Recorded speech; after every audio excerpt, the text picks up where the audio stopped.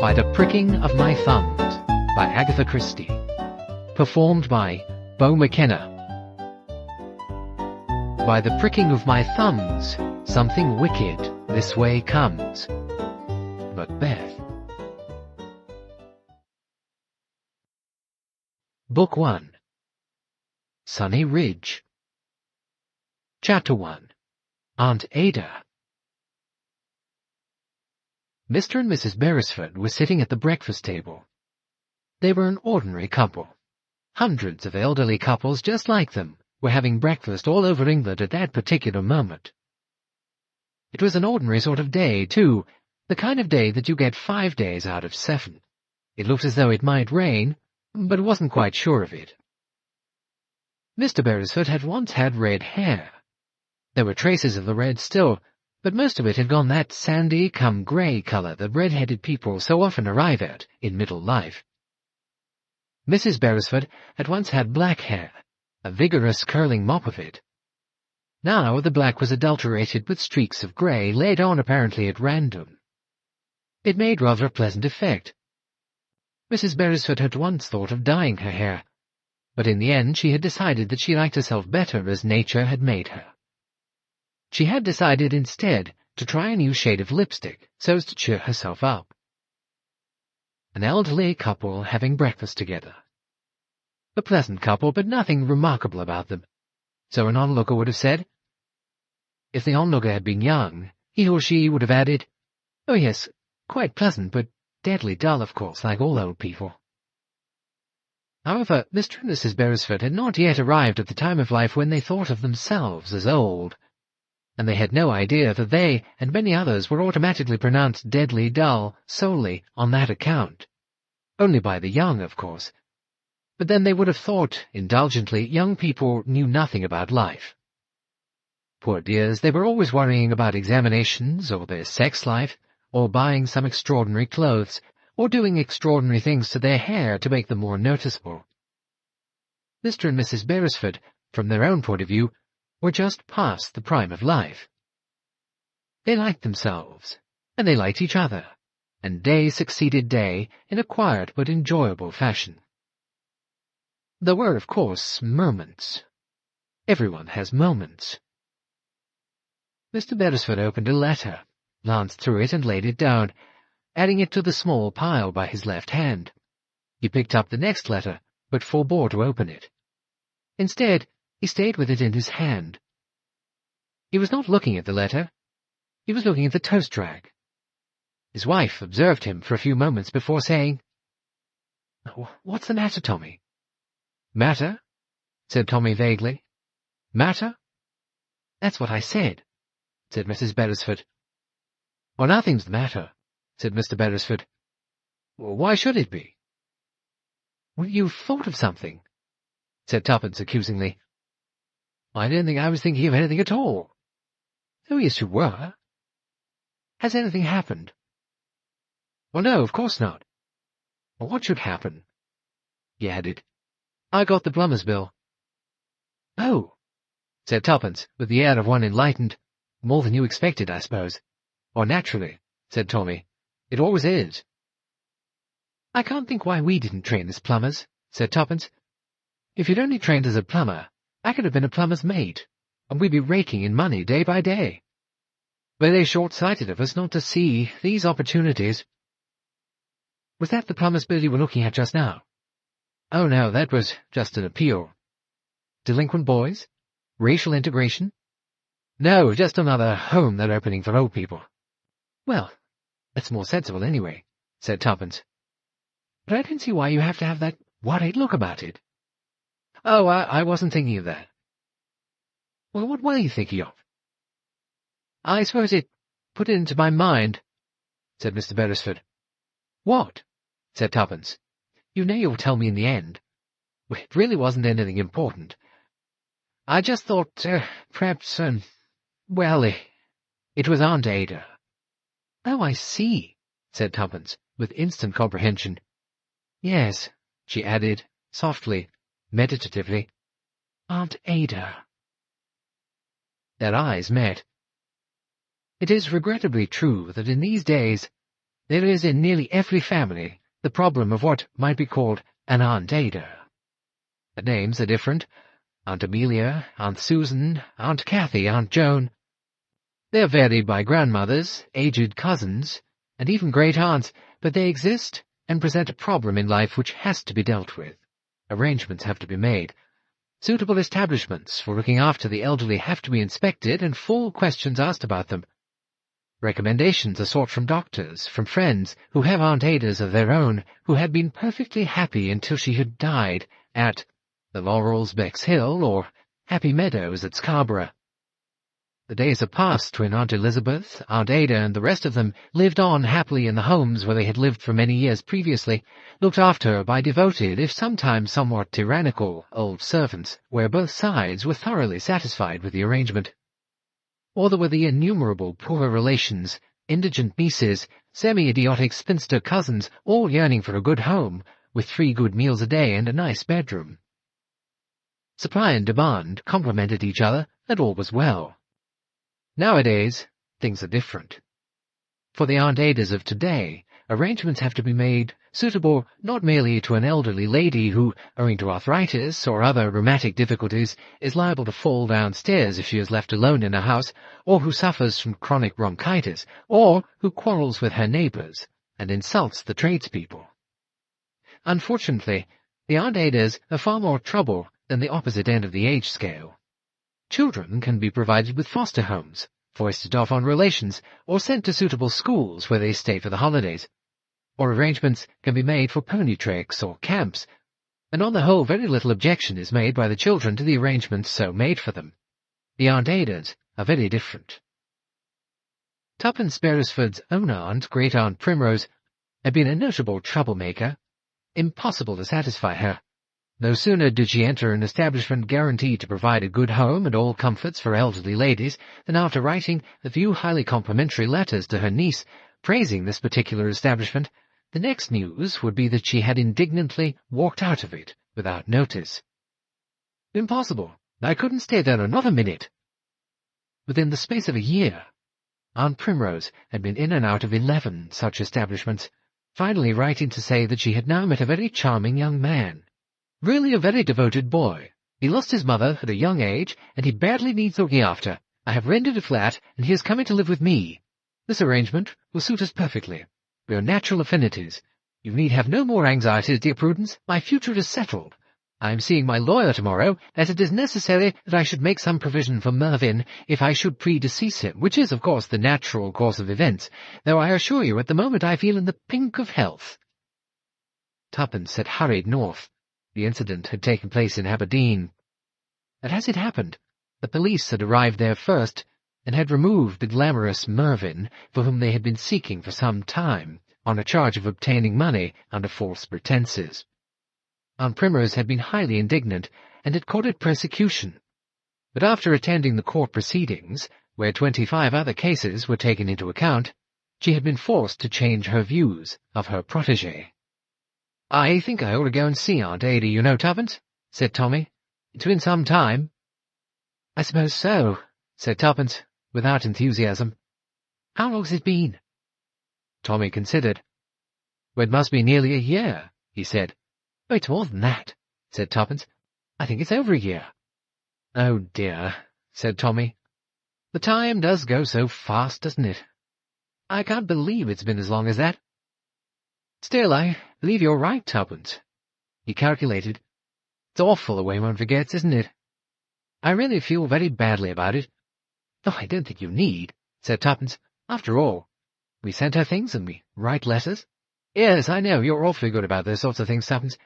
But all the same one does read things sometimes that are very upsetting." "You're thinking of that dreadful book we got from the library," said Tuppence, "and how awful it was for the poor old dears. How they suffered." "I suppose it was true. Taken from life." "Oh, yes," said Tuppence. "There must be places like that, and there are people who are terribly unhappy, who can't help being unhappy. But what else is one to do, Tommy?" "What can anyone do except be as careful as possible? Be very careful what you choose, find out all about it, and make sure she's got a nice doctor looking after her. Well, nobody could be nicer than Dr. Murray, you must admit that." "Yes," said Tommy, the worried look receding from his face. "Murray's a first-class chap. Kind, patient. If anything was going wrong, he'd let us know." "So I don't think you need to worry about it," said Tuppence. "How old is she by now?" 82, said Tommy. No, I think it's 83, he added. "It must be rather awful when you've outlived everybody." "Well, that's only what we feel," said Tuppence. "They don't feel it." "Well, you can't really tell." "Well, your Aunt Ada doesn't. Don't you remember the glee with which she told us of the number of her old friends that she'd already outlived? She finished up by saying, 'And as for Amy Morgan, I've heard she won't last more than another 6 months. She always used to say, I was so delicate, and now it's practically a certainty that I shall outlive her. Outlive her by a good many years, too.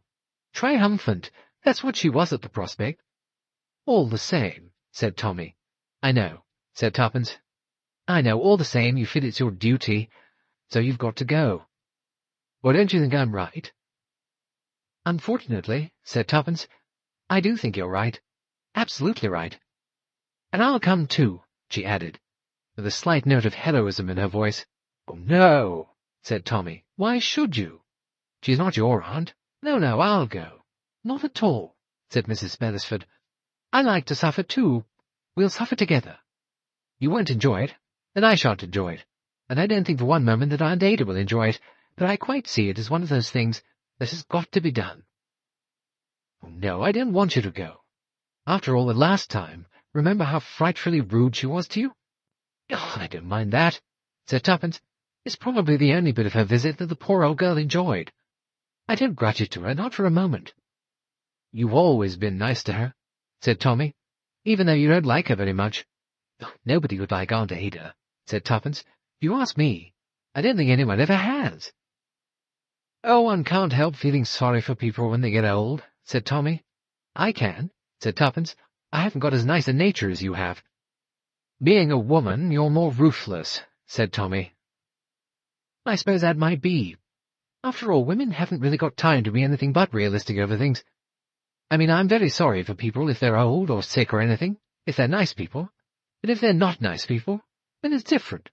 You must admit, if you're pretty nasty when you're 20, and just as nasty when you're 40, and nastier still when you're 60, and a perfect devil by the time you're 80, well, really, I mean, I don't see why one should be particularly sorry for old people just because they're old. You can't change yourself, really. I know some absolute ducks who were 1780. Old Mrs. Beecham, Mary Carr, and the baker's grandmother, dear old Mrs. Poplet, used to come in and clean for us. They were all dears and sweet, and I'd do anything I could for them." All right, said Tommy. "Be realistic. But if you really want to be noble and come with me—" "I want to come with you," said Tuppence. "After all, I married you for better or for worse, and Aunt Ada is decided a little worse. So I shall go with you, hand in hand, and we'll take in a bunch of flowers and a box of chocolates with soft centres, and perhaps a magazine or two. You might write to Miss, what's her name, and say we're coming." "One day next week? I could manage Tuesday," said Tommy, "if that's all right for you." "Tuesday it is," said Tuppence. "What's the name of the woman? Can't remember. The matron or the superintendent or whoever she is. Begins with a P. A Miss Packard." "Well, that's right." "Perhaps it'll be different this time," said Tommy. "Different in what way?" "Oh, I don't know.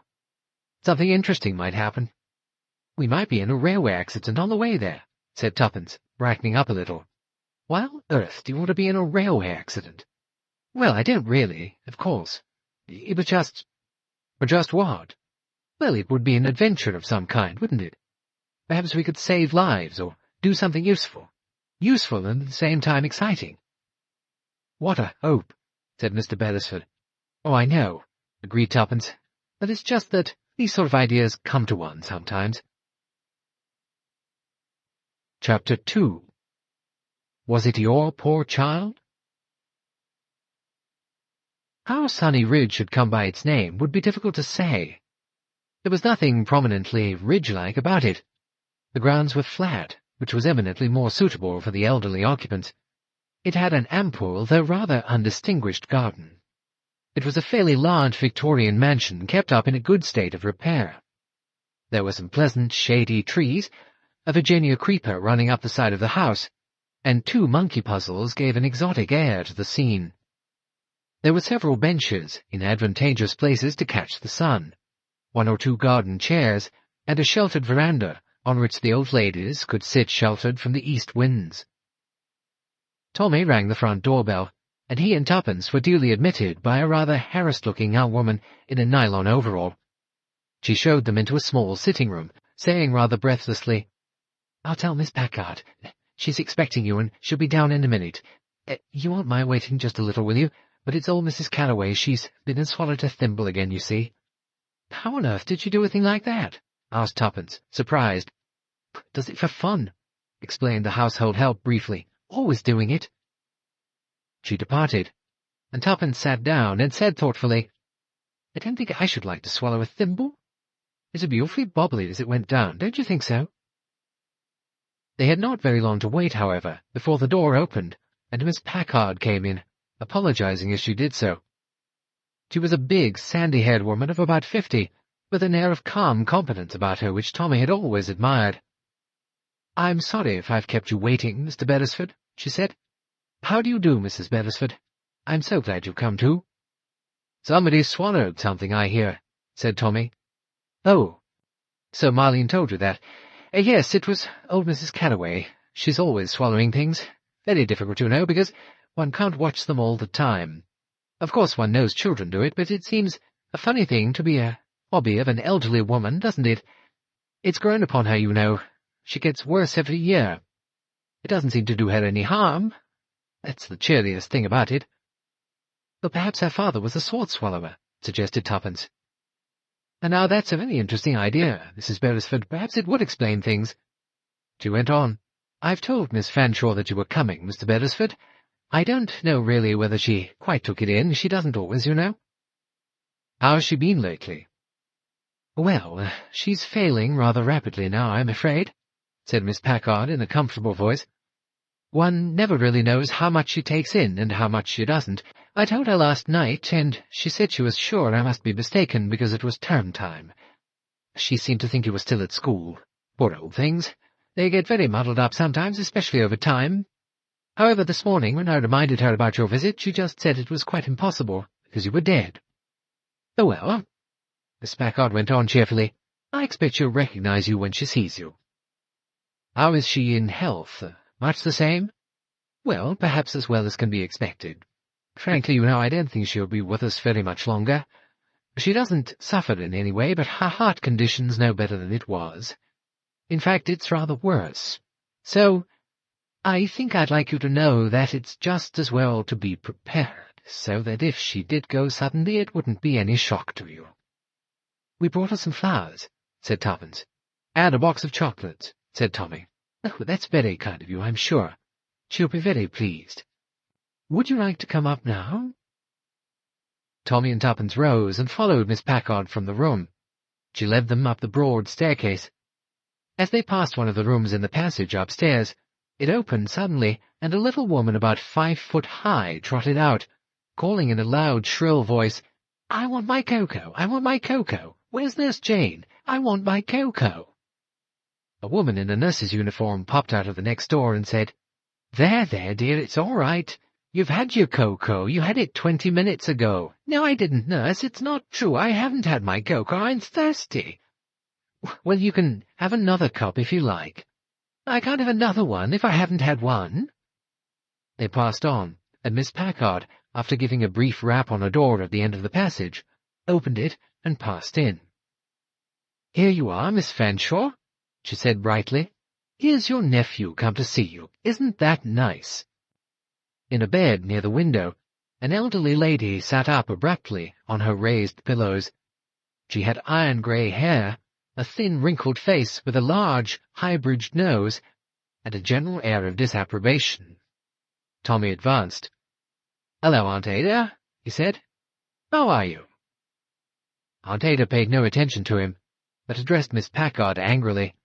"I don't know what you mean by showing gentlemen into a lady's bedroom," she said.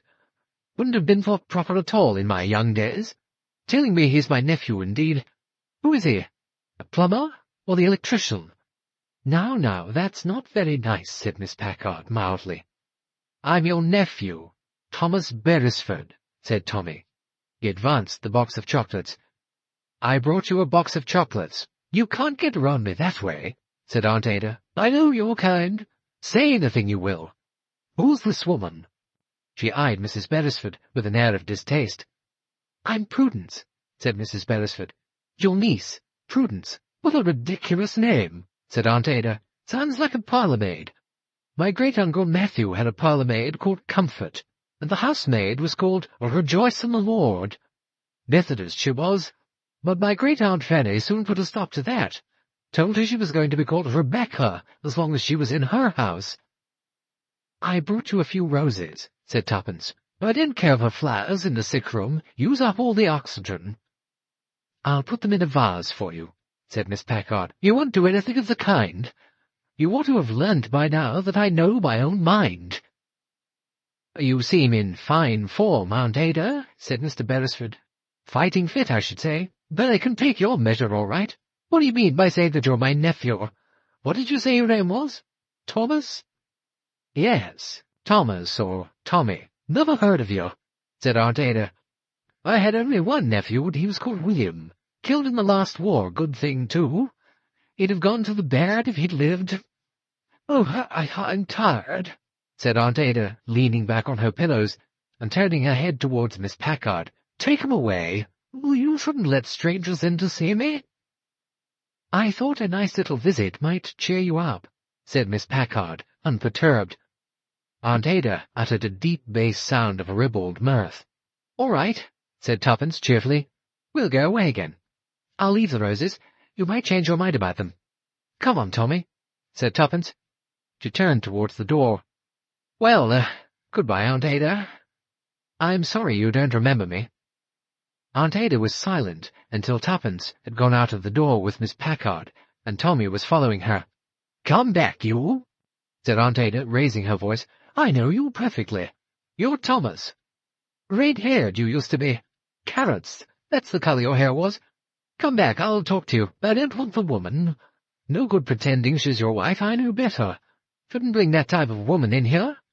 Come and sit down here in this chair and tell me all about your dear mother. You go away," added Aunt Ada, as a kind of postscript, waving her hand towards Tuppence, who was hesitating in the doorway. Tuppence retired immediately. "Quite in one of her moods today," said Miss Packard, unruffled as they went down the stairs. "Sometimes, you know," she added, "she can be quite pleasant. You'd hardly believe it." Tommy sat down in the chair indicated him by Aunt Ada, and remarked mildly that he couldn't tell her much about his mother, as she'd been dead now for nearly 40 years. Aunt Ada was unperturbed by this statement. "Fancy," she said, "as long as that, is it? Well, time does pass quickly." She looked him over in a considering manner. "Why didn't you get married?" she said. "Get some nice, capable woman to look after you. You're getting on, you know. Save you taking up with all these Russ women and bringing them round and speaking as though they were your wife." "I can see," said Tommy, "that I shall have to get Tuppence to bring her marriage lines along next time we come to see you." "No, I made an honest woman of her, have you?" said Aunt Ada. "We've been married over 30 years, said Tommy. "And we've got a son and a daughter, and they're both married too. Well, the trouble is," said Aunt Ada, shifting her ground with dexterity, "that nobody tells me anything. If you kept me properly up to date—" Tommy did not argue the point. Tuppence had once laid upon him a serious injunction. "If anybody over the age of 65 finds fault with you," she said, "never argue, never try to say you're right. Apologize at once and say it was all your fault and you're very sorry and you'll never do it again." It occurred to Tommy at this moment with some force that that would certainly be the line to take with Aunt Ada, and indeed always had been. "I'm very sorry, Aunt Ada," he said. "I'm afraid, you know, one does tend to get forgetful as time goes on. It's not everyone," he continued unblushingly, "who has your wonderful memory for the past." Aunt Ada smirked. There was no other word for it. "Oh, you have something there," she said. "I'm sorry if I received you rather roughly, but I don't care for being imposed upon. You never know in this place. They let anyone in to see you, anyone at all. If I accepted everyone for what they said they were, they might be intending to rob and murder me in my bed." "I don't think that's very likely," said Tommy. "You never know," said Aunt Ada. "The things you read in the paper, and the things people come and tell you. Not that I believe everything I'm told, but I keep a sharp lookout. Would you believe it? They brought a strange man in the other day. Never seen him before. Called himself Dr. Williams. Said Dr. Murray was away on his holiday, and this was his new partner." "New partner? How was I to know he was his new partner? He just said he was, that's all." "Was he his new partner?" "Well, as a matter of fact," said Aunt Ada, slightly annoyed at losing ground, "he actually was. But nobody could have known it for sure. There he was, drove up in a car, had that little kind of black box with him which doctors carry to do blood pressure, all that sort of thing. It's like the magic box they all used to talk about so much. Who was it? Joanna Southcott's?" No," said Tommy. "I think that was rather different. A prophecy of some kind." "Oh, I see. Well, my point is anyone could come into a place like this and say he was a doctor, and immediately all the nurses would smirk and giggle and say, 'Oh, yes, doctor, of course, doctor,' and more or less stand to attention, silly girls. And if the patient swore she didn't know the man, they'd only say she was forgetful and forgot people." "I never forget a face," said Aunt Ada firmly. "I never have. How is your Aunt Caroline? I haven't heard from her for some time. Have you seen anything of her?" Tommy said rather apologetically that his Aunt Caroline had been dead for 15 years. Aunt Ada did not take this demise with any signs of sorrow. Aunt Caroline had, after all, not been her sister, but merely her first cousin. "Everyone seems to be dying," she said with a certain relish. "No stamina. That's what's the matter with them. Weak heart, coronary thrombosis, high blood pressure, chronic bronchitis, rheumatoid arthritis, all the rest of it. Feeble folk, all of them. That's how the doctors make their living, giving them boxes and boxes and bottles of tablets, yellow tablets, pink tablets, green tablets, even black tablets. I shouldn't be surprised. Ugh! Brimstone and treacle they used to use in my grandmother's day. I bet that was as good as anything. With the choice of getting well or having brimstone and treacle to drink, you choose getting well every time." She nodded her head in a satisfied manner. "Can't really trust doctors, can you? Not when it's a professional matter, some new fad. I'm told there's a lot of poisoning going on here, to get hearts for the surgeons, so I'm told. Well, I don't think that's true myself. Miss Packard's not the sort of woman who would stand for that." Downstairs, Miss Packard, her manner slightly apologetic, indicated a room leading off the hall. "I'm so sorry about this, Mrs. Beresford, but I expect you know how it is with elderly people. They take fancies or dislikes and persist in them." "It must be very difficult running a place of this kind," said Tuppence. "Oh, not really," said Miss Packard. "I quite enjoy it, you know. And really I'm quite fond of them all. One gets fond of people one has to look after, you know. I mean, they have their little ways and their fidgets, but they're quite easy to manage if you know how."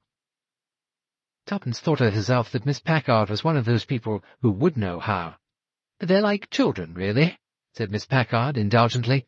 "Only children are far more logical, which makes it difficult sometimes with them. But these people are illogical. They want to be reassured by your telling them what they want to believe. Then they're quite happy again for a bit. I've got a nice staff here, people with patience, you know, and good temper, and not too brainy, because if you have people who are too brainy, they are bound to be very impatient. Yes, Miss Donovan." She turned her head as a young woman with pince-nez came running down the stairs. "It's Mrs. Lockett again, Miss Packard. She says she's dying, and she wants a doctor called at once." "Oh," said Miss Packard. "What's she dying from this time?" "She says there was mushroom in the stew yesterday, and that there must have been fungi in it, and she's poisoned." "Well, that's a new one," said Miss Packard. "I'd better come up and talk to her. Sorry to leave you, Mrs. Beresford. You'll find magazines and papers in that room." "Oh, I'll be quite all right," said Tuppence.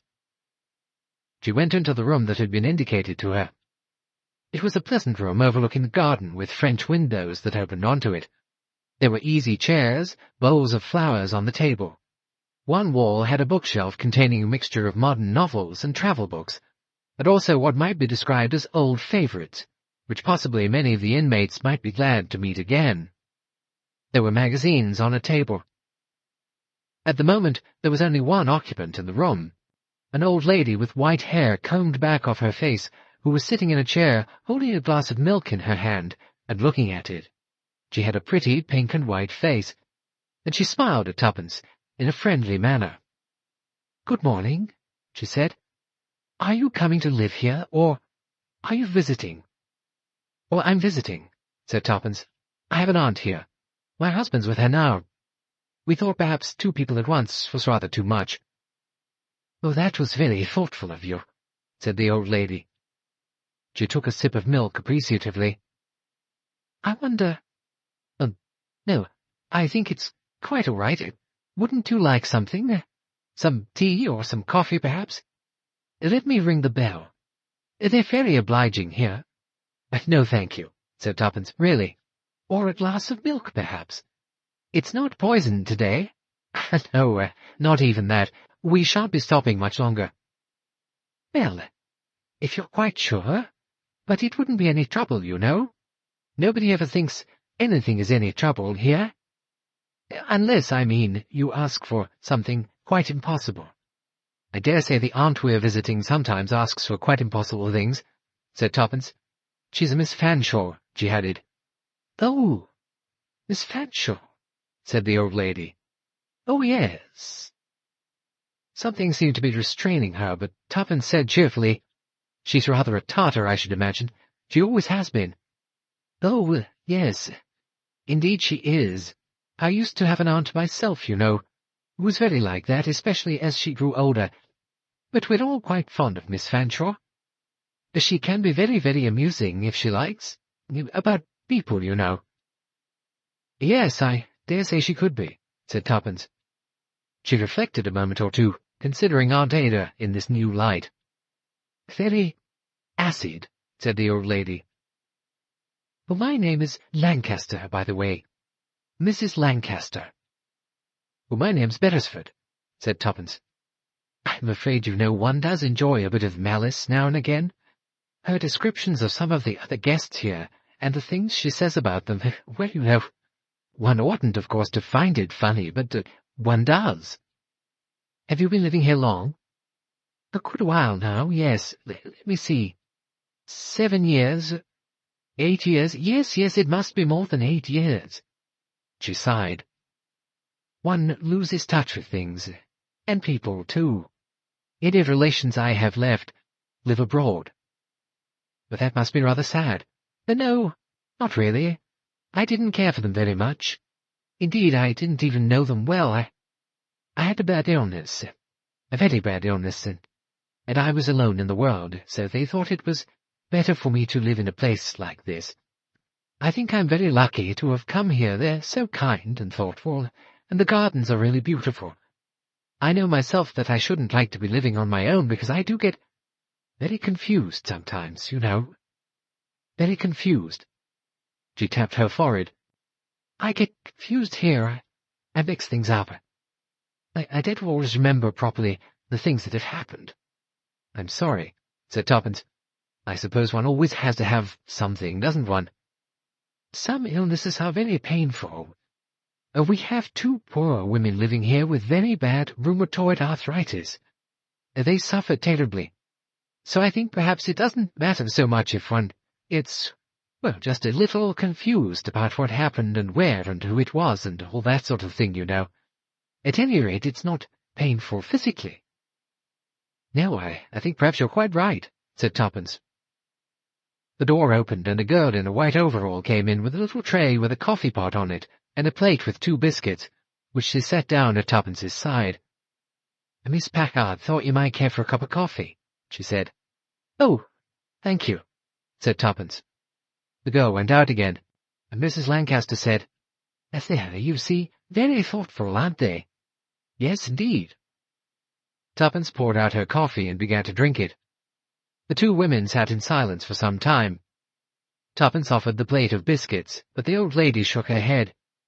"No, thank you, dear. I just like my milk plain." She put down the empty glass and leaned back in her chair, her eyes half closed. Tuppence thought that perhaps this was the moment in the morning when she took a little nap, so she remained silent. Suddenly, however, Mrs Lancaster seemed to jerk herself awake again. Her eyes opened. She looked at Tuppence and said, "I see you're looking at the fireplace." "Oh, was I?" said Tuppence, slightly startled. "Yes, I wondered." She leant forward and lowered her voice. "Excuse me, was it your poor child?" Tuppence, slightly taken aback, hesitated. No, I don't think so," she said. "I wondered. I thought perhaps you'd come for that reason. Someone would have come, sometime. Perhaps they will. And looking at the fireplace the way you did, that's where it is, you know. Behind the fireplace." "Oh," said Tuppence. "Oh, is it?" "Always the same time," said Mrs. Lancaster in a low voice. "Always the same time of day." She looked up at the clock on the mantelpiece. Tuppence looked up also. 11:10, said the old lady. 11:10. Yes, it's always the same time every morning. She sighed. People didn't understand. I told them what I knew, but they wouldn't believe me. Tuppence was relieved that at that moment the door opened and Tommy came in. Tuppence rose to her feet. "Here I am. I'm ready." She went towards the door, turning her head to say, "Goodbye, Mrs. Lancaster." "How did you get on?" she asked Tommy as they emerged into the hall. "After you left," said Tommy, "like a house on fire." "I seem to have had rather a bad effect on her, don't I?" said Tuppence. "Rather cheering in a way." "Why cheering?" "Well, at my age," said Tuppence, "and what with my neat and respectable and slightly boring appearance, it's nice to think that you might be taken for a depraved woman of fatal sexual charm." "Idiot," said Tommy, pinching her arm affectionately. "Who were you hobnobbing with?" "She looked a very nice, fluffy old lady." "Oh, she was nice," said Tuppence. "A dear old thing, I think. But unfortunately, bats." "Bats?" "Yes. Seemed to think there was a dead child behind the fireplace or something of the kind. She asked me if it was my poor child." "You're rather unnerving," said Tommy. "I suppose there must be some people who are slightly batty here, as well as normal elderly relatives with nothing but age to trouble them. Still, she looked nice." "Oh, she was nice," said Tuppence. "Nice and very sweet, I think. I wonder what exactly her fancies are. Why?" Miss Packard appeared again suddenly. "Goodbye, Mrs. Beresford. I hope they brought you some coffee." "Oh, yes, they did, thank you." "Well, it's been very kind of you to come, I'm sure," said Miss Packard. Turning to Tommy, she said, "And I know Miss Fanshawe has enjoyed your visit very much. I'm sorry she was so rude to your wife." "I think that gave her a lot of pleasure, too," said Tuppence. "Yes, you're quite right, she does like being rude to people. She's unfortunately rather good at it." "And so she practices the art as often as she can," said Tommy. "You're very understanding, both of you," said Miss Packard. "The old lady I was talking to," said Tuppence. "Mrs. Lancaster, I think she said her name was." "Oh, yes, Mrs. Lancaster. We're all very fond of her. She's, is she a little peculiar?" "Well, she has fancies," said Miss Packard indulgently. "We have several people here who have fancies. Quite harmless ones. But, well, there they are. Things that they believe to have happened to them, or to other people. We try not to take any notice, not to encourage them, just play it down. I think really it's just an exercise in imagination, a sort of fantasy they like to live in. Something exciting, or something sad and tragic, it doesn't matter which. But no persecution mania, thank goodness. That would never do." "Well, that's over," said Tommy with a sigh, as he got into the car. "We shall need to come again for at least 6 months." But they didn't need to go and see her in 6 months. Well, 3 weeks later, Aunt Ada died in her sleep. Chapter 3. A Funeral. "Funerals are rather sad, aren't they?" said Tuppence. They had just returned from attending Aunt Ada's funeral, which had entailed a long and troublesome railway journey, since the burial had taken place at the country village in Lincolnshire, where most of Aunt Ada's family and forebears had been buried. "Well, what do you expect a funeral to be?" said Tommy, reasonably. "A scene of mad gaiety?" "Well, it could be in some places," said Tuppence. "I mean, the Irish enjoy a wake, don't they? They have a lot of keening and wailing first, and then plenty of drink and a sort of mad whoopee." "Drink?" she added, with a look towards the sideboard. Tommy went over to it, and duly brought back what he considered appropriate, in this case a white lady. "Ah, that's more like it," said Tuppence. She took off her black hat and threw it across the room, and slipped off her long black coat. "I hate mourning," she said. "It always smells of mothballs, because it's been laid up somewhere." "Well, you don't need to go on wearing mourning. It's only to go to the funeral in," said Tommy. "No, I know that. In a minute or two I'm going to go up and put on a scarlet jersey, just to cheer things up." "You can make me another white lady." "Oh, really, Tuppence? I had no idea that funerals would bring out this party feeling." "I said funerals were sad," said Tuppence, when she reappeared, a moment or two later, wearing a brilliant cherry-red dress with a ruby and diamond lizard pinned to the shoulder of it. "Because it's funerals like Aunt Ada's that are sad. I mean elderly people, not many flowers, not a lot of people sobbing and sniffing around. Someone old and lonely who won't be missed much." "I should have thought it would be much easier for you to stand that than it would be if it were my funeral, for instance." "Well, that's where you're entirely wrong," said Tuppence. "I don't particularly want to think of your funeral, because I'd much prefer to die before you do, but I mean, if I were going to your funeral, at any rate it would be an orgy of grief. I should take a lot of handkerchiefs." "With black borders?" "Well, I hadn't thought of black borders, but it's a nice idea. And besides, the burial service is rather lovely. It makes you feel uplifted. Real grief is real. It makes you feel awful, but it does something to you. I mean, it works it out like perspiration. Really, Tuppence, I find your remarks about my decease and the effect it will have upon you in exceedingly bad taste. I don't like it. Let's forget about funerals." "I agree. Best forget." "The poor old bean's gone," said Tommy, "and she went peacefully and without suffering. So let's leave it at that. I'd better clear up all these, I suppose." He went over to the writing-table and ruffled through some papers. "Now, where did I put Mr. Rockbury's letter?" "Who's Mr. Rockbury?"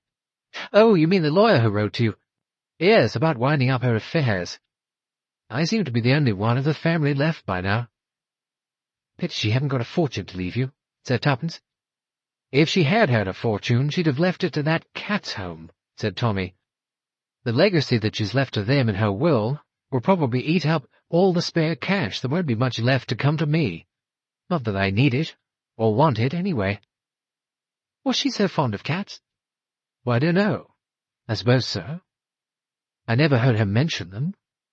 "I believe," said Tommy thoughtfully, "she used to get rather a lot of fun out of saying to old friends of hers, when they came to see her, 'I've left you a little something in my will, my dear,' or, 'This brooch that you're so fond of, I've left you in my will.' She didn't actually leave anything to anyone except the cat's home." "I bet you got rather a kick out of that," said Tuppence. "I can just see her saying all those things you told me to a lot of her old friends, or so-called old friends, because I don't suppose they were really people she liked at all. She just enjoyed leading them up the garden path. I must say she was an old devil, wasn't she, Tommy? Only, in a funny sort of way, one likes her for being an old devil. It's quite something to be able to get some fun out of life when you're old and stuck away in a home. Shall we have to go to Sunnybridge?" "Where's the other letter? The one from Miss Packard. Oh, yes, here it is. I put it with Rockbury's. Yes, she says there are certain things there, I gather, which apparently are now my property. She took some furniture with her, you know, when she went to live there, and of course there are her personal effects, clothes and things like that. I suppose somebody will have to go through them, and letters and things. I'm her executor, so I suppose it's up to me. I don't suppose there's anything we want, really, is there? Except there's a small desk there that I always liked. Belonged to old Uncle William, I believe." "Well, you might take that as a memento," said Tuppence. "Otherwise, I suppose we just send the things to be auctioned." "So you don't really need to go there at all," said Tommy. "Well, I think I'd like to go there," said Tuppence. "You'd like to? Why? Wouldn't it be rather a bore to you?" "What, looking through her things?" "Well, no, I don't think so. I think I've got a certain amount of curiosity. Old letters and antique jewellery are always interesting, and I think one ought to look at them oneself, not just send them to auction or let strangers go through them. No, we'll go and look through the things and see if there's anything we'd like to keep and otherwise settle up. Why do you really want to go? You've got some other reason, haven't you?" dear," said Tuppence, "it's awful being married to someone who knows too much about one. So, you have got another reason. Well, not a real one. Come on, Tuppence. You're not really so fond of turning over people's belongings." "That, I think, is my duty," said Tuppence firmly. "No, the only other reason is—" "Come on, cough it up." "I'd really rather like to see that other old pussy again." "What, the one who thought there was a dead child behind the fireplace?" "Yes," said Tuppence. "I'd like to talk to her again. I'd like to know what was in her mind when she said all those things. Was it something she remembered, or was it something that she just imagined? The more I think about it, the more extraordinary it seems. Is it a sort of story that she wrote to herself in her mind, or was there once something real that happened about a fireplace or about a dead child? What made her think that the dead child might have been my dead child? Do I look as though I had a dead child?" "I don't know how you expect anyone to look who has a dead child," said Tommy. "I shouldn't have thought so. Anyway, Tuppence, it is our duty to go, and you can enjoy yourself in your macabre way on the side. So that's settled. We'll write to Miss Packard and fix a day." Chapter 4. Picture of a House. Tuppence drew a deep breath. "It's just the same," she said. She and Tommy were standing on the front doorstep of Sunny Ridge. "Why shouldn't it be?" asked Tommy. "I don't know. It's just a feeling I have. Something to do with time. Time goes at a different pace in different places. Some places you come back to, and you feel that time has been bustling along at a terrific rate, and that all sorts of things will have happened and changed. But here— Tommy, do you remember Ostend?" "Ostend? We went there on our honeymoon, of course I remember. Do you remember the sign written up, 'Tram still stand'? It made us laugh. It seemed so ridiculous. I think it was Knock, not Ostend. Oh, never mind, you remember it. Well, this is like that word, 'Tram still stand', a portmanteau word. Time still stand. Nothing's happened here. Time has just stood still. Everything's going on here just the same. It's like ghosts, only the other way round." "I don't know what you're talking about. Are you going to stand here all day talking about time and not even ring the bell? Aunt Ada isn't here, for one thing. That's different." He pressed the bell. "That's the only thing that will be different. My old lady will be drinking milk and talking about fireplaces, and Mrs. Somebody or other will have swallowed a thimble or a teaspoon, and a funny little woman will come squeaking out of a room demanding her cocoa, and Miss Packard will come down the stairs and—" The door opened. A young woman in a nylon overall said, "Mr. and Mrs. Beresford, Miss Packard's expecting you." The young woman was just about to show them into the same sitting room as before, when Miss Packard came down the stairs and greeted them. Her manner was suitably not quite as brisk as usual. It was grave, and had a kind of semi-mourning about it. Not too much, that might have been embarrassing. She was an expert in the exact amount of condolence which would be acceptable. 70 years and 10 was the biblical accepted span of life, and the deaths in her establishment seldom occurred below that figure. They were to be expected, and they happened. "So good of you to come. I've got everything laid out tidily for you to look through. I'm glad you could come so soon, because, as a matter of fact, I have already 3 or 4 people waiting for a vacancy to come here. You will understand, I'm sure, and not think that I was trying to hurry you in any way." "Oh, no, of course, sir. We quite understand," said Tommy. "It's all still in the room Miss Fanshawe occupied," Miss Packard explained. Miss Packard opened the door of the room in which they had last seen Aunt Ada. It had that deserted look a room has when the bed is covered with a dust sheet, with the shapes showing beneath it of folded-up blankets and neatly arranged pillows. The wardrobe doors stood open, and the clothes it had held had been laid on the top of the bed neatly folded. "What do you usually do? What do people do mostly with clothes and things like that?" said Tuppence. Miss Packard, as invariably, was competent and helpful. "I can give you the name of 2 or 3 societies which are only too pleased to have things of that kind. She had quite a good fur stole and a good quality coat, but I don't suppose you would have any personal use for them. But perhaps you have charities of your own where you would like to dispose of things." Tuppence shook her head. She had some jewellery, said Miss Packard. I removed that for safekeeping. You will find it in the right-hand drawer of the dressing-table. I put it there just before you were due to arrive. Oh, thank you very much, said Tommy, for the trouble you have taken. Tuppence was staring at a picture over the mantelpiece.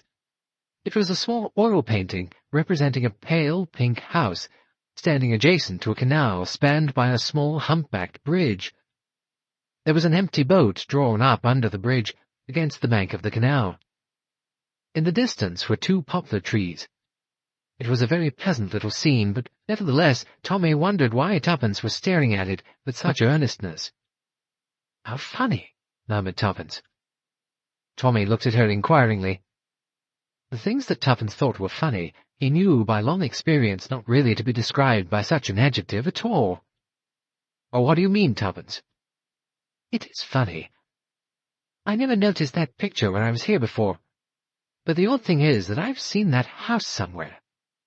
Or perhaps it's a house just like that I've seen. I remember it quite well.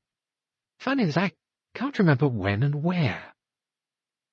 "I expect you noticed it without really noticing you were noticing," said Tommy, feeling his choice of words was rather clumsy, and nearly as painfully repetitive as Tuppence's reiteration of the word funny. "Did you notice it, Tommy, when we were here last time?" "Oh, no. But then I didn't particularly look." "Oh, that picture," said Miss Packard. "No, I don't think you would have seen it when you were here the last time, because I'm almost sure it wasn't hanging over the mantelpiece then. Actually, it was a picture belonging to one of our other guests, and she gave it to your aunt. Miss Fanshawe expressed admiration of it once or twice, and this other lady made her a present of it, and insisted she should have it." "Oh, I see," said Tuppence. "So, of course, I couldn't have seen it here before. But I still feel I know the house quite well, don't you, Tommy?" "No," said Tommy. "Well, I'll leave you now," said Miss Packard briskly. "I shall be available at any time that you want me." She nodded with a smile and left the room, closing the door behind her. "I don't really like that woman's teeth," said Tuppence. "What's wrong with them?" "Too many of them. Or too big. The better to eat to with my child. Like Red Riding Hood's grandmother." "You seem in a very odd sort of mood today, Tuppence." "I am, rather. I've always thought of Miss Packard as very nice, but today, somehow she seems to me rather sinister. Have you ever felt that?" "No, I haven't. Come on, let's get on with what we came here to do. Look over poor old Aunt Ada's effects, as the lawyers call them. That's the desk I told you about. Uncle William's desk. Do you like it?" "Oh, it's lovely. Regency, I should think. It's nice for the old people who come here to be able to bring some of their own things with them. I didn't care for the horsehair chairs, but I'd like that little work table. It's just what we need for that corner by the window, where we've got that perfectly hideous whatnot." "All right," said Tommy. "I'll make a note of those two. Oh, and we'll have the picture over the mantelpiece. It's an awfully attractive picture, and I'm quite sure that I've seen that house somewhere. Now, let's look at the jewellery." They opened the dressing-table drawer. There was a set of cameos and a Florentine bracelet and earrings, and a ring with different-coloured stones in it. "I've seen one of these before," said Tuppence. "They spell a name, usually. Dearest, sometimes. Diamond, emerald, amethyst. No, it's not dearest. I don't think it would be, really. I can't imagine anyone giving her Aunt Ada a ring that spelt dearest. Ruby, emerald. The difficulty is one never knows where to begin. I'll try again. Ruby, emerald. Another ruby. No, I think it's a garnet. And an amethyst, and another pinky stone. Must be a ruby this time. And a small diamond in the middle. Oh, of course, it's regard. Rather nice, really. So old-fashioned and sentimental." She slipped it onto her finger. "I think Deborah might like to have this," she said, "and the Florentine set. She's frightfully keen on Victorian things. A lot of people are nowadays. Now, I suppose we'd better do the clothes. That's always rather macabre, I think. Oh, this is the fur stole. Quite valuable, I should think. I wouldn't want it myself. I wonder if there's anyone here. Anyone who was especially nice to Aunt Ada. or perhaps some special friend among the other inmates. Visitors, I mean. They call themselves visitors or guests, I notice. It would be nice to offer her the stole, if so. It's real sable. We'll ask Miss Packard. The rest of the things can go to the charities. So, that's all settled, is it? We'll go and find Miss Packard now. Goodbye, Aunt Ada, she remarked aloud, her eyes turning to the bed. I'm glad we came to see you that last time. I'm sorry you didn't like me, but if it was fun to you not to like me and say those rude things, I don't begrudge it to you. You had to have some fun, and we won't forget you. We'll think of you when we look at Uncle William's desk. They went in search of Miss Packard. Tommy explained that they would arrange for the desk and the small work table to be called for and dispatched to their own address, and that he would arrange with the local auctioneers to dispose of the rest of the furniture. He would leave the choice of any societies willing to receive clothing to Miss Packard, if she wouldn't mind the trouble. I don't know if there's anyone here who would like her sable stole, said Tuppence. It's a very nice one. One of her special friends, perhaps? Or perhaps one of the nurses who had done some special waiting on Aunt Ada. Oh, that is a very kind thought of yours, Mrs. Beresford. I'm afraid Miss Fanshawe hadn't any special friends among our visitors, but Miss O'Keefe, one of the nurses, did do a lot for her and was especially good and tactful. I think she'd be pleased and honoured to have it. And there's the picture over the mantelpiece, said Tuppence. I'd like to have that. But perhaps the person to whom it belonged, and who gave it to her, would want to have it back. I think we ought to ask her. Miss Packard interrupted. Oh, I'm sorry, Mrs. Beresford, I'm afraid we can't do that. It was a Mrs. Lancaster who gave it to Miss Fanshawe, and she isn't with us any longer. Isn't with you? Said Tuppence, surprised. And Mrs. Lancaster, the one I saw last time I was here, with white hair brushed back from her face. She was drinking milk in the sitting-room downstairs. She's gone away, you say? Yes, it was all rather sudden. One of her relations, a Mrs. Johnson, took her away about a week ago. Mrs. Johnson had returned from Africa, where she's been living for the last 4 or 5 years, quite unexpectedly. She is now able to take care of Mrs. Lancaster in her own home, since she and her husband are taking a house in England. I don't think, said Miss Packard, that Mrs. Lancaster really wanted to leave us. She had become so set in her ways here, and she got on very well with everyone and was happy. She was very disturbed, quite tearful about it. But what can one do? She hadn't really very much say in the matter, because of course the Johnsons were paying for her stay here. I did suggest that as she had been here so long and settled down so well, it might be advisable to let her remain. How long had Mrs. Lancaster been with you? Asked Tuppence. Oh, nearly 6 years, I think. Yes, that's about it. That's why, of course, she'd really come to feel that this was her home. Yes, said Tuppence. Yes, I can understand that. She frowned, and gave a nervous glance at Tommy, and then stuck a resolute chin into the air. I'm sorry she's left. I had a feeling when I was talking to her that I'd met her before. Her face seemed familiar to me. And then afterwards, it came back to me that I'd met her with an old friend of mine, a Mrs. Blenkinsop. I thought when I came back here again to visit Aunt Ada that I'd find out from her if it was so. But of course, if she's gone back to her own people, that's different. I quite understand, Mrs. Beresford. If any of our visitors can get in touch with some of their old friends or someone who knew their relations at one time, it makes a great difference to them. I can't remember a Mrs. Blenkinsop ever having been mentioned by her, but then I don't suppose that would be likely to happen in any case. Can you tell me a little more about her? Who her relations were and how she came to come here? There's very little to tell. As I said, it was about 6 years ago that we had letters from Mrs. Johnson inquiring about the home, and then Mrs. Johnson herself came here and inspected it. She said she'd had mentions of Sunny Ridge from a friend, and she inquired the terms and all that, and then she went away. And about a week or a fortnight later we had a letter from a firm of solicitors in London making further inquiries, and finally they wrote saying that they would like us to accept Mrs. Lancaster, and that Mrs. Johnson would bring her here in about a week's time if we had a vacancy. As it happened, we had, and Mrs. Johnson brought Mrs. Lancaster here, and Mrs. Lancaster seemed to like the place, and liked the room that we proposed to allot her. Mrs. Johnson said that Mrs. Lancaster would like to bring some of her own things. I quite agreed, because people usually do that, and I find they're much happier.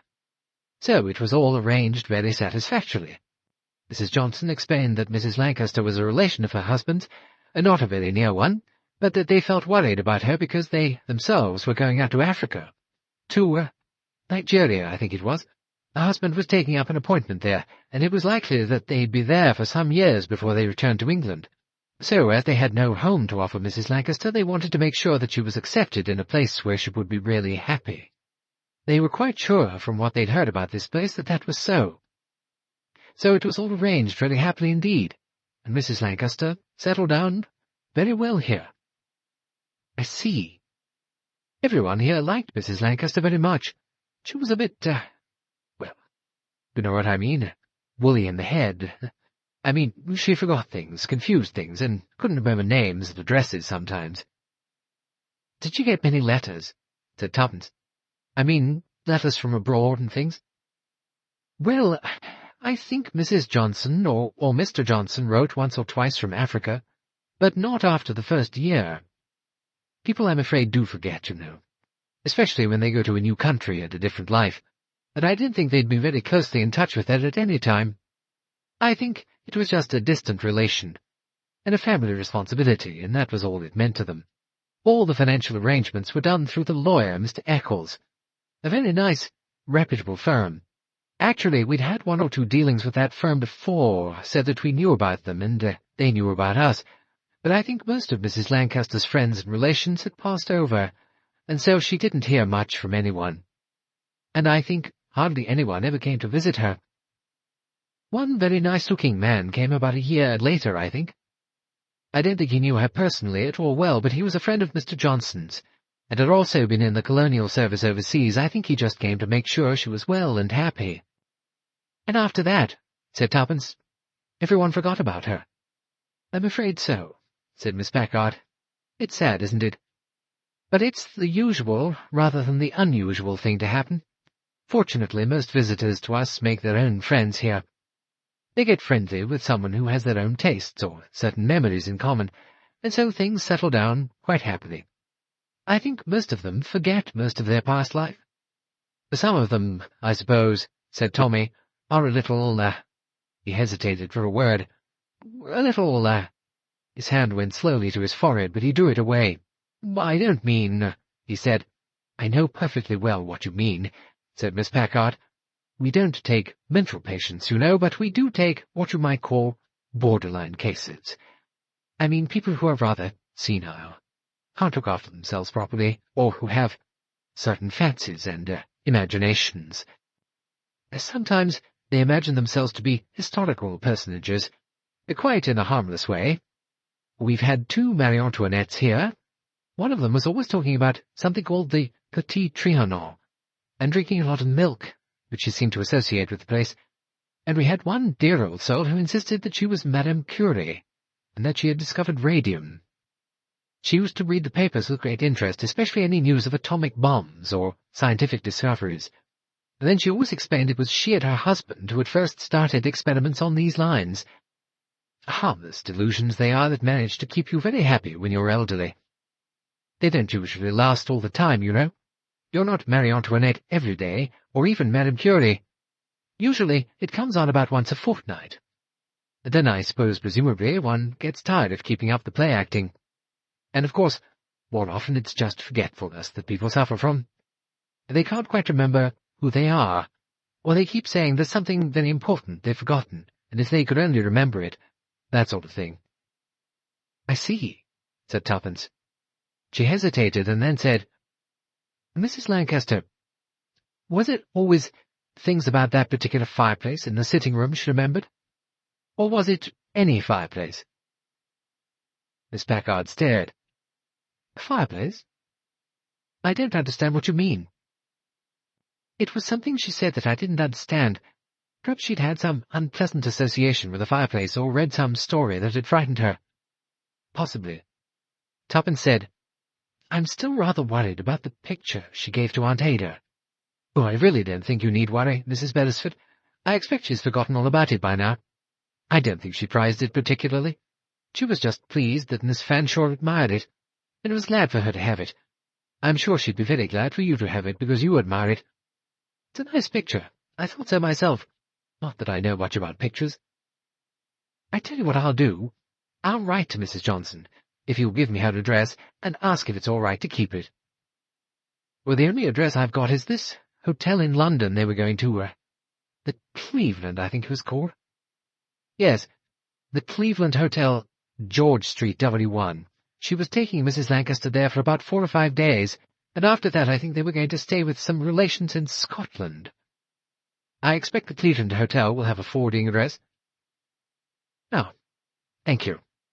And now, about this fur stole of Aunt Ada's. I'll go and bring Miss O'Keefe to you.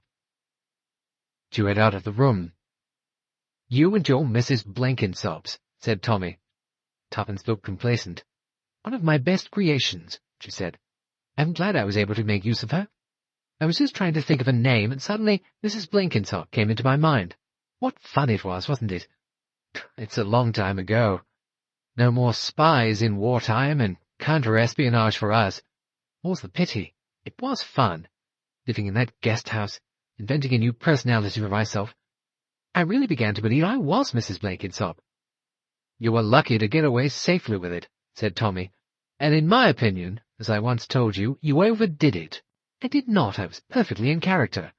A nice woman, rather silly, and far too much taken up with her 3 sons. That's what I mean, said Tommy. 1 son would have been quite enough. 3 sons were too much to burden yourself with. They became quite real to me, said Tuppence. Douglas, Andrew, and... Goodness, I've forgotten the name of the 3rd one now. I know exactly what they looked like, and their characters, and just where they were stationed. And I talked most indiscreetly about the letters I got from them. Well, that's over, said Tommy. There's nothing to find out in this place, so forget about Mrs. Blenkinsop. When I'm dead and buried, and you've suitably mourned me and taken up your residence in a home for the aged, I expect you'll be thinking you are Mrs. Blenkinsop half of the time. Well, it would be rather boring to have only one role to play, said Tuppence. Why do you think old people want to be Marie Antoinette and Madame Curie and all the rest of it? Asked Tommy. Well, I expect because they get so bored. One does get bored. I'm sure you would if you couldn't use your legs and walk about, or perhaps your fingers get too stiff and you can't knit. Desperately you want something to do to amuse yourself. So you try on some public character and see what it feels like when you're it. I can understand that perfectly. I'm sure you can, said Tommy. God help the home for the aged that you go to. You'll be Cleopatra most of the time, I expect. Oh, I won't be a famous person, said Tuppence. I'll be someone like a kitchen maid at Anne of Cleves Castle, retailing a lot of spicy gossip that I've heard. The door opened, and Miss Packard appeared in company with a tall, freckle-faced young woman in nurse's dress and a mop of red hair. This is Miss O'Keefe, Mr. and Mrs. Beresford.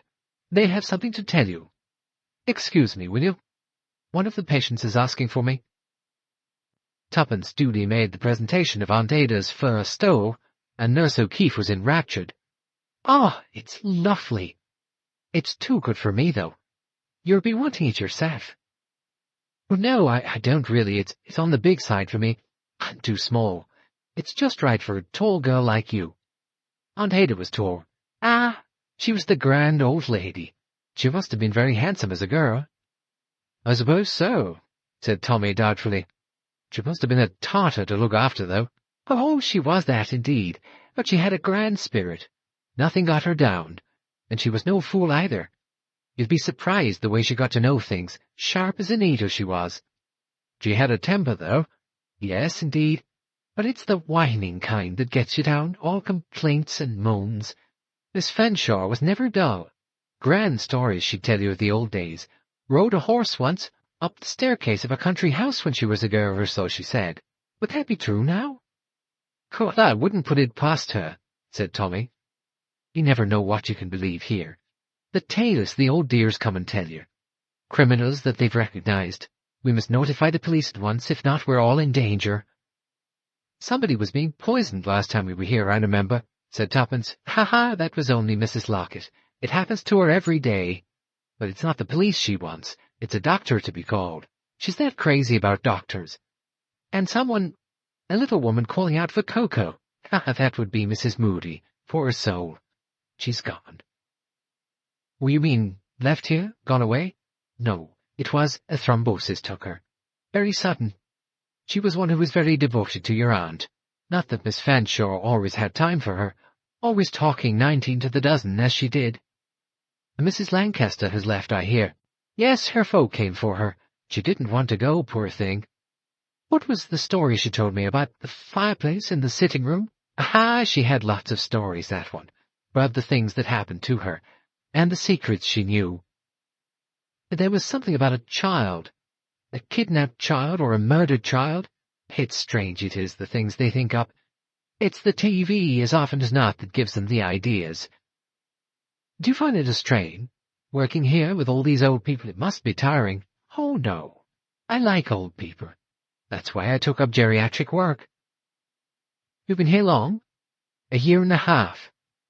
She paused. But I'm leaving next month. Oh. Why?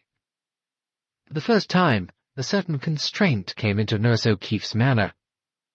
Well, you see, Mrs. Beresford, one needs a change. But you'll be doing the same kind of work? Oh, yes. She picked up the first stole.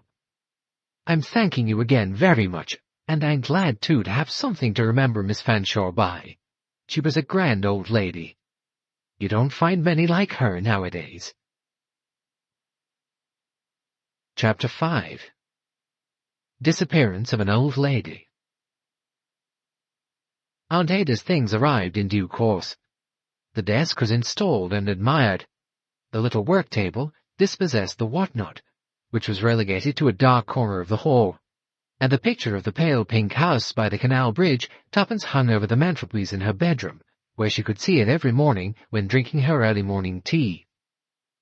Since her conscience still troubled her a little, Tuppence wrote a letter explaining how the picture had come into her possession, but that if Mrs. Lancaster would like it returned, she had only got to let them know. This she dispatched to Mrs. Lancaster, care of Mrs. Johnson, at the Cleveland Hotel, George Street, London W1. To this there was no reply, but a week later the letter was returned with "not known at this address" scrawled on it. How tiresome, said Tuppence. Or perhaps they only stayed for a night or two, suggested Tommy. You'd think they'd have left a forwarding address. Did you put "please forward" on it? Yes, I did, I know. I'll ring them up and ask. They must have put an address in the hotel register. I'd let it go if I were you, said Tommy. Why make all this fuss? I expect the old pussy's forgotten all about the picture. I might as well try.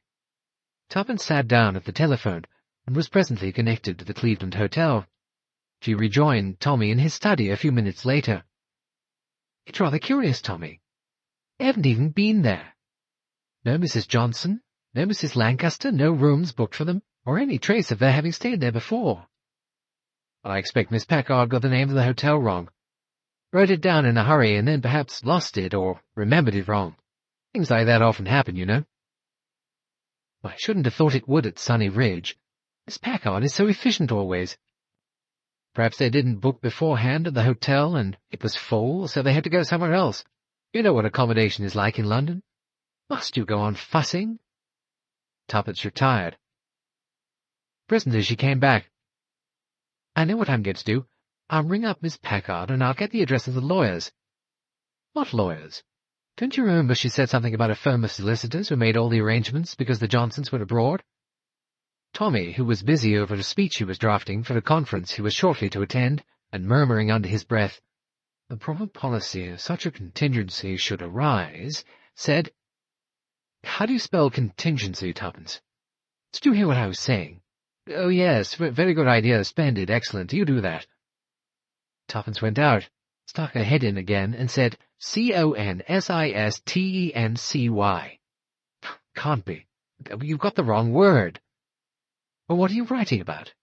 The paper I'm reading at the next IUAS, and I do wish you would let me do it in peace.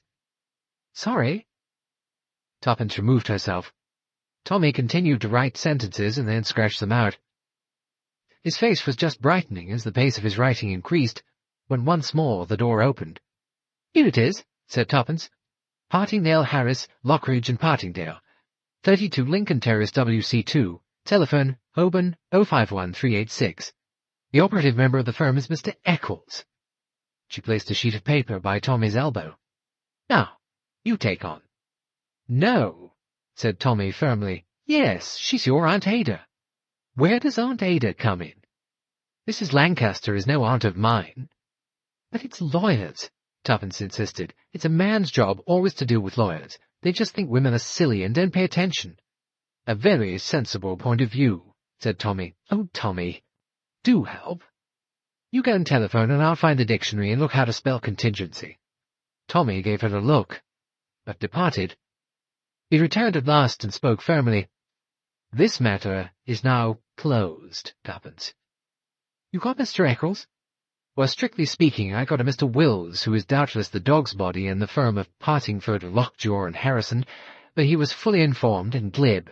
All letters and communications go via Southern Counties Bank, Hammersmith branch, who will forward all communications. And there, Tuppence, let me tell you, the trail stops. Banks will forward things, but they won't yield any addresses to you or anyone else who asks. They have their code of rules, and they'll stick to them. Their lips are sealed, like our more pompous prime ministers. All right. I'll send a letter care of the bank. Do that. And for goodness sake, leave me alone, or I shall never get my speech done. Thank you, darling, said Tuppence. I don't know what I'd do without you. She kissed the top of his head. It's the best butter, said Tommy.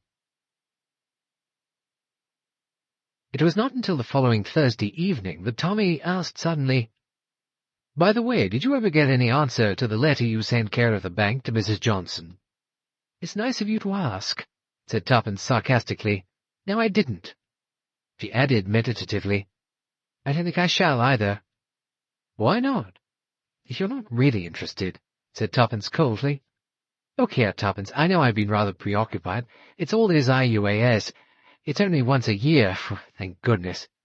It starts on Monday, doesn't it, for 5 days? 4 days.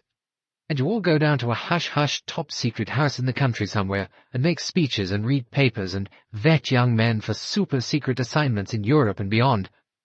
I've forgotten what IUAS stands for. All these initials they have nowadays. International Union of Associated Security. What a mouthful. Quite ridiculous. And I expect the whole place is bugged, and everybody knows everybody else's most secret conversations. Highly likely, said Tommy with a grin. And I suppose you enjoy it. Well, I do in a way. One sees a lot of old friends. All quite gaga by now, I expect. Does any of it do any good? Effins, what a question. Can one ever let oneself believe that you can answer that by a plain yes or no? And are any of the people any good? Well, I'd answer yes to that. Some of them are very good indeed. Will old Josh be there? Yes, he'll be there. What's he like nowadays? Extremely deaf, half-blind, crippled with rheumatism, and you'd be surprised at the things that don't get past him. I see, said Tuppence. She meditated. I wish I were in it, too. Tommy looked apologetic. Well, I expect you'll find something to do while I'm away. Yes, I might at that, said Tuppence meditatively. My husband looked at her with the vague apprehension that Tuppence could always arouse in him. Tuppence, what are you up to? Well, nothing. Yet? So far I'm only thinking. What about? Sunny Ridge, and a nice old lady sipping milk and talking in a scatty kind of way about dead children and fireplaces. Entreat me. I thought then that I'd try and find out more from her next time we came to see Aunt Ada, but there wasn't a next time because Aunt Ada died. And when we were next in Sunny Ridge, Mrs. Lancaster had disappeared. You mean her people had taken her away? That sort of disappearance, it's quite natural. It's a disappearance. No traceable address, no answer to letters. It's a planned disappearance. I'm more and more sure of it. But, Tuppence broke in upon his but. Listen, Tommy. Supposing that some time or other a crime happened. It seemed all safe and covered up. But then, suppose that someone in the family had seen something, or known something. Someone elderly and garrulous, someone who chatted to people, someone whom you suddenly realized might be a danger to you. What would you do about it? "Arsenic in the soup," suggested Tommy, cheerfully. "Cosh them on the head. Push them down the staircase." "That's rather extreme. Sudden deaths attract attention. You look about for some simpler way, and you'd find one. A nice, respectable home for elderly ladies. You'd pay a visit to it, calling yourself Mrs. Johnson or Mrs. Robinson. You would get some unsuspecting third party to make arrangements. You'd fix the financial arrangements through a firm of reliable solicitors. You've already hinted, perhaps, that your elderly relative has fancies and mild delusions sometimes. So do a good many of the other old ladies. Nobody will think it odd if she cackles on about poisoned milk or dead children behind a fireplace or a sinister kidnapping. Nobody will really listen. They'll just think, oh, it's old Mrs. So-and-so having her fancies again. Nobody will take any notice at all." "Except Mrs. Thomas Beresford," said Tommy. "All right, yes," said Tuppence. "I've taken notice. But why did you?" "I don't quite know," said Tuppence slowly. "It's like the fairy stories. By the pricking of my thumbs, something evil this way comes." I felt suddenly scared. I'd always thought of Sunny Ridge, such a normal, happy place, and suddenly I began to wonder. It's the only way I can put it. I wanted to find out more. And now, poor old Mrs. Lancaster has disappeared. Somebody spirited her away. But why should they? I can only think because she was getting worse. Worse from their point of view, remembering more, perhaps. Talking to people more, or perhaps she recognized someone, or someone recognized her, or told her something that gave her new ideas about something that had once happened. Anyway, for some reason or other, she became dangerous to someone. Look here, Tuppence, this whole thing is all somethings and someones. It's just an idea you've thought up. You don't want to go mixing yourself up in things that are no business of yours. But there's nothing to be mixed up in, according to you, said Tuppence. So you needn't worry at all. You leave Sunny Ridge alone. Well, I don't mean to go back to Sunny Ridge. I think they've told me all they know there. I think that old lady was quite safe while she was there. I want to find out where she is now. I want to get to her, wherever she is, in time, before something happens to her. What on earth do you think might happen to her? I don't like to think, but I'm on the trail. I'm going to be Tuppence Beresford, private investigator. Do you remember when we were Blunt's brilliant detectives? I was, said Tommy. You were Miss Robinson, my private secretary. Not all the time. Anyway, that's what I'm going to do while you're playing at international espionage at Hush Hush Manor. It's the Save Mrs. Lancaster that I'm going to be busy with. You'll probably find her perfectly all right. I hope I shall. Nobody would be better pleased than I should. How do you propose to set about it? As I told you, I've got to think first.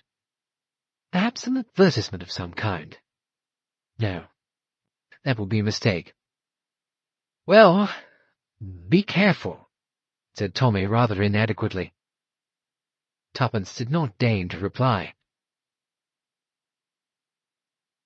On Monday morning, Albert, the domestic mainstay of the Beresfords' life for many long years, ever since he had been roped into anti-criminal activities by the Mazzaccarity-haired lift boy, deposited the tray of early morning tea on the table between the two beds, pulled back the curtains, announced that it was a fine day, and removed his now portly form from the room.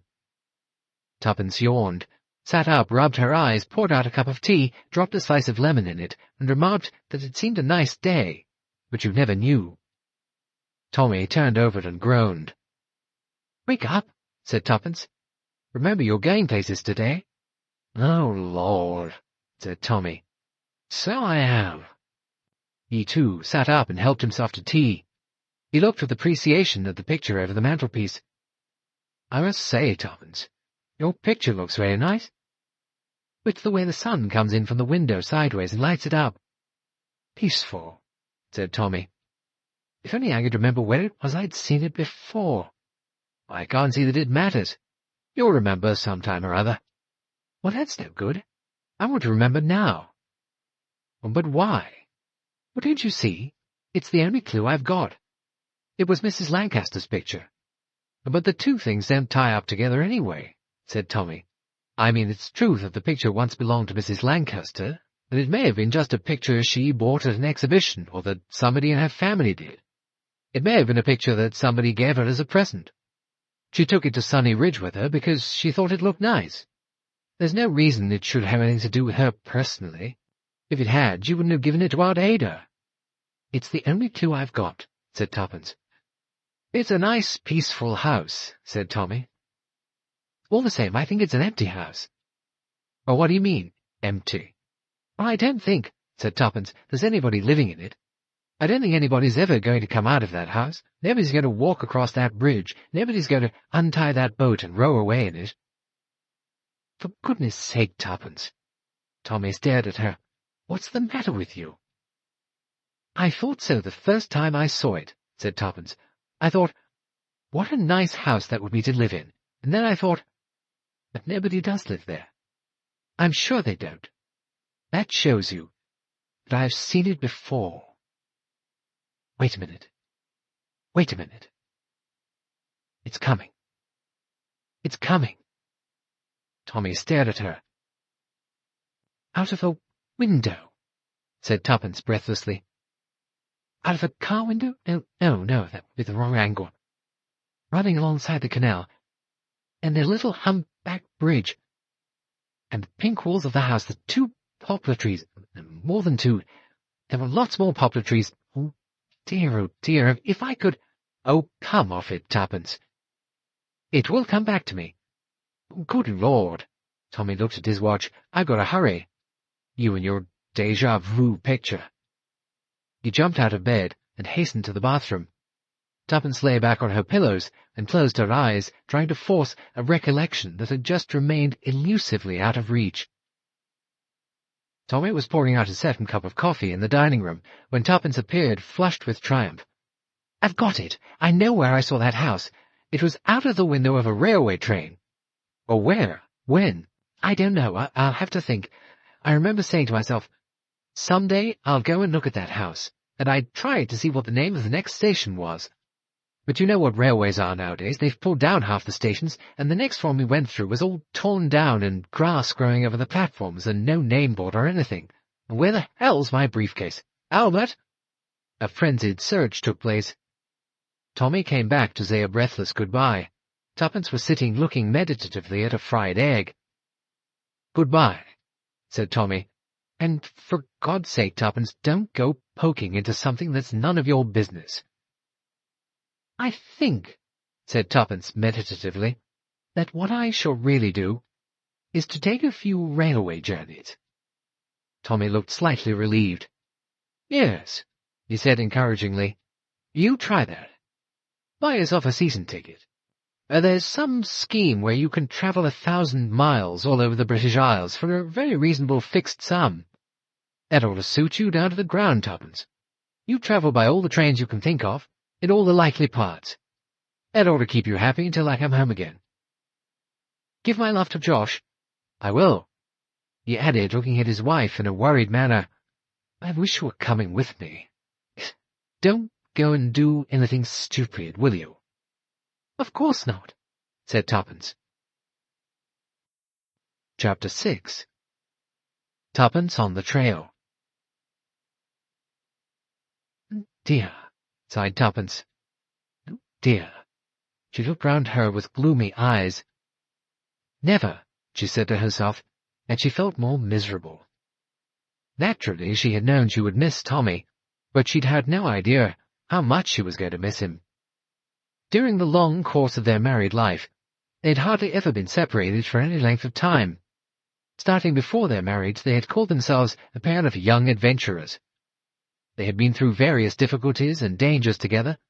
They had married, they had had 2 children, and just as the world was seeming rather dull and middle-aged to them, the Second War had come about, and in what seemed an almost miraculous way, they had been tangled up yet again on the outskirts of British intelligence. The somewhat unorthodox pair, they had been recruited by a quiet, nondescript man who called himself Mr. Carter, but to whose word everybody seemed to bow. They had had adventures, and once again they had had them together. This, by the way, had not been planned by Mr. Carter. Tommy alone had been recruited, but Tuppence, displaying all her natural ingenuity, had managed to eavesdrop in such a fashion that when Tommy had arrived at a guest-house on the south coast in the role of a certain Mr. Meadows, the first person he had seen there had been a middle-aged lady plying knitting needles, who had looked up at him with innocent eyes, and whom he had been forced to greet as Mrs. Blenkinsop. Thereafter they had worked as a pair. However, thought Tuppence to herself, I can't do it this time. No amount of eavesdropping, of ingenuity, or anything else would take her to the recesses of Hush Hush Manor, or to participation in the intricacies of IUAS. Just an old boys' club, she thought resentfully. Without Tommy the flat was empty. The world was lonely. And what on earth, thought Tuppence, am I to do with myself? The question was really purely rhetorical, but Tuppence had already started on the first steps of what she planned to do with herself. There was no question this time of intelligence work, of counter-espionage or anything of that kind, nothing of an official nature. Tuppence Beresford, private investigator. That's what I am, said Tuppence to herself. After a scrappy lunch had been hastily cleared away, the dining-room table was strewn with railway timetables, guidebooks, maps, and a few old diaries, which Tuppence had managed to disinter. Sometime in the last 3 years, not longer, she was sure, she had taken a railway journey, and looking out of the carriage window, she had noticed a house. But what railway journey? Like most people at the present time, the Beresfords travelled mainly by car.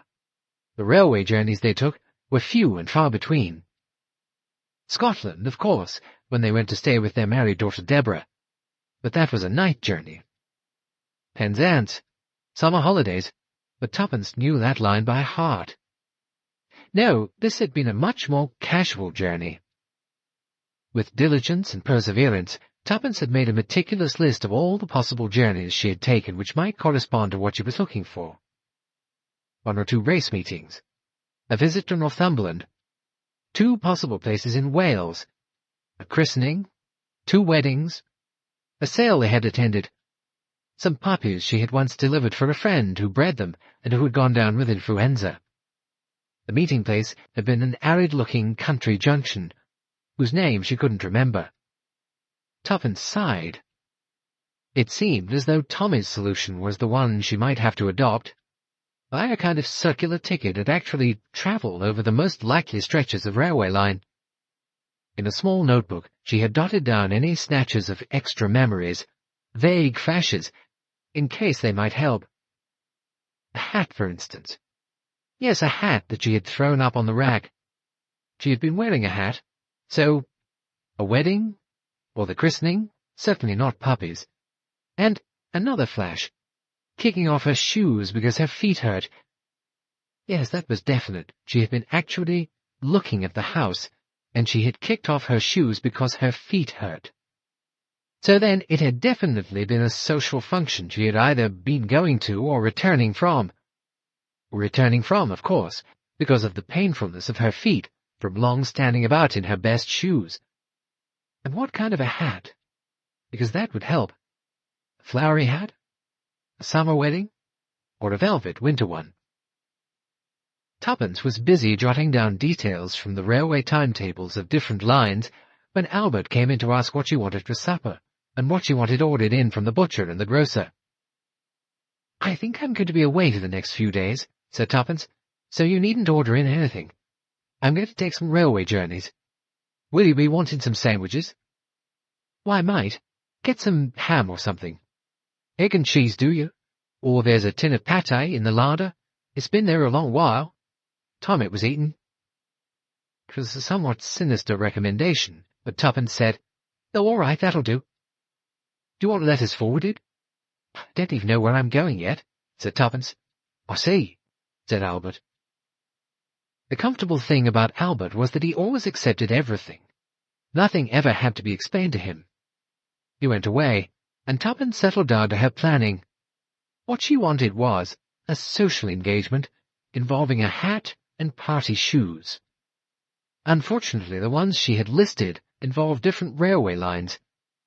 One wedding on the Southern Railway, the other in East Anglia, the christening north of Bedford. If she could remember a little more about the scenery. She had been sitting on the right-hand side of the train. What had she been looking at before the canal? Woods? Trees? Farmland? A distant village? Straining her brain, she looked up with a frown. Albert had come back. How far she was at that moment from knowing that Albert, standing there waiting for attention, was neither more nor less than an answer to a prayer. "Well, what is it now, Albert? If it's that you're going to be away all day tomorrow, and the day after as well, probably, would it be all right for me to have the day off?" "Well, yes, of course." "It's, Elizabeth, come out in spots, she has. Milly thinks it's measles." "Oh, dear." Milly was Albert's wife, and Elizabeth was the youngest of his children. "So Milly wants you at home, of course." Albert lived in a small, neat house, a street or two away. "Oh, it's not that so much. She lies me out the way when she's got her hands full. She doesn't want me messing things up, but it's the other kids. I could take 'em somewhere out of her way." "Of course you're all in quarantine, I suppose." "Oh, well, best for 'em all to get it over. Charlie's had it, so has Jean. Anyway, that'll be all right." Tuppence assured him that it would be all right. Something was stirring in the depths of her subconscious. A happy anticipation. A recognition. Measles. Yes, measles. Something to do with measles. But why should the house by the canal have anything to do with measles? Of course, Anthea. Anthea was Tuppence's goddaughter, and Anthea's daughter Jane was at school her first term, and it was prize-giving, and Anthea had rung up. Their two younger children had come out in a measles rash, and she had nobody in the house to help, and Jane would be terribly disappointed if nobody came. Could Tuppence possibly— And Tuppence had said of course. She wasn't doing anything in particular. She'd go down to the school and take Jane out and give her lunch and then go back to the sports and all the rest of it. There was a special school train. Everything came back into her mind with astonishing clarity. Even the dress she'd worn. A summer print of cornflowers. She had seen the house on the return journey. Going down there, she'd been absorbed in a magazine she had brought. But coming back, she had had nothing to read, and she'd looked out of the window until, exhausted by the activities of the day and the pressure of her shoes, she had dropped off to sleep. When she had woken up, the train had been running beside a canal. It was partially wooded country, an occasional bridge, sometimes a twisting lane or minor road, a distant farm, no villages. The train began to slow down. For no reason, it would seem, except that a signal must be against it. It drew jerkily to a halt by a bridge, a little humpback bridge, which spanned the canal. A disused canal, presumably. On the other side of the canal, close to the water, was the house. A house that Tuppence thought at once was one of the most attractive houses she had ever seen. A quiet, peaceful house, irradiated by the golden light of the late afternoon sun. There was no human being to be seen, no dogs or livestock, yet the green shutters were not fastened. The house must be lived in. But now, at this moment, it was empty. I must find out about that house, Tuppence had thought. Some day I must come back here and look at it. It's the kind of house I'd like to live in. With a jerk, the train lurched slowly forwards. I'll look out for the name of the next station, so that I'll know where it is. But there had been no appropriate station. It was the time when things were beginning to happen to railways. Small stations were closed, even pulled down. Grass sprouted on the decayed platforms. For 20 minutes, half an hour, the train ran on, but nothing identifiable was to be seen. Over fields in the far distance, Tuppence once saw the spire of a church. Then had come some factory complex. Tall chimneys, a line of prefab houses. Then open country again. Tuppence had thought to herself, that house was rather like a dream. Perhaps it was a dream. I don't suppose I'll ever go and look for it. Too difficult. Besides, rather a pity, perhaps. Some day maybe I'll come across it by accident. And so she had forgotten all about it, until a picture hanging on a wall had reawakened a veiled memory. And now, thanks to one word uttered unwittingly by Albert, The quest was ended. Or, to speak correctly, a quest was beginning. Tuppence sorted out 3 maps, a guidebook, and various other accessories. Roughly now she knew the area she would have to search. Jane's school she marked with a large cross, the branch railway line, which ran into the main line to London. The time-lapse, whilst she had slept. The final area, as planned, covered a considerable mileage, north of Medchester, southeast of Market Basing, which was a small town, but was quite an important railway junction, west, probably, of Shaleborough. She'd take the car and start early tomorrow morning. She got up, went into the bedroom, and studied the picture over the mantelpiece. Yes, there was no mistake.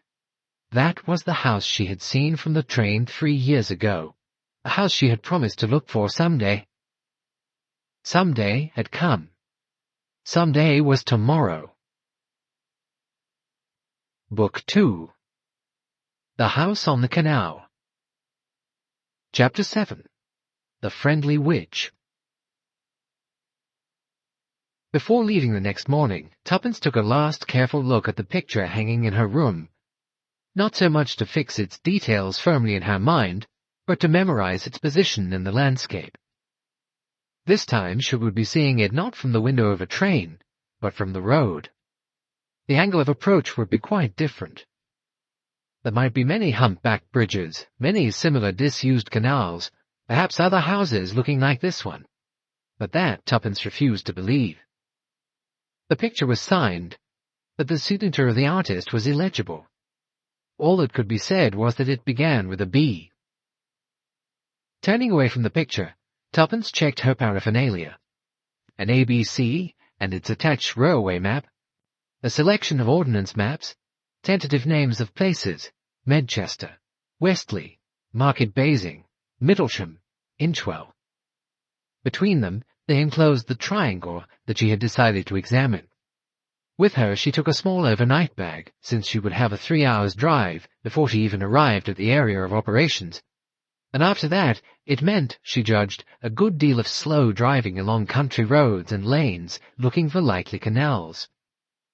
After stopping in Medchester for coffee and a snack, she pushed on by a second-class road adjacent to a railway line and leading through wooded country with plenty of streams. As in most of the rural districts of England, signposts were plentiful, bearing names that Tuppence had never heard of, and seldom seeming to lead to the place in question. There seemed to be a certain cunning about this part of the road system in England. The road would twist off from the canal, and when you pressed on hopefully to where you thought the canal might have taken itself, you drew a blank. If you had gone on in the direction of Great Mitchelden, the next signpost you came to offered you a choice of 2 roads, one to Pennington Sparrow, the other to Farlingford. You chose Farlingford and managed actually to get to such a place, but almost immediately the next signpost sent you back firmly to Medchester, so that you practically retraced your steps. Actually, Tuppence never did find Great Mitchelden, and for a long time she was quite unable to find the lost canal. If she had had any idea of which village she was looking for, things might have gone more easily. Tracking canals on maps was merely puzzling. Now and again she came to the railway, which cheered her up, and she would then push on hopefully for Bees Hill, South Winterton, and Farrell St. Edmund. Farrell St. Edmund had once had a station, but it had been abolished some time ago. If only, thought Tuppence, there was some well-behaved road that ran alongside a canal or alongside a railway line, it would make it so much easier. The day wore on, and Tuppence became more and more baffled. Occasionally she came upon a farm adjacent to a canal, but the road, having led to the farm, insisted on having nothing more to do with the canal and went over a hill and arrived at something called Westbournefold, which had a church with a square tower, which was no use at all. From there, when disconsolately pursuing a rutted road which seemed the only way out of Westbournefold, and which, to Tuppence's sense of direction, which was now becoming increasingly unreliable, seemed to lead in the opposite direction to anywhere she could possibly want to go, she came abruptly to a place where 2 lanes forked left and right. There was the remains of a signpost between them, the arms of which had both broken off. Which way? said Tuppence. "Who knows? I don't." She took the left-hand one. It meandered on, winding to left and to right. Finally it shot round a bend, widened out and climbed a hill, coming out of woods into open, down-like country.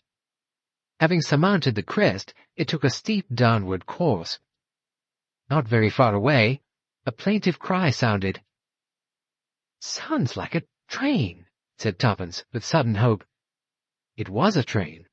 Then, below her was the railway line, and on it a goods train uttering cries of distress as it puffed along, and beyond it was the canal, and on the other side of the canal was a house that Tuppence recognized, and leading across the canal was a small, humped-backed, pink-bricked bridge. The road dipped under the railway line, came up, and made for the bridge. Tuppence drove very gently over the narrow bridge. Beyond it, the road went on, with the house on the right-hand side of it. Tuppence drove on, looking for the way in. There didn't seem to be one. A fairly high wall shielded it from the road. The house was on her right now. She stopped the car and walked back onto the bridge and looked at what she could see of the house from there. Most of the tall windows were shuttered with green shutters. The house had a very quiet and empty look.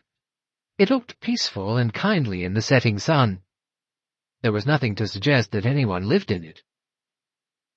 She went back to the car and drove a little further. The wall, a moderately high one, ran along to her right. The left-hand side of the road was merely a hedge giving on green fields. Presently she came to a wrought-iron gate in the wall. She parked the car by the side of the road, got out, and went over to look through the ironwork of the gate. By standing on tiptoe she could look over it. What she looked into was a garden. The place was certainly not a farm now, though it must have been once. Presumably it gave on fields beyond it. The garden was tended and cultivated. It was not particularly tidy, but it looked as though someone was trying rather unsuccessfully to keep it tidy. From the iron gate, a circular path curved through the garden and round to the house.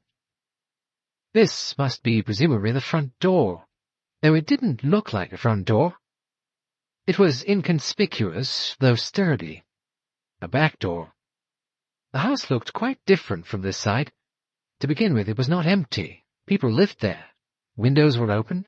Curtains fluttered at them. A garbage pail stood by the door. At the far end of the garden, Tuppence could see a large man digging. A big, elderly man who dug slowly and with persistence. Certainly, looked at from here, the house held no enchantment. No artist would have wanted particularly to paint it. It was just a house, and somebody lived in it. Tuppence wondered. She hesitated. Should she go on and forget the house altogether? No. She could hardly do that, not after all the trouble she had taken. What time was it? She looked at her watch. Her watch had stopped. The sound of a door opening came from inside. She peered through the gate again. The door of the house had opened, and a woman came out. She put down a milk bottle, and then, straightening up, glanced towards the gate. She saw Tuppence and hesitated for a moment, and then, seeming to make up her mind, she came down the path towards the gate. "Aye," said Tuppence to herself. "Why, it's a friendly witch." It was a woman of about 50. She had long, straggly hair, which, when caught by the wind, flew out behind her. It reminded Tuppence vaguely of a picture, by Nevinson, of a young witch on a broomstick. That is perhaps why the term witch had come into her mind. But there was nothing young or beautiful about this woman. She was middle-aged, with a lined face, dressed in a rather slipshod way. She had a kind of steeple hat perched on her head, and her nose and her chin came up towards each other. As a description, she could have been sinister, but she did not look sinister. She seemed to have a beaming and boundless goodwill. "Yes," thought Tuppence, "you're exactly like a witch, but you're a friendly witch. I expect you're what they used to call a white witch." The woman came down in a hesitating manner to the gate and spoke. Her voice was pleasant, with a faint country burr in it of some kind. "Were you looking for anything?" she said. "I'm sorry," said Tuppence. "You must think it very rude of me looking into your garden in this way, but I wondered about this house. Or would you like to come in and look round the garden?" said the friendly witch. Well, thank you, but I didn't want to bother you. Oh, it's no bother. I've nothing to do. Lovely afternoon, isn't it?" "Yes, it is," said Tuppence. "I thought perhaps you'd lost your way," said the friendly witch. "People do sometimes." "I just thought," said Tuppence, "that this was a very attractive-looking house when I came down the hill on the other side of the bridge." "Well, that's the prettiest side," said the woman. "Artists come and sketch it sometimes. Or they used to, once." "Yes," said Tuppence. "I expect they would. I believe I saw a picture at some exhibition," she added hurriedly. "Some house very like this. Perhaps it was this. Oh, it may have been. Funny, you know, artists come and do a picture, and then other artists seem to come too. It's just the same when they have the local picture show every year. Artists all seem to choose the same spot. I don't know why. You know, it's either a bit of meadow and a brook, or a particular oak tree, or a clump of willows, or it's the same view of the Norman church. 5 or 6 different pictures of the same thing. Most of them pretty bad, I should think. But then I don't know anything about art. Come in, do." "You're very kind," said Tuppence. "You've got a very nice garden," she added. "Oh, it's not too bad. We've got a few flowers and vegetables and things. But my husband can't do much work nowadays, and I've got no time with one thing and another." "I saw this house once from the train," said Tuppence. "The train slowed up, and I saw this house, and I wondered whether I'd ever see it again. Quite some time ago. And now suddenly you've come down the hill in your car, and there it is," said the woman. "Funny. Things happen like that, don't they?" Thank goodness, Tuppence thought. This woman is extraordinarily easy to talk to. One hardly has to imagine anything to explain oneself. One can almost say just what comes into one's head. "Like to come inside the house?" said the friendly witch. "I can see you're interested. It's quite an old house, you know. I mean, late Georgian or something like that, they say. Only it's been added on to, of course. We've only got half the house, you know." "Oh, I see," said Tuppence. "It's divided in 2, is that it?" "Well, this is really the back of it," said the woman. "The front's the other side, the side you saw from the bridge. It was a funny way to partition it, I should have thought. I'd have thought it would have been easier to do it the other way. You know, right and left, so to speak, not back and front. This is all really the back." "Have you lived here long?" asked Tuppence. 3 years. After my husband retired, we wanted a little place somewhere in the country where we'd be quiet, somewhere cheap. This was going cheap, because of course it's very lonely. You're not near a village or anything. I saw a church steeper in the distance. Ah, that's Sutton Chancellor, 2.5 miles from here. We're in the parish, of course, but there aren't any houses until you get to the village. It's a very small village, too. You'll have a cup of tea?" said the friendly witch. "I just put the kettle on not 2 minutes ago when I looked out and saw you." She raised both hands to her mouth and shouted, "Amos! Amos!" The big man in the distance turned his head. "Tea in 10 minutes?" she called. He acknowledged the signal by raising his hand. She turned, opened the door, and motioned Tuppence to go in. "Perry, my name is," she said in a friendly voice. "Alice Perry." "Oh, mine's Beresford," said Tuppence. "Mrs. Beresford." "Oh, come in, Mrs. Beresford, and have a look round." Tuppence paused for a second. She thought, "Just for a moment I feel like Hansel and Gretel. The witch asks you into her house. Perhaps it's a gingerbread house. It ought to be."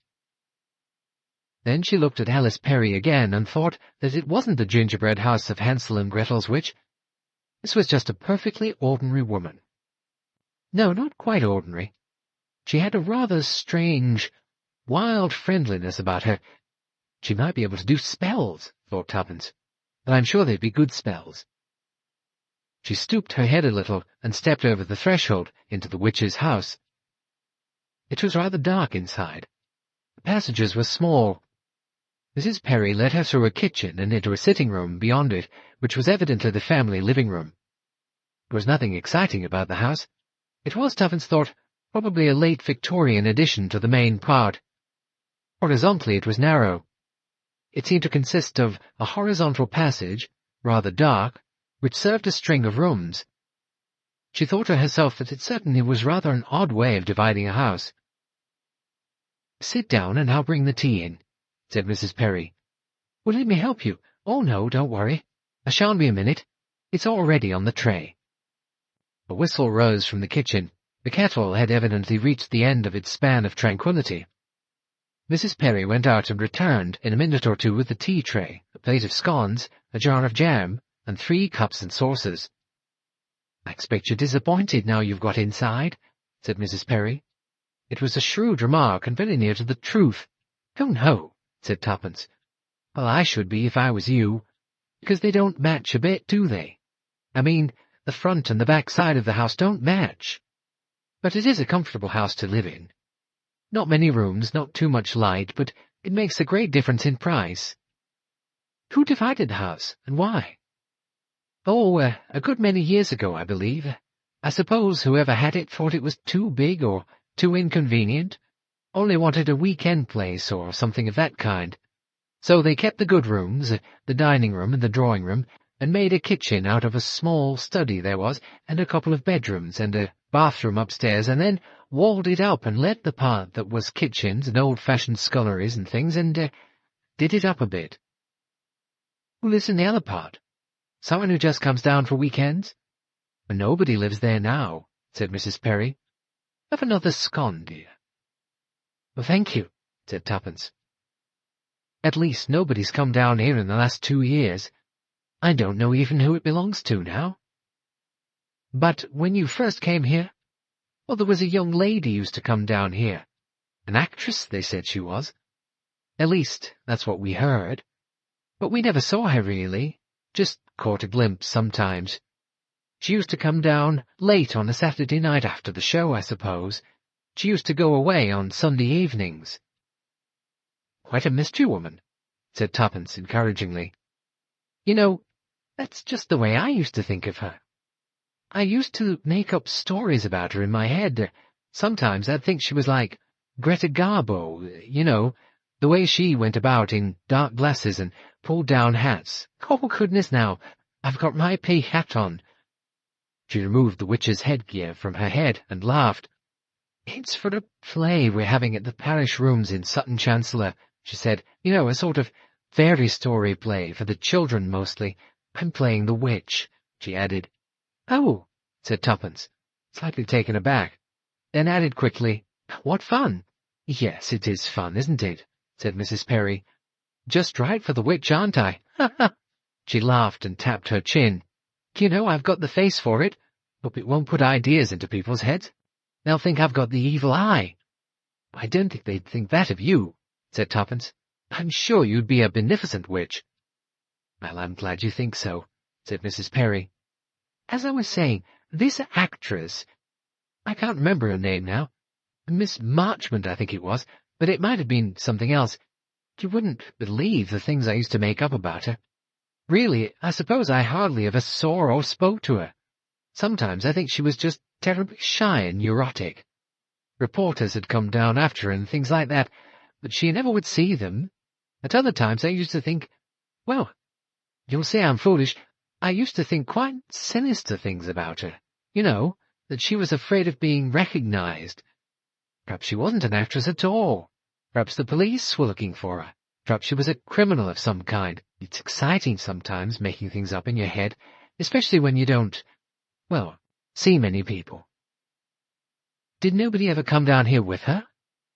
"Well, I'm not so sure about that. Of course, these partition walls, you know, they put in when they turn the house into 2, well, they're pretty thin, and sometimes you'd hear voices and things like that.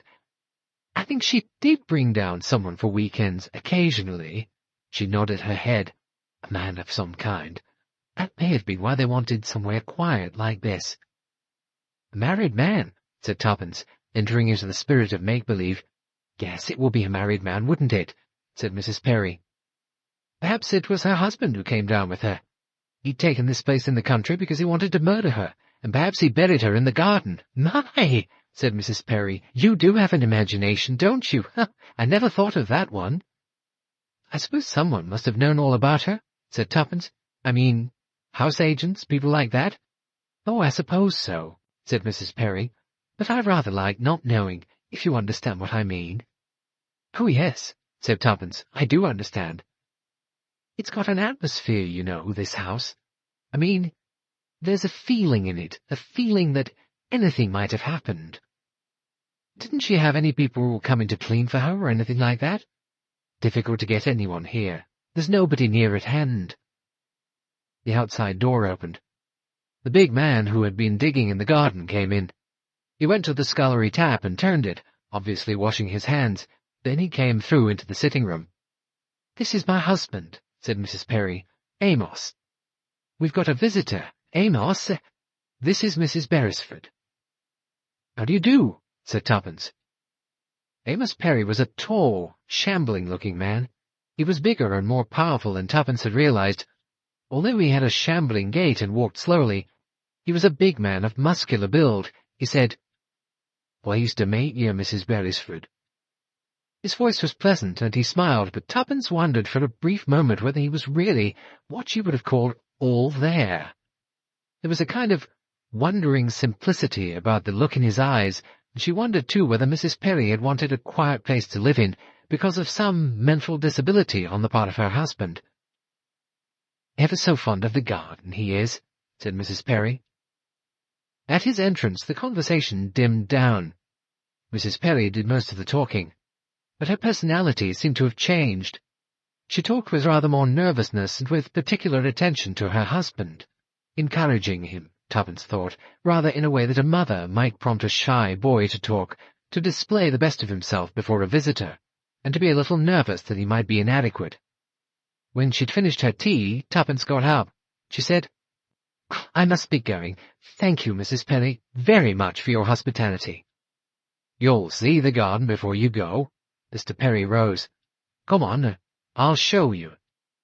She went with him outdoors, and he took her down to the corner beyond where he had been digging. "Nice, them flowers, aren't they?" he said. "Got some old-fashioned roses here. See this one, striped red and white?" "Commandant Beaurepaire," said Tuppence. "Us calls it York and Lancaster here," said Perry. "Wars of the roses. Smells sweet, don't it?" "Smells lovely." "Better than them new-fashioned hybrid teas." In a way, the garden was rather pathetic. The weeds were imperfectly controlled, but the flowers themselves were carefully tied up in an amateurish fashion. "Bright colours," said Mr. Perry. "I like bright colours. We often get folk to see our garden," he said. "Glad you came." "Thank you very much," said Tuppence. "I think your garden and your house are very nice indeed." "You ought to see t'other side of it." "Is it to let or to be sold? Your wife says there's nobody living there now." "We don't know. We've not seen anyone, and there's no board open. Nobody's ever come to see over it." "It would be a nice house, I think, to live in." "You wanting a house?" "Yes," said Tuppence, making up her mind quickly. "Yes, as a matter of fact, we are looking round for some small place in the country, for when my husband retires. That'll be next year, probably, but we like to look about in plenty of time." "It's quiet here, if you like quiet." "I suppose," said Tuppence, "I could ask the local house agents. Is that how you got your house?" "Saw an advertisement first, with it in the paper. Then we went into the house agents, yes." "And where is that, in Sutton, Chancellor? That's your village, isn't it?" "Sutton, Chancellor? No. Agent's place is in Market Basing. Russell and Thompson, that's the name. You could go and ask them." "Yes," said Tuppence, "so I could. How far is Market Basing from here?" "It's 2 miles to Sutton, Chancellor, and it's 7 miles to Market Basing from there. There's a proper road from Sutton, Chancellor, but it's all lanes hereabouts." "I see," said Tuppence. "Well, goodbye, Mr. Perry, and thank you very much for showing me your garden." "Wait a bit." He stooped, cut off an enormous peony, and taking Tuppence by the lapel of her coat, he inserted this through the buttonhole in it. "There. he said. "There you are. Looks pretty, it does." For a moment, Tuppence felt a sudden feeling of panic. This large, shambling, good-natured man suddenly frightened her. He was looking down at her, smiling rather wildly, almost leering. "Pretty it looks on you," he said again. "Pretty." Tuppence thought, "I'm glad I'm not a young girl. I didn't think I'd like him putting a flower on me then." She said goodbye again and hurried away. The house door was open, and Tuppence went in to say goodbye to Mrs. Perry. Mrs. Perry was in the kitchen watching up the tea things, and Tuppence almost automatically pulled a tea-cloth off the rack and started drying. "Thank you so much," she said. "Both you and your husband, you've been so kind and hospitable to me." "What's that?" From the wall of the kitchen, or rather behind the wall, where an old-fashioned range had once stood, there came a loud screaming and squawking and a scratching noise too. "Oh, that'll be a jackdaw," said Mrs. Perry. "Dropped down the chimney in the other house. They do this time of year. One came down our chimney last week. They make nests in the chimneys, you know." "What, in the other house?" "Yes, there it is again." Again the squawking and crying of a distressed bird came to their ears. Mrs. Perry said, "There's no one to bother, you see, in the empty house. The chimneys ought to be swept and that." The squawking, scratching noises went on. "Poor bird," said Tuppence. "I know. It won't be able to get up again. You mean it'll just die there?" "Oh, yes. One came down our chimney, as I say. But two of them, actually. One was a young bird. It was all right. We put it out and it flew away. The other one was dead." The frenzied scuffling and squeaking went on. "Oh," said Tuppence, "I wish we could get at it." Mr. Perry came in through the door. "Anything the matter?" he said, looking from one to the other. "There's a bird, Amos. It must be in the drawing-room chimney next door. Hear it?" "Eh? Oh, it's come down from the jackdaw's nest." "I wish we could get in there," said Mrs. Perry. "Ah, you can't do anything. They'll die from the fright, if nothing else." "Then it'll smell," said Mrs. Perry. "You won't smell anything in here. You soft-hearted," he went on, looking from one to the other, "like all females." "Oh, we'll get it if you like." "Why, is one of the windows open?" "We can get in through the door." "What door?" "Outside here in the yard. The key's hanging up among those." He went outside and along to the end, opening a small door there. It was a kind of potting shed, really, but a door from it led into the other house, and near the door of the potting shed were 6 or 7 rusty keys hanging on a nail. "This one fits," said Mr. Perry. He took down the key and put it in the door, and after exerting a good deal of cajolery and force, the key turned rustily in the lock. "I went in once before," he said, "when I heard water running. Somebody'd forgotten to turn the water off properly." He went in, and the 2 women followed him. The door led into a small room which still contained various flower vases on a shelf and a sink with a tap. "A flower room, I shouldn't wonder," he said, "where people used to do the flowers. See? A lot of the vases left here." There was a door out of the flower room. This was not even locked. He opened it and they went through. It was like, Tuppence thought, going through into another world. The passageway outside was covered with a pile carpet. A little way along there was a door half open, and from there the sounds of a bird in distress were coming. Perry pushed the door open, and his wife and Tuppence went in. The windows were shuttered, but one side of the shutter was hanging loose and light came in. Although it was dim, there was a faded but beautiful carpet on the floor, a deep sage green in colour. There was a bookshelf against the wall, but no chairs or tables. The furniture had been removed, no doubt. The curtains and carpets had been left as fittings to be passed on to the next tenant. Mrs. Perry went towards the fireplace. A bird lay in the grate, scuffling and uttering loud squawking sounds of distress. She stooped, picked it up, and said, "Open the window if you can, Amos." Amos went over, pulled the shutter aside, unfastened the other side of it, and then pushed at the latch of the window. He raised the lower sash, which came gratingly. As soon as it was opened, Mrs. Perry leaned out and released the jackdaw. It flopped onto the lawn and hopped a few paces.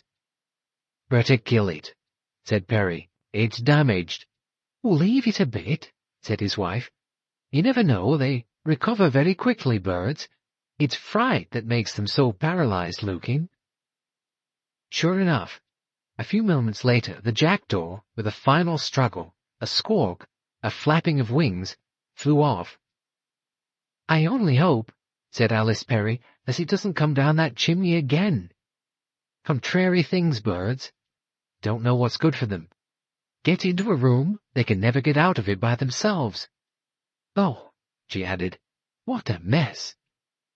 She, Tuppence, and Mr. Perry all stared at the grate. From the chimney had come down a mass of soot, of odd rubble, and of broken bricks.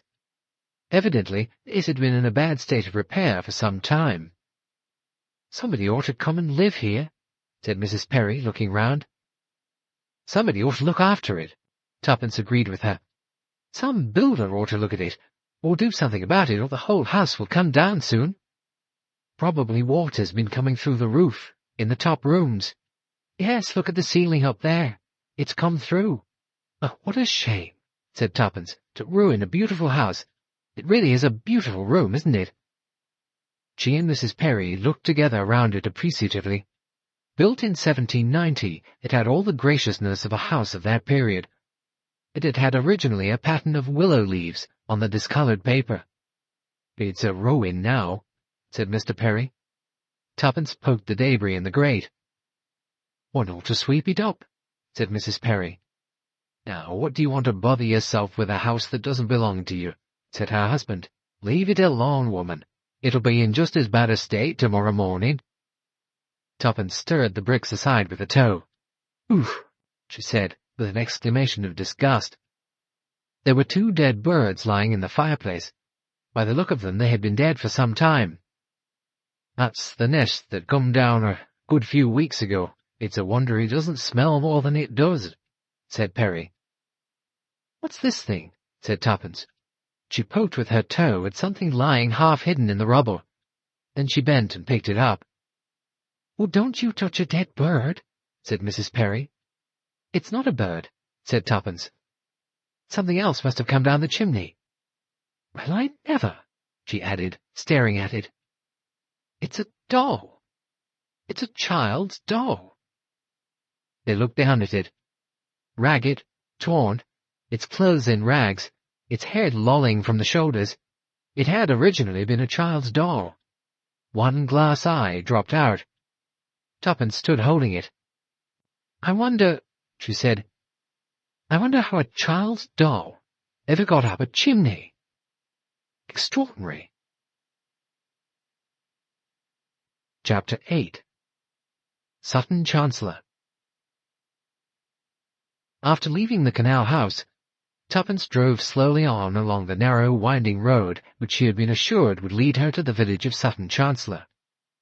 It was an isolated road. There were no houses to be seen from it, only field gates from which muddy tracks led inwards. There was little traffic. One tractor came along, and one lorry, proudly announcing that it carried Mother's Delight, and the picture of an enormous and unnatural-looking loaf. The church steeple she had noticed in the distance seemed to have disappeared entirely, but it finally reappeared quite near at hand, after the lane had bent suddenly and sharply round a belt of trees. Tuppence glanced at the speedometer and saw that she had come 2 miles since the canal house. It was an attractive old church standing in a sizable churchyard, with a lone yew tree standing by the church door. Tuppence left the car outside the lich gate and stood for a few moments surveying the church and the churchyard round it. Then she went to the church door with its rounded Norman arch and lifted the heavy handle. It was unlocked, and she went inside. The inside was unattractive. The church was an old one, undoubtedly, but it had had a zealous wash and brush up in Victorian times. Its pitch-pine pews and its flaring red and blue glass windows had ruined any antique charm it had once possessed. A middle-aged woman in a tweed coat and skirt was arranging flowers in brass vases round the pulpit. She had already finished the altar. She looked round at Tuppence with a sharply inquiring glance. Tuppence wandered up an aisle, looking at memorial tablets on the walls. A family called Warrender seemed to be most fully represented in early years, all of the Priory, Sutton Chancellor. Captain Warrender, Major Warrender, Sarah Elizabeth Warrender, dearly beloved wife of George Warrender. A newer tablet recorded the death of Julia Stark, another beloved wife, of Philip Stark, also of the Priory, Sutton Chancellor. So it would seem the Warrenders had died out. None of them were particularly suggestive or interesting. Tuppence passed out of the church again, and walked round it on the outside. The outside, Tuppence thought, was much more attractive than the inside. Early Perpendick, said Tuppence to herself, having been brought up on familiar terms with ecclesiastical architecture. She was not particularly fond of early Perp herself. It was a fair-sized church, and she thought that the village of Sutton Chancellor must once have been a rather more important centre of rural life than it was now. She left the car where it was, and walked on to the village. It had a village shop and a post office, and about a dozen small houses or cottages. One or two of them were thatched, but the others were rather plain and unattractive. There were 6 council houses at the end of the village street, looking slightly self-conscious. A brass plate on a door announced Arthur Thomas, chimney sweep. Tuppence wondered if any responsible house agents were likely to engage his services for the house by the canal, which certainly needed them. How silly she had been, she thought, not to have asked the name of the house. She walked back slowly towards the church and her car, pausing to examine the churchyard more closely. She liked the churchyard. There were very few new burials in it. Most of the stones commemorated Victorian burials, and earlier ones, half defaced by lichen and time. The old stones were attractive. Some of them were upright slabs with cherubs on the tops, with wreaths round them. She wandered about, looking at the inscriptions. Warrenders again. Mary Warrender, aged 47. Alice Warrender, aged 33. Colonel John Warrender, killed in Afghanistan. Various infant Warrenders, deeply regretted, and eloquent verses of pious hopes. She wondered if any Warrenders still lived here. They'd left off being buried here, apparently. She couldn't find any tombstones later than 1843. Rounding the big yew tree, she came upon an elderly clergyman who was stooping over a row of old tombstones near a wall behind the church. He straightened up and turned round as Tuppence approached. "Oh, good afternoon," he said pleasantly. "Good afternoon," said Tuppence, and added, "I've been looking at the church." "Ruined by Victorian renovation," said the clergyman. He had a pleasant enough voice and a nice smile. He looked about 70, but Tuppence presumed he was not quite as far advanced in age as that, though he was certainly rheumatic and rather unsteady on his legs. "Too much money about in Victorian times," he said sadly. "Too many ironmasters. They were pious, but had unfortunately no sense of the artistic, no taste. Did you see the east window?" He shuddered. "Yes," said Tuppence. "Dreadful," she said. "I couldn't agree with you more. I'm the vicar," he added rather unnecessarily. "I thought you must be," said Tuppence politely. "Have you been here long?" she added.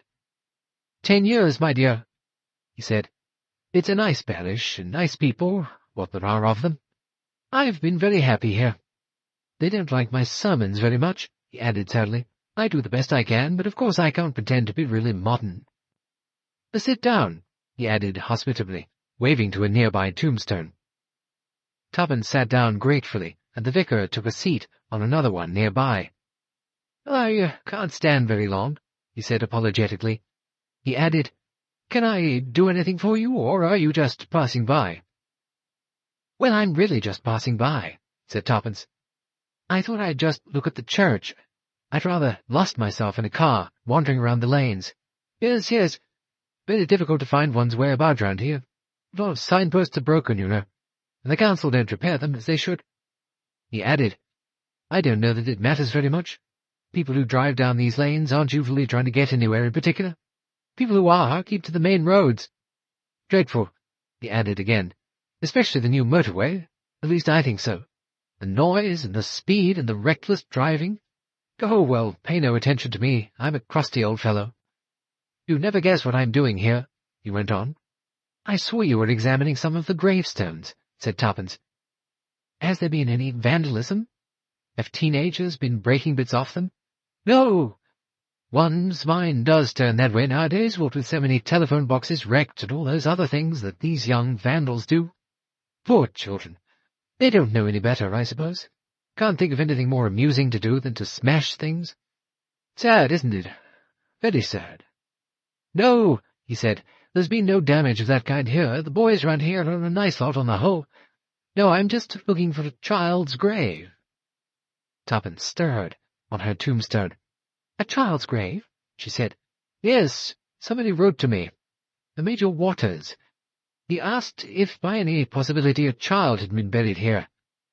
I looked it up in the parish register, of course, but there was no record of any such name. All the same, I came out here and looked round the stones. I thought, that perhaps whoever wrote might have got hold of some wrong name, or that there had been a mistake. What was the Christian name? Asked Tuppence. Oh, he didn't know. Perhaps Julia, after the mother. How old was the child? Well, again, he wasn't sure, rather vague, the whole thing. I think myself that the man must have got hold of the wrong village altogether. I never remember a Waters living here, or having heard of one. What about the Warrenders? Asked Tuppence, her mind going back to the names in the church. The church seems full of tablets to them, and their names are on lots of gravestones out here. Ah, that family's died out by now. They had a fine property, an old 14th-century priory.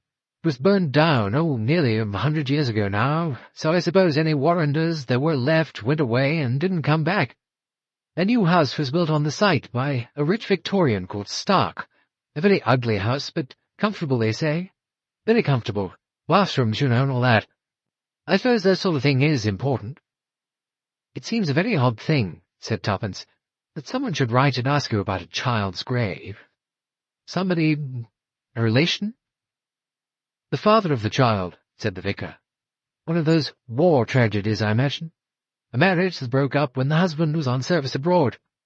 The young wife ran away with another man while the husband was serving abroad. There was a child he'd never seen. She'd be grown up by now, I suppose, if she were alive. It must be 20 years ago or more. Isn't it a long time after to be looking for her? Apparently he only heard there was a child quite recently. The information came to him by pure chance. Curious story, the whole thing. What made him think that the child had been buried here? I gather somebody who had come across his wife in wartime had told him that his wife had said she was living at Sutton, Chancellor. It happens, You meet someone, a friend or acquaintance you haven't seen for years, and they sometimes can give you news from the past that you wouldn't get in any other way. But she's certainly not living here now. Nobody of that name has lived here, not since I've been here, or in the neighbourhood as far as I know. Of course, the mother might have been going by another name. However, I gather the father is employing solicitors and inquiry agents and all that sort of thing, and they will probably be able to get results in the end. It will take time. Was it your poor child? murmured Tuppence. I beg your pardon, my dear? Oh, nothing, said Tuppence. Something somebody said to me the other day. Was it your poor child? It's a rather startling thing to hear suddenly, but I don't really think the old lady who said it knew what she was talking about. I know. I'm often the same. I say things, and I really don't know what I mean by them. Most vexing. I expect you know everything about the people who live here now, said Tuppence. Well, there are certainly not very many to know. Yes. Why, is there something you wanted to know about? I wondered if there had ever been a Mrs Lancaster living here. Lancaster? No, I don't think I recollect that name. And there's a house. I was driving today rather aimlessly, not minding particularly where I went, just following lanes. Oh, I know, very nice, the lanes round here. And you can find quite rare specimens, botanical, I mean, in the hedges here. Nobody ever picks flowers in these hedges. We never get any tourists round here, or that sort of thing. Yes, I found some very rare specimens sometimes. Dusty crane's bell, for instance. There was a house by a canal, said Tuppence, refusing to be sidetracked into botany, near a little humpbacked bridge. It was about 2 miles from here. I wonder what its name was. Let me see. Canal, humpback bridge. Well, there are several houses like that. There's Merricott Farm. Oh, it wasn't a farm. Ah. Now, I expect it was the Perry's house. Amos and Alice Perry. That's right, said Tuppence. Mr. and Mrs. Perry. She's a striking looking woman, isn't she? Interesting, I always think. Very interesting. Medieval face, don't you think so? She's going to play the witch in our play we're getting up. The school children, you know. She looks rather like a witch, doesn't she? Yes, said Tuppence. A friendly witch. As you say, my dear, absolutely right, yes, a friendly witch. But he... yes, poor fellow, said the vicar. Not completely compos mentis. But no harm in him. They were very nice. They asked me in for a cup of tea, said Tuppence. But what I wanted to know was the name of the house. I forgot to ask them. They're only living in half of it, aren't they? Yes, yes. It's what used to be called the old kitchen quarters. They call it Waterside, I think, though I believe the ancient name for it was Watermead. A pleasanter name, I think. Who does the other part of the house belong to? Well, the whole house used to belong originally to the Bradleys. That was a good many years ago. Yes, 30 or 40 at least, I should think. And then it was sold, and then sold again, and then it remained empty for a long time. When I came here, it was just being used as a kind of weekend place by some actress, Miss Margrave, I believe. She was not here very much, just used to come down from time to time. I never knew her. She never came to church. I saw her in the distance sometimes. A beautiful creature, a very beautiful creature. Who does it actually belong to now? Tuppence persisted. Oh, I've no idea. Possibly it still belongs to her. The part the Perrys live in is only rented to them. I recognized it, you know, said Tuppence, as soon as I saw it, because I've got a picture of it. Oh, really? Oh, that must have been one of Boscombe's, or what's his name, Boscobel. I can't remember now. Some name like that. He was a Cornishman, fairly well-known artist, I believe. I rather imagine he's dead now. Yes, he used to come down here fairly often. He used to sketch all round this part of the world. He did some oils here, too. Very attractive landscapes, some of them. This particular picture, said Tuppence, was given to an old aunt of mine who died about a month ago. It was given to her by a Mrs Lancaster. That's why I asked if you knew the name. But the vicar shook his head once more. Lancaster? Lancaster. No, I don't seem to remember the name. Ah! But here's the person you must ask. Our dear Miss Bligh. Very active Miss Bligh is. She knows all about the parish. She runs everything. The Women's Institute, the Boy Scouts, and the Guides, everything. You ask her. She's very active. Very active indeed. The vicar sighed. The activity of Miss Bligh seemed to worry him. Nellie Bligh, they call her in the village. The boys sing it after her sometimes. Nellie Bligh, Nellie Bligh. It's not her proper name. That's something more like, Gertrude or Geraldine. Miss Bligh, who was the tweed-clad woman Tuppence had seen in the church, was approaching them at a rapid trot, still holding a small watering can. She eyed Tuppence with deep curiosity as she approached, increasing her pace and starting a conversation before she reached them. "Finished my job?" she exclaimed merrily. "Had a bit of a rush today. Oh, yes, had a bit of a rush. Of course, as you know, Vicar, I usually do the church in the morning, but today we had the emergency meeting of the parish rooms, and really, you wouldn't believe the time it took. So much argument, you know. I really think sometimes people object to things just for the fun of doing so. Mrs. Partington was particularly irritating, wanting everything fully discussed, you know, and wondering whether we got enough different prices from different firms. I mean, the whole thing is such a small cost anyway that really a few shillings here or there can't make much difference, and Birkenheads have always been most reliable. I don't think really, Vicar, you know that you ought to sit on that tombstone." "Irreverent, perhaps," suggested the vicar. "Oh, no, of course not. I didn't mean that at all, vicar. I meant the stone. You know, the damp does come through, and with your rheumatism—" Her eyes slid sideways to Tuppence, questioningly. "Let me introduce you to Miss Bligh," said the vicar. This is, He hesitated. "Mrs. Beresford," said Tuppence. "Ah, yes," said Miss Bligh. "I saw you in the church, didn't I, just now, looking round it? I would have come and spoken to you, caught your attention to one or two interesting points, but I was in such a hurry to finish my job." "I ought to have come and helped you," said Tuppence in her sweetest voice, "but it wouldn't have been much use, would it, because I could see you knew so exactly where every flower ought to go." "Well, now, it's very nice of you to say so, but it's quite true. I've done the flowers in the church for, I don't know how many years it is. We let the school children arrange their own particular pots of wild flowers for festivals, though of course they hadn't the least idea, poor little things. I do think a little instruction, but Mrs. Peake will never have any instruction. She's so particular. She says it spoils their initiative. Are you staying down here?" she asked Tuppence. "I was going on to Market Basing," said Tuppence. "Perhaps you can tell me a nice, quiet hotel to stay there?" "Well, I expect you'll find it a little disappointing. It's just a market town, you know. It doesn't cater at all for the motoring trade.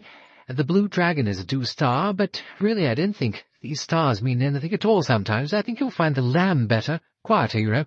Are you staying there for long?" "Oh, no," said Tuppence, "just a day or two while I'm looking round the neighbourhood." "But not very much to see, I'm afraid. No interesting antiquities or anything like that. We're purely a rural and agricultural district," said the vicar. "But peaceful, you know, very peaceful. As I told you, some interesting wild flowers." "Ah, yes," said Tuppence.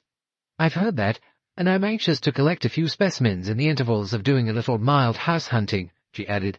"Oh, dear, how interesting," said Miss Bligh. "Are you thinking of settling in this neighbourhood?" "Well, my husband and I haven't decided very definitely on any neighbourhood in particular," said Tuppence, "and we're in no hurry. He won't be retiring for another 18 months. But it's always as well, I think, to look about.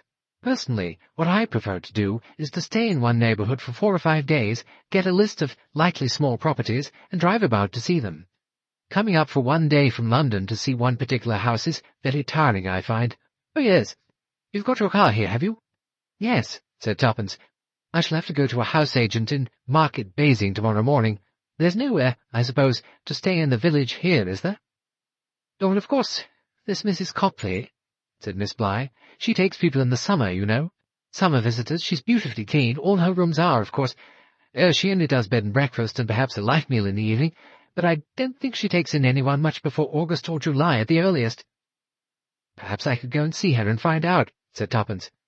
"Oh, she's a very worthy woman," said the vicar. "Her tongue wags a good deal," he added. "She never stops talking, not for 1 single minute."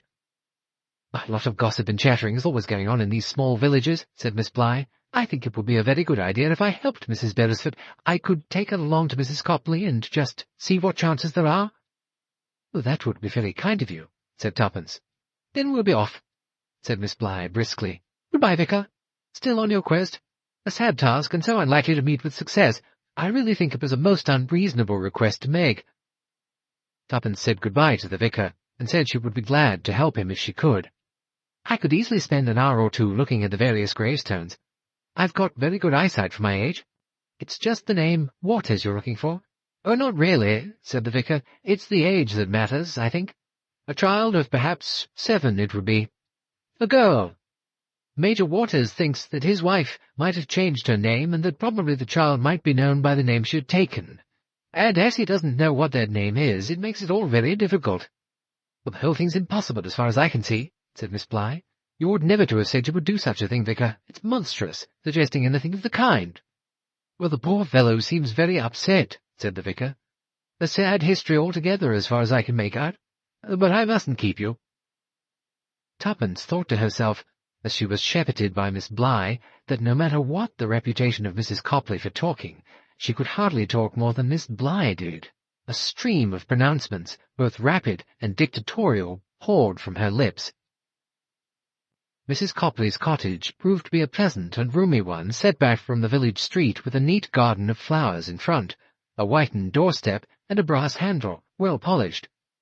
Mrs. Copley herself seemed to Tuppence like a character straight out of the pages of Dickens. She was very small and very round, so that she came rolling towards you rather like a rubber ball. She had bright twinkling eyes, blonde hair rolled up in sausage curls on her head, and an air of tremendous vigour. After displaying a little doubt to begin with, "Well, I don't usually, you know. No, my husband and I say, summer visitors, that's different. Everyone does that if they can nowadays, and have to, I'm sure. But not this time of year so much, we don't. Not until July. However, if it's just for a few days, and the lady wouldn't mind things being a bit rough, perhaps." Tuppence said she didn't mind things being rough, and Mrs. Copley, having surveyed her with close attention, whilst not stopping her flow of conversation, said perhaps the lady would like to come up and see the room, and then things might be arranged. At that point, Miss Bligh tore herself away with some regret, because she had not so far been able to extract all the information she wanted from Tuppence as to where she came from, what her husband did, how old she was, if she had any children, and any other matters of interest. But it appeared that she had a meeting at her house over which she was going to preside, and was terrified at the risk that someone else might seize that coveted post. "You'll be quite all right with Mrs. Copley," she assured Tuppence. "She'll look after you, I'm sure. Now, what about your car?" "Oh, I'll fetch it presently," said Tuppence. "Mrs. Copley will tell me where I had better put it. I can leave it outside here, really, because it isn't a very narrow street, is it?" "Oh, my husband can do better than that for you," said Mrs. Copley. "He'll put it in the field for you, just round the side lane here. It'll be quite all right there. There's a shed he can drive it into." Things were arranged amicably on that basis, and Miss Bligh hurried away to her appointment. The question of an evening meal was next raised. Tuppence asked if there was a pub in the village. "Oh, well, we have nothing as a lady could go to," said Mrs. Copley. "But if you'd be satisfied with a couple of eggs and a slice of ham and maybe some bread and homemade jam—" Tuppence said that would be splendid. Her room was small but cheerful and pleasant, with a rosebud wallpaper and a comfortable-looking bed, and a general air of spotless cleanliness.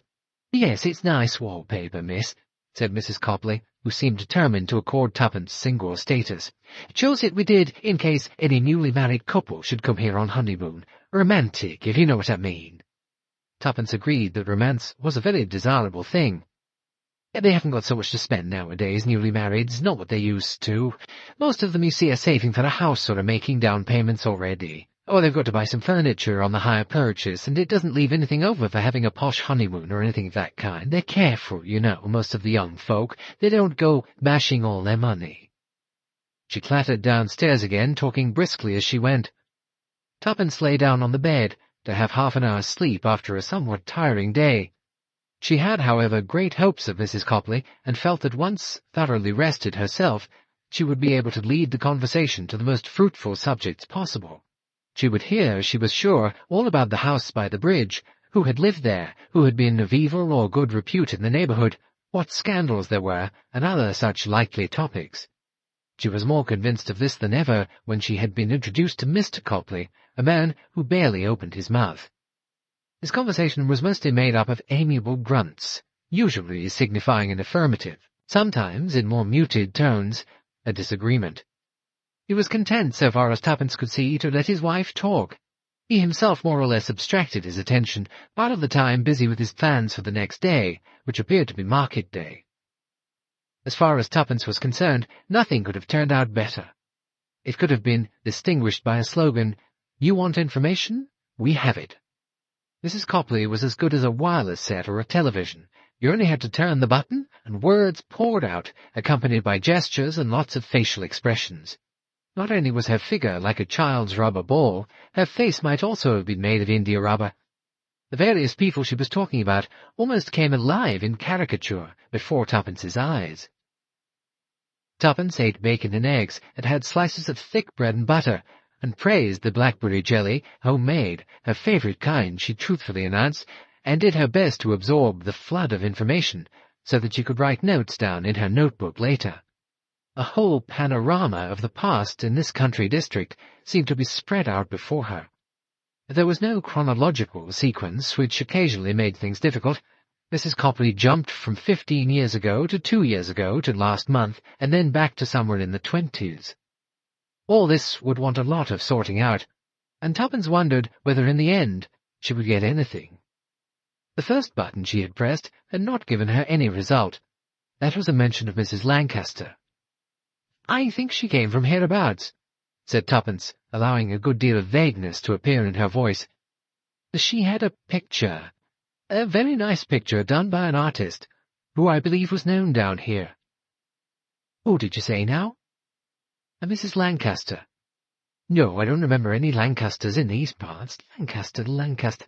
A gentleman had a car accident, and I remember. No, it's the car I'm thinking of. A Lancaster, that was. No, Mrs Lancaster. No, it wouldn't be Miss Bolton, would it? She'd be about 70 now, I think. She might have married a Mr Lancaster. She went away and travelled abroad, and I do hear she married someone." "The picture she gave my aunt was by a Mr Boscobel, I think the name was," said Tuppence. "What a lovely jelly! I don't put no apple in it either, like most people do. Makes it gel better, they say, but I find it takes all the flavour out." "Yes," said Tuppence, "I quite agree with you, it does." "What did you say, now? It began with a B, but I didn't quite catch it." "Boscobel, I think. Oh, I remember Mr Boscawen. Well, let's see now. That must have been 15 years ago it was. At least he came down here. He came several years running, he did. He liked the place. Actually rented a cottage, one of Farmer Hart's cottages it was, that he'd get for his labourer, but they built a new one, they did, the council. 4 new cottages, specially for labourers. Regular artist, Mr B was," said Mrs Copley. "Funny kind of coat he used to wear, sort of velvet or corduroy. It used to have holes in the elbows, and he wore green and yellow shirts, he did. Oh, very colourful he was. I liked his pictures, I did. He had a showing of them one year, out about Christmas time it was, I think. No, of course it must have been in the summer. He wasn't here in the winter. Yes, very nice. Nothing exciting, if you know what I mean. Just a house with a couple of trees or 2 cows looking over a fence, but all nice and quiet and pretty colours. Not like some of these young chaps nowadays." "Do you have a lot of artists up here?" "Oh, not really. Oh, no, not to speak of. 1 or 2 ladies comes down in the summer and does sketching sometimes, but I don't think much of them. We had a young fellow a year ago, called himself an artist, didn't shave properly. I can't say I liked any of his pictures much. Funny colours, all swirled around anyhow. Nothing you could recognise a bit. Sold a lot of his pictures, he did, at that. And they weren't cheap, mind you." "Ought to have been £5, said Mr Copley, entering the conversation for the first time so suddenly that Tuppence jumped. "What my husband thinks is," said Mrs Copley, resuming her place as interpreter to him, "he thinks no picture ought to cost more than £5. Paints wouldn't cost as much as that. That's what he says, don't you, George?" "Aye," said George. "And Mr Boscawen painted a picture of that house by the bridge and the canal, and Waterside, or Watermead, isn't it called? I came that way today." "Oh, you came along that road, did you? It's not much of a road, is it? Very narrow. Lonely, that house is, I always think. I wouldn't like to live in that house, too lonely. Don't you agree, George?" George made the noise that expressed faint disagreement, and possibly contempt at the cowardice of women. "That's where Alice Perry lives, that is," said Mrs Copley. Tuppence abandoned her researches on Mr Boscawen to go along with an opinion on the Perrys.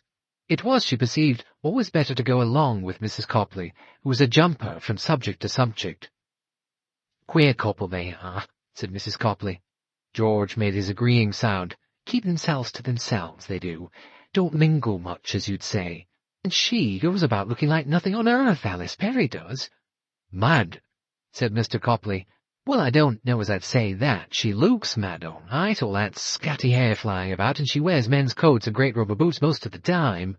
And she says odd things and doesn't sometimes answer you right when you ask her a question, but I wouldn't say she was mad. Peculiar, that's all." "Do people like her?" "Nobody knows it hardly. Although they've been here several years, there's all sorts of tales about her, but then there's always tales." "What sort of tales?" Direct questions were never resented by Mrs Copley, who welcomed them as one who was only too eager to answer.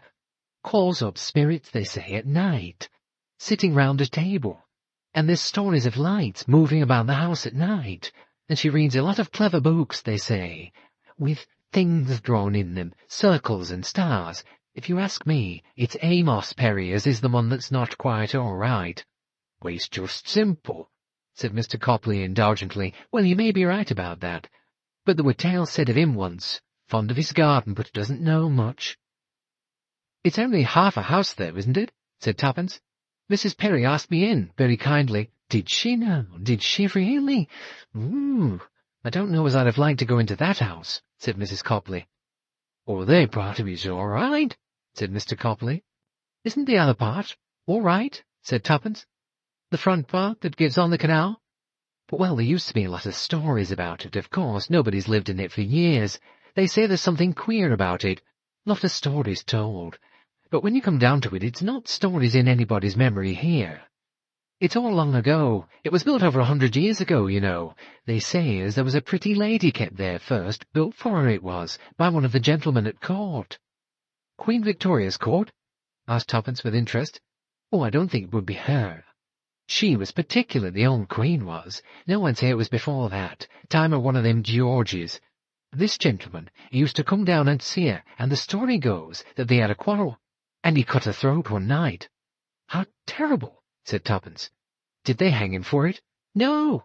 Oh, no. There was nothing of that sort. The story is, you see, that he had to get rid of the body, and he walled her up in the fireplace. Walled her up in the fireplace? Some ways they tell it. They say she was a nun, and she'd run away from a convent, and that's why she had to be walled up. That's what they do at convents. But it wasn't nuns who walled her up. Oh, no, he did it. I love her. What had done her in? And he bricked up all the fireplace, they say, and nailed a big sheet of iron over it. Anyway, she was never seen again, poor soul, walking about in her fine dresses. Some said, of course, she'd gone away with him. Gone away to live in town or back to some other place. People used to hear noises and see lights in the house, and a lot of people don't go near it after dark. But what happened later? Said Tuppence, feeling that to go back beyond the reign of Queen Victoria seemed a little too far into the past for what she was looking for. Well, I don't rightly know as there was very much. A farmer called Blodgett took it over when it came up for sale, I believe. He weren't there long either. What they called a gentleman farmer, that's why he liked the house, I suppose. But the farming land wasn't much use to him, and he didn't know how to deal with it, so he sold it again. Changed hands ever so many times it has. Always builders coming along and making alterations, new bathrooms, that sort of thing. A couple had it who were doing chicken farming, I believe, at one time. But it got a name, you know, for being unlucky. But all that's a bit before my time. I believe Mr. Boscawen himself thought of buying it at one time. That was when he painted the picture of it. What sort of age was Mr. Boscawen when he was down here? 40, I would say, or maybe a bit more than that. He was a good-looking man in his way. Run into fat a bit, though. Great one for the girls, he was. Said Mr. Copley. It was a warning grunt this time. Ah, well, we all know what artists are like, said Mrs. Copley, including Tuppence in this knowledge. Go over to France a lot, you know, and get French ways they do. He wasn't married? Not then he wasn't. Not when he was first down here. But keen he was on Mrs. Charrington's daughter. But nothing came of it. She was a lovely girl, though, but too young for him. She wasn't more than 25. Who was Mrs. Charrington? Tuppence felt bewildered at this introduction of new characters. What the hell am I doing here, anyway? She thought suddenly, as waves of fatigue swept over her. I'm just listening to a lot of gossip about people and imagining things like murder which aren't at all true. I can see now. It started when a nice but addle-headed old pussy got a bit mixed up in her head and began reminiscing about stories this Mr. Boscawen, or someone like him, who may have given the picture to her, told about the house, and the legends about it of someone being walled up alive in a fireplace. Then she thought it was a child, for some reason. And here I am, going round investigating mares' nests. Tommy told me I was a fool, and he was quite right. I am a fool. She waited for a break to occur in Mrs. Copley's even flow of conversation, so that she could rise, say good-night politely, and go upstairs to bed. Mrs. Copley was still in full and happy spate. Mrs. Charrington. Oh, she lived in Watermead for a bit, said Mrs. Copley. Mrs. Charrington and her daughter. She was a nice lady, she was, Mrs. Charrington. Widow of an army officer, I believe, badly off, but the house was being rented cheap. Did a lot of gardening. She was very fond of gardening. Not much good at keeping the house clean, she wasn't. I went in and obliged for her once or twice, but I couldn't keep it up. I had to go on my bicycle, you see. It's over 2 miles. Weren't any buses along that road. Did you live there long? Well, not more than 2 or 3 years, I think. Got scared, I expect, after the troubles came, and then she had her own troubles about her daughter, too. Lillian, I think her name was. Tuppence took a draught of the strong tea with which the meal was fortified, and resolved to get finished with Mrs. Charrington before seeking repose. What was the trouble about the daughter? Mr. Boscawen? No, it wasn't Mr. Boscawen that's got her into trouble. I'll never believe that. It was the other one. Who was the other one? Asked Tuppence. Someone else who lived down here? Oh, I don't think he lived down in these parts. Someone she'd met up in London. She went up there to study ballet dancing, would it be, or art? Mr. Boscawen arranged for her to join some school there. Slade, I think its name was. Slade? Suggested Tuppence. May have been, that sort of name. Anyway, she used to go up there, and that's how she got to know this fellow, whoever he was. Her mother didn't like it. She forbade her to meet him. Fat what a good that was likely to do. She was a silly woman in some ways, like a lot of those army officers' wives were, you know. She thought girls would do as they were told. Behind the times she was. Been out in India and those parts. But when it's a question of a good-looking young fellow, and you take your eye off a girl, you won't find she's doing what you told her, not her. He used to come down here now and then, and they used to meet outside. And then she got into trouble, did she? Tuppence said, using the well-known euphemism, hoping that under that form it would not offend Mr. Copley's sense of propriety. Must have been him, I suppose. Anyway, there it was, plain as plain. I saw how it was long before her own mother did. Beautiful creature she was, big and tall and handsome. But I don't think, you know, that she was the one that could stand up to things. She'd break up, you know, used to walk about rather wild-like, muttering to herself. If you ask me, he treated her bad, that fellow did, went away and left her when he found out what was happening. Of course, her mother as was a mother, her would have gone and talked to him and made him see where his duty lay, but Mrs. Charrington, she wouldn't have had the spirit to do that. Anyway, her mother got wise, and she took the girl away, shut up the house she did afterwards, and it was put up for sale. They came back to pack up, I believe, but they never came to the village or said anything to anyone. They never came back here, neither of them. There was some story got round. I never knew if there was any truth in it. Some folk will make up anything, said Mr. Copley unexpectedly. Well, you're right there, George. Still, there may have been true. Such things happen, and as you say, that girl didn't look quite right in the head to me. But what was the story? Demanded Tuppence. Well, really, I don't like to say. It's a long time since, and I wouldn't like to say anything I wasn't sure of. It was Mrs. Babcock's Louise who put it about. Awful liar, that girl was. The things she'd say, anything to make up a good story. But what was it? Said Tuppence. She said this Charrington girl had killed the baby, and after that killed herself. Said her mother went half mad with grief, and her relations had to put her in a nursing home. Again Tuppence felt confusion mounting in her head. She felt almost as though she was swaying in her chair. Could Mrs. Charrington be Mrs. Lancaster? Changed her name? Gone slightly batty? Obsessed about her daughter's fate? Mrs. Copley's voice was going on remorselessly. I never believed a word of that myself. That Babcock girl would say anything. We weren't listening much to hearsay and stories just then. We'd had other things to worry about. Scared stiff we'd been all over the countryside, on account of the things that had been going on, real things. Why? What had been happening? Asked Tuppence, marvelling at the things that seemed to happen, and to centre round the peaceful-looking village of Sutton, Chancellor. Why, I dare say, as you'll have read about it all in the papers at the time. Let's see, near as possible, it would have been 20 years ago. You'll have read about it for sure. Child murders. Little girl of 9 years old first. Didn't come from school one day. The whole neighbourhood was out searching for her. Dingley Cop she was found in. Strangled she'd been. Makes me shiver still to think of it. Well, that was the first, and about 3 weeks later another. The other side of Market Basing that was, but within the district, as you might say. A man with a car could have done it easy enough. And then there were others, not for a month or two sometimes, and then there'd be another one. Not more than a couple of miles from here one was, almost in the village, though. Didn't the police, didn't anyone know who'd done it? Well, they tried hard enough, said Mrs. Copley. Detained a man quite soon, they did. Someone from t'other side of Market Basing. Said he was helping them in their inquiries. You know what that always means. They think they've got him. They pulled in first one, and then another, but always after 24 hours or so they let them go again. Found out he couldn't have done it, or wasn't in these parts, or somebody gave him an alibi. You don't know this, said Mr. Copley. They may have known quite well who done it. I'd say they did. That's often the way of it, or so I've heard. The police know who it is, but they can't get evidence.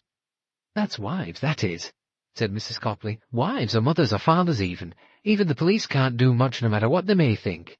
A mother says, my boy was here that night at dinner, or his young lady says she went to the pictures with him that night. And he was with her the whole time, or a father says that he and his son were out in the far field together doing something. Well, you can't do anything against it. They may think the father or the mother or his sweetheart's lying, but unless someone else comes along and says they saw the boy or the man or whatever it is in some other place, there's not much they can do. It was a terrible time. Right it up we all were around here. When we heard another child was missing, we'd make parties up. Aye, that's right, said Mr. Copley. When they got together, they'd go out and they'd search. Sometimes they found her at once, and sometimes they wouldn't find her for weeks. Sometimes she was quite near her home, in a place you'd have thought we must have looked at already. Maniac, I suppose it must have been. It's awful," said Mrs. Copley in a righteous tone. "It's awful. That there should be men like that. They ought to be shot. They ought to be strangled themselves, and I'd do it for them, for one, if anyone would let me. Any man who kills children and assaults them, what's the good of putting them in loony bins and treating them with all the home comforts and living soft? And then sooner or later they let them out again, say they're cured and send them home. That happened somewhere in Norfolk. My sister lives there, and she told me about it. He went back home, and 2 days later he'd done in someone else. Crazy they are, these doctors, some of them, saying these men are cured when they're not." "And you've no idea up here who it might have been?" said Tuppence. "Do you really think it was a stranger?" "Might have been a stranger to us, but it must have been someone living within, I'd say a range of 20 miles around. It mightn't have been here in this village." "You always thought it was, Liz." "You get het up," said Mrs. Copley. "You think it's sure to be here in your own neighbourhood because you're afraid, I suppose. I used to look at people. So did you, George. You'd say to yourself, I wonder if it could be that chap. He seemed a bit queer lately, that sort of thing." "I don't suppose he really looked queer at all," said Tuppence. "He probably just looked like everyone else." "Yes, it could be you've got something there. I've heard it said you wouldn't know. And whoever it was, it never seemed mad at all, but other people say there's always a terrible glare in their eyes." "Jeffries. He was the sergeant of police here then," said Mr. Copley. "He always used to say he had a good idea, but there was nothing doing." "They never caught the man?" "No. Over 6 months it was, nearly a year. Then the whole thing stopped, and there's never been anything of the kind round here since. No, I think he must have gone away altogether. That's what makes people think they might know who it was." "You mean because of people who did leave the district?" "Well, of course it made people talk, you know. They'd say it might be so-and-so." Tuppence hesitated to ask the next question, but she felt that with Mrs. Copley's passion for talking, it wouldn't matter if she did. "Who did you think it was?" she asked. "Well, it's that long ago, I hardly like to say, but there was names mentioned, talked of, you know, and looked at. Some has thought it might be Mr. Boscawen." "Did they?" "Yes, being an artist and all, you know. Artists are queer, they say that, but I didn't think it was him." "There was some as said it was Amos Berry," said Mr. Copley. "Mrs. Berry's husband?" "Yes, he's a bit queer, you know. Simple-minded, he's the sort of chap that might have done it." "Were the Perrys living here then?" "Yes, not at Watermead. They had a cottage about 4 or 5 miles away. Police had an eye on him, I'm sure of that." "Couldn't get anything out of him, though," said Mrs. Copley. "His wife spoke for him always. Stayed at home with them in the evenings, he did. Always, she said. Just went along sometimes to the pub on a Saturday night. But none of these murders took place on a Saturday night, so there wasn't anything in that. Besides, Alice Perry was the kind you'd believe when she gave evidence. She'd never let up or back down. You couldn't frighten her out of it. Anyway, he's not the one. I never thought so. I know I've got nothing to go on, but I've a sort of feeling if I had to put my finger on anyone, I'd have put it on Sir Philip." "Sir Philip?" Again Tuppence's head reeled. Yet another character was being introduced. "Sir Philip, who's Sir Philip?" she asked. "Sir Philip Stark. Lives up in the Warrender house. Used to be called the Old Priory when the Warrenders lived in it before it burnt down. You can see the Warrender graves in the churchyard and tablets in the church, too. Always been Warrenders here, practically since the time of King James." "Was Sir Philip a relation of the Warrenders?" "No, made his money in a big way, I believe, or his father did. Steelworks, or something of that kind. Odd sort of man was Sir Philip. The works were somewhere further up north, but he lived here. Kept to himself, he did. What they call a wreck something." "Recluse?" suggested Tuppence. "That's the word I'm looking for. Pale he was, you know, and thin and bony and fond of flowers. He was a botanist. Used to collect all sorts of silly little wild flowers, the kind you wouldn't look at twice. He even wrote a book on them, I believe. Yes, he was clever, very clever. His wife was a nice lady, very handsome, but sad-looking, I always thought." Mr. Copley uttered one of his grunts. "You're daft," he said. "Thinking it might be Sir Philip. He was fond of children, Sir Philip was. He was always giving parties for 'em." "Yes, I know, always giving fetes, having lovely prizes for the children, egg and spoon races, all those strawberry and cream teas he'd give. He'd no children of his own, you see. Often he'd stop children in a lane and give them a sweet or give them a sixpence to buy sweets, but I don't know. I think he overdid it. He was an odd man. I thought there was something wrong when his wife suddenly upped and left him." When does his wife leave him? Oh, it'd be about 6 months after this trouble began. 3 children had been killed by then. Lady Stark went away suddenly to the south of France, and she never came back. She wasn't the kind you'd say to do that. She was a quiet lady, respectable. It's not as though she left him for any other man. No, she wasn't the kind to do that. So why did she go and leave him? I always say it's because she knew something, found out about something. Is he still living here? Well, not regularly, isn't he? Comes down once or twice a year, but the house is kept shut up most of the time, with a caretaker there, Miss Bligh in the village. She used to be his secretary. She sees to things for him. And his wife? Oh, she's dead, poor lady. Died soon after she went abroad. There's a tablet put up to her in the church. Awful for her, it would be. Perhaps she wasn't sure at first, then perhaps she began to suspect her husband, and then perhaps she got to be quite sure she couldn't bear it, and she went away. Oh, the things you women imagine, said Mr. Copley. All I say is there was something that wasn't right about Sir Philip. He was too fond of children, I think, and it wasn't in a natural kind of way. Women's fancies, said Mr. Copley. Mrs. Copley got up and started to move things off the table. About time, said her husband. You'll give this lady here bad dreams if you go on about things as were over years ago and have nothing to do with anyone here any more. It's been very interesting hearing, said Tuppence, but I am very sleepy. I think I'd better go to bed now. Well, we usually goes to bed early, said Mrs. Copley, and you'll be tired after the long day you've had. I am. I'm frightfully sleepy. Tuppence gave a large yawn. Well, good night, and thank you very much. Would you like a call and a cup of tea in the morning? 8 o'clock too early for you? No, that would be fine, said Tuppence. But don't bother if it's a lot of trouble. No trouble at all, said Mrs. Copley. Tuppence pulled herself wearily up to bed. She opened her suitcase, took out the few things she needed, undressed, washed, and dropped into bed. It was true what she had told Mrs. Copley. She was dead tired. The things she had heard passed through her head in a kind of kaleidoscope of moving figures, and all sorts of horrific imaginings. Dead children. Too many dead children. Tuppence wanted just one dead child, behind a fireplace. The fireplace had to do perhaps with Waterside, the child's doll.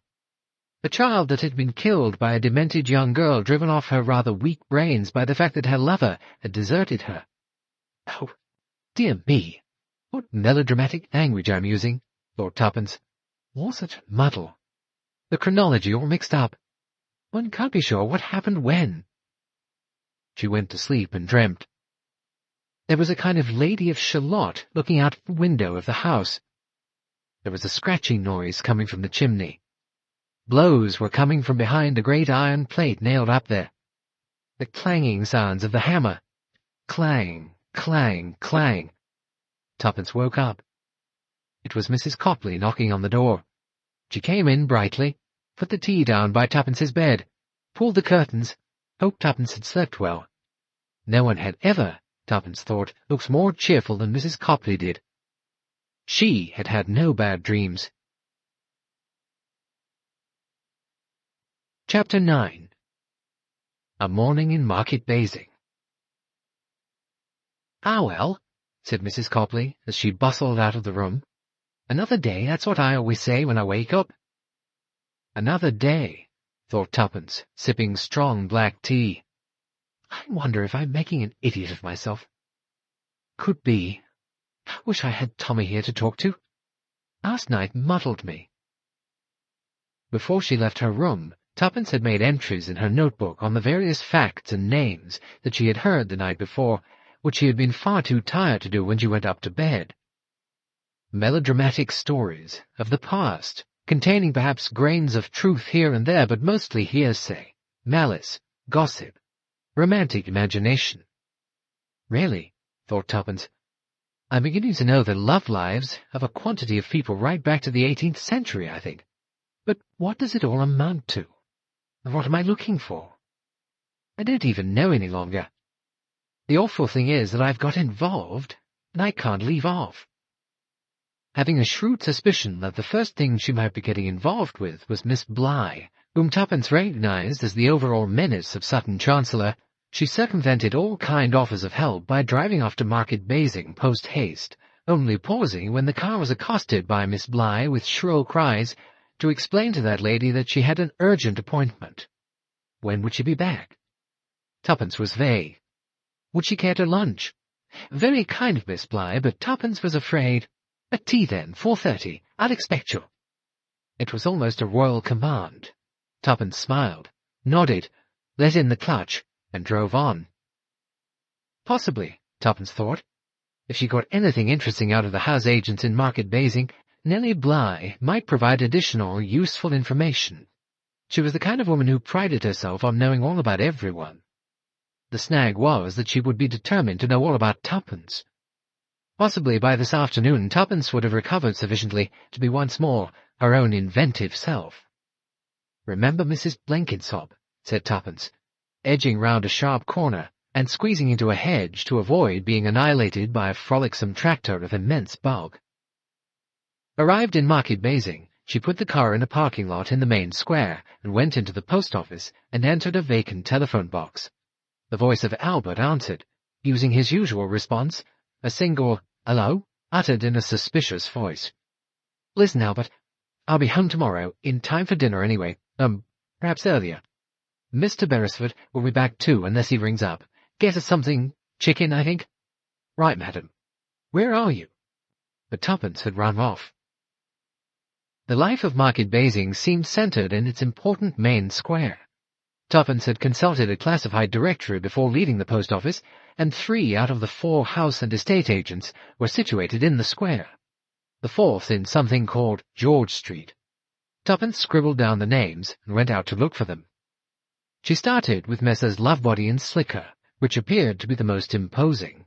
A girl with spots received her. "I want to make some inquiries about a house." The girl received this news without interest. Tuppence might have been inquiring about some rare animal. "Oh, I don't know, I'm sure," said the girl, looking round to ascertain if there were one of her colleagues to whom she could pass Tuppence on. "House," said Tuppence. "You are house agents, aren't you?" "House agents and auctioneers. The Cranberry Court auction's on Wednesday, if that's what you're interested in. Catalogue's 2 shillings. I'm not interested in auctions. I want to ask about a house. Furnished?" "Unfurnished. To buy or rent?" Spots brightened a little. "Oh, I think you better see Mr. Slicker." Tuppence was all for seeing Mr. Slicker, and was presently seated in a small office opposite a tweed-suited young man in horsey checks who began turning over a large number of particulars of desirable residences, murmuring comments to himself. 8 Munville Road, architect built 3-bed, American kitchen, oh, no, that's gone, Amabel Lodge, picturesque residence, 4 acres, reduced price for quick sale. Tuppence interrupted him forcefully. "I have seen a house I like the look of in Sutton Chancellor, or rather, near Sutton Chancellor, by a canal." "Sutton Chancellor?" Mr. Slicker looked doubtful. "Oh, I don't think we have any property there on our books at present. What name?" "Well, he doesn't seem to have any written up. Possibly Waterside or Rivermead. Once called Bridge House, I gather," said Tuppence. "The house is in 2 parts. One half is let, but the tenant there could not tell me anything about the other half, which fronts on the canal, and which is the one in which I am interested. It appears to be unoccupied."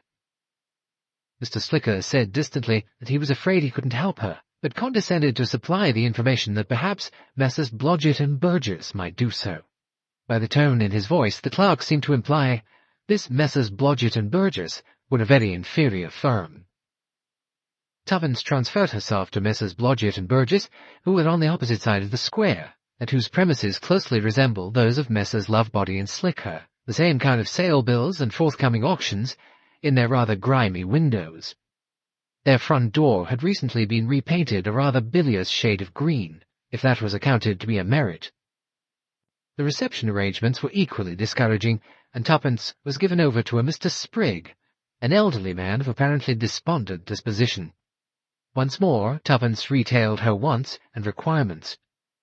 Mr. Sprigg admitted to being aware of the existence of the residence in question, but was not helpful, or, as far as it seemed, much interested. "Oh, it's not on the market, I'm afraid. The owner doesn't want to sell." "Who is the owner?" "Oh, really, I doubt if I know her. It has changed hands rather frequently here. There was a rumour at one moment of a compulsory purchase order. What did any local government want it for? Oh, really, Mrs. He glanced down at Tuppence's name, jotted down on his blotter. Mrs. Beresford. If you could tell me the answer to that question, you would be wiser than most victims are these days. The ways of local councils and planning societies are always shrouded in mystery. The rear portion of the house had a few necessary repairs done to it, and was let at an exceedingly low rent to yes, to a Mr. and Mrs. Perry.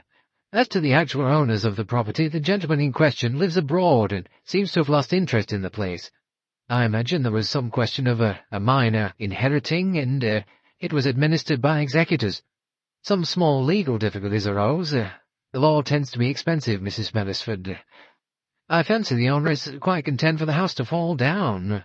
No repairs are done except to the portion the Perrys inhabit. The actual land, of course, might always prove valuable in the future. The repair of derelict houses is seldom profitable. If you're interested in a property of that kind, I'm sure we could offer you something far more worth your while. What, if I may ask, is there which especially appealed to you in this property? I like the look of it, said Tuppence. It's a very pretty house. I saw it first from the train. Oh, I see. Mr. Sprigg masked as best he could an expression of the foolishness of women is incredible, and said soothingly, Well, I should really forget all about it if I were you. I suppose you could write and ask the owners if they would be prepared to sell, or if you would give me their, or his address. We will get into communication with the owner's solicitors if you insist, but I can't hold out much hope. I suppose one always has to go through solicitors for everything nowadays. Tuppence sounded both foolish and fretful, and lawyers are always so slow over everything. Ah, yes, the law is prolific of delays. And so are banks, just as bad. Banks? Mr. Sprigg sounded a little startled. Well, so many people give you a bank as an address.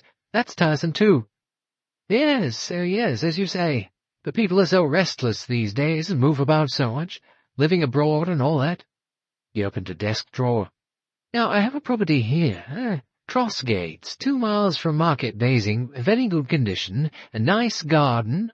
Tuppence rose to her feet. No, thank you. She bade Mr. Sprigg a firm good-bye, and went out into the square. She paid a brief visit to the third establishment, which seemed to be mainly preoccupied with sales of cattle, chicken farms, and general farms in a derelict condition. She paid a final visit to Messrs. Roberts and Wiley in George Street, which seemed to be a small but pushing business, anxious to oblige, but generally uninterested and ignorant of Sutton Chancellor, and anxious to sell residences as yet only half-built, at what seemed ridiculously exorbitant sums. An illustration of one made Tuppence shudder.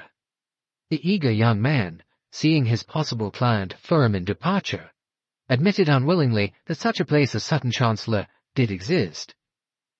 Sutton Chancellor, you mentioned. Better try Blodgett and Burgess in the square. They handle some property thereabouts, but it's all in very poor condition, run down. There's a pretty house near there by a canal bridge. I saw it from the train. Why does nobody want to live there? Oh, I know the place. This, riverbank, I know you wouldn't get anyone to live in it. Got a reputation as haunted. Oh, you mean ghosts? So they say, lots of tales about it, noises at night and groans. If you ask me, it's Death Watch Beetle. Oh dear, said Tuppence. It looks to me so nice and isolated. Oh, much too isolated, most people would say. Floods in winter. Think of that. I see there's a lot to think about, said Tuppence bitterly. She murmured to herself, as she sent her steps towards the Lamb and Flag, at which she proposed to fortify herself with lunch. A lot to think about. Floods, Death Watch Beetle, ghosts clanking chains, absentee owners and landlords, solicitors, banks, a house that nobody wants or loves, except perhaps me. Oh well, what I want now is food. The food at the Lamb and Flag was good and plentiful, hearty food for farmers rather than phony French menus for tourists passing through. Thick, savoury soup, leg of pork and apple sauce, Stilton cheese, or plums and custard if you preferred it, which Tuppence didn't. After a desultory stroll round, Tuppence retrieved her car and started back to Sutton Chancellor, unable to feel that her morning had been fruitful. As she turned the last corner, and Sutton Chancellor Church came into view, Tuppence saw the vicar emerging from the churchyard. He walked rather wearily. Tuppence drew up by him. "Are you still looking for that grave?" she asked. The vicar had one hand at the small of his back.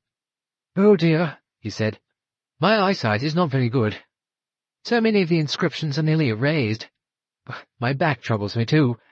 So many of these stones lie flat on the ground, really. When I bend over sometimes, I fear that I shall never get up again." "I shouldn't do it any more," said Tuppence. "If you've roped in the parish register and all that, you've done all you can."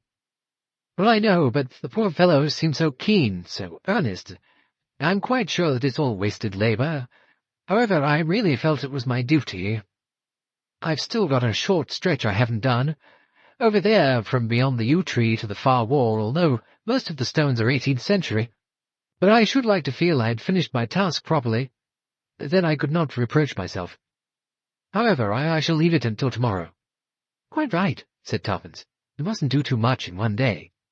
I tell you what," she added, "after I've had a cup of tea with Miss Bligh, I'll go and have a look myself." "From the yew tree to the wall, did you say?" "No, but I couldn't possibly ask you. That's all right. I shall quite like to do it. I think it's very interesting prowling round in a churchyard. You know, the older inscriptions give you a sort of picture of the people who lived here, and all that sort of thing. I shall quite enjoy it, I really shall. Do go back home and rest." "Well, of course, I really have to do something about my sermon this evening, it's quite true. You are a very kind friend, I'm sure, a very kind friend." He beamed at her and departed into the vicarage. Tuppence glanced at her watch. She stopped at Miss Bligh's house. Might as well get it over, thought Tuppence. The front door was open, and Miss Bligh was just carrying a plate of fresh-baked scones across the hall into the sitting-room. "Oh, so there you are, dear Mrs. Beresford. I'm so pleased to see you. Tea's quite ready. The kettle is on. I've only got to fill up the teapot. I hope you did all the shopping you wanted," she added, looking in a rather marked manner at the painfully evident empty shopping bag hanging on Tuppence's arm. "Well, I didn't have much luck, really," said Tuppence, putting as good a face on it as she could. "You know how it is sometimes. Just one of those days when people just haven't got the particular colour or the particular kind of thing you want. But I always enjoy looking round a new place, even if it isn't a very interesting one." A whistling kettle let forth a strident shriek for attention, and Miss Bligh shot back into the kitchen to attend to it, scattering a batch of letters waiting for the post on the hall table. Tuppence stooped to retrieve them, noticing as she put them back on the table that the topmost one was addressed to a Mrs. York, Rose Trellis Court, for elderly ladies, at an address in Cumberland. "Really," thought Tuppence, "I'm beginning to feel as if the whole of the country is full of nothing but homes for the elderly. I suppose in next to no time, Tommy and I will be living in one." Only the other day some would-be kind and helpful friend had written to recommend a very nice address in Devon. Married couples, mostly retired service people, quite good cooking, you brought your own furniture and personal belongings. Miss Bligh reappeared with the teapot, and the two ladies sat down to tea. Miss Bligh's conversation was of a less melodramatic and juicy nature than that of Mrs. Copley, and was concerned more with the procuring of information than of giving it. Tuppence murmured vaguely of past years of service abroad, the domestic difficulties of life in England, gave details of a married son and a married daughter, both with children, and gently steered the conversation to the activities of Miss Bligh in Sutton Chancellor, which were numerous: the Women's Institute, guides, scouts, the Conservative Ladies' Union, lectures, Greek art, jam-making, flower arrangement, the sketching club, the Friends of Archaeology, the vicar's health, the necessity of making him take care of himself, his absent-mindedness, unfortunate differences of opinion between churchwardens. Tuppence praised the scones, thanked her hostess for her hospitality, and rose to go. "You are so wonderfully energetic, Miss Bligh," she said. "How you manage to do all you do, I cannot imagine. I must confess that after a day's excursion and shopping, I like just a nice little rest on my bed. Just half an hour or so shut-eye, a very comfortable bed, too. I must thank you very much for recommending me to Mrs. Copley. A most reliable woman, though of course she talks too much. Oh, I found all her local tales most entertaining. Half the time she doesn't know what she's talking about. Are you staying here for long? Oh, no, I'm going home tomorrow. I'm disappointed at not having heard of any suitable little property. I had hopes of that very picturesque house by the canal. Well, you're well out of that. It's in a very poor state of repair. Absentee landlords. It's a disgrace. I couldn't even find out who it belongs to. I expect you know. You seem to know everything here. I've never taken much interest in that house. It's always changing hands. One can't keep pace. The Perrys live in half of it. The other half just goes to rack and ruin. Tuppence said good-bye again and drove back to Mrs. Copley's. The house was quiet and apparently empty. Tuppence went up to her bedroom, deposited her empty shopping bag, washed her face and powdered her nose, tiptoed out of the house again, looking up and down the street, then, leaving her car where it was, she walked swiftly around the corner and took a footpath through the field behind the village, which eventually led to a stile into the churchyard. Tuppence went over the stile into the churchyard, peaceful in the evening sun, and began to examine the tombstones, as she had promised. She had not really had any ulterior motive in doing so. There was nothing here she hoped to discover. It was really just kindness on her part. The elderly vicar was rather a dear, and she would like him to feel that his conscience was entirely satisfied. She had brought a notebook and a pencil with her in case there was anything of interest to note down for him. She had presumed she was merely to look for a gravestone that might have been put up commemorating the death of some child of the required age. Most of the graves here were of an older date. They were not very interesting, not old enough to be quaint or to have touching or tender inscriptions. They were mostly of fairly elderly people. Yet she lingered a little as she went along, making mental pictures in her mind. Jane Elwood departed this life January the 6th, aged 45. William Mao departed this life January the 5th, deeply regretted. Mary Treves, 5 years old, March the 14th, 1835. Well, that was too far back. In thy presence is the fullness of joy. Lucky little Mary Treves. She had almost reached the far wall now. The graves here were neglected and overgrown. Nobody seemed to care about this bit of the cemetery. Many of the stones were no longer upright, but lay about on the ground. The wall here was damaged and crumbling. In places it had been broken down. Being right behind the church, it could not be seen from the road, and no doubt children came here to do what damage they could. Tuppence bent over one of the stone slabs. The original lettering was worn away and unreadable, but heaving it up sideways, Tuppence saw some coarsely scrawled letters and words, also by now partly overgrown. She stopped to trace them with the forefinger, and got a word here and there. Whoever offend.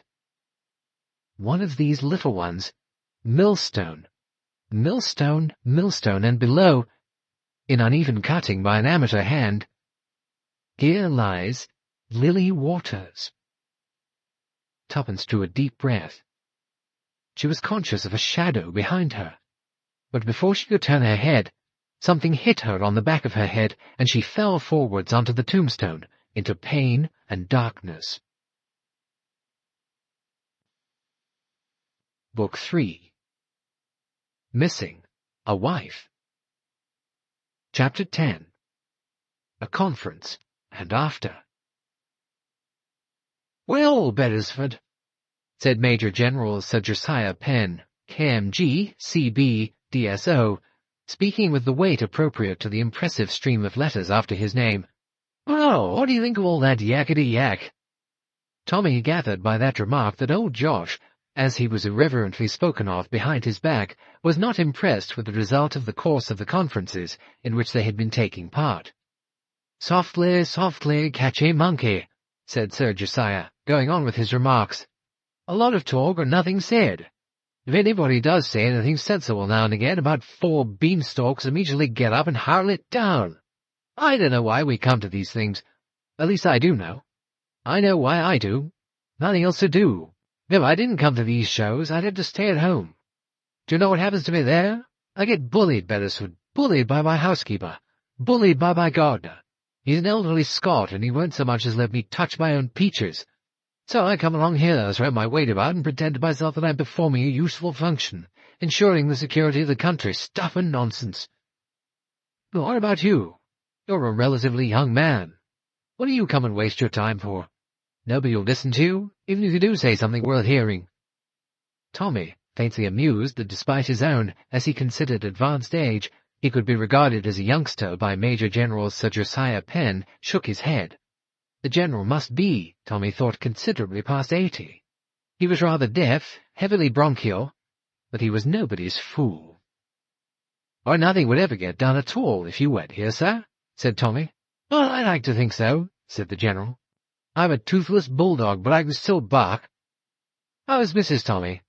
Haven't seen her for a long time." Tommy replied that Tuppence was well and active. Oh, she was always active. Used to make me think of a dragonfly sometimes, always darting off after some apparently absurd idea of her own. Then we'd find it wasn't absurd. "Good fun," said the general, with approval. "They're like these earnest middle-aged women you meet nowadays, all got a cause with a capital C. And as for the girls nowadays," he shook his head, "not what they used to be when I was a young man. Pretty as a picture they used to be then. Their muslin frocks, cloche hats they used to wear at one time, do you remember? No, I suppose you'd have been at school.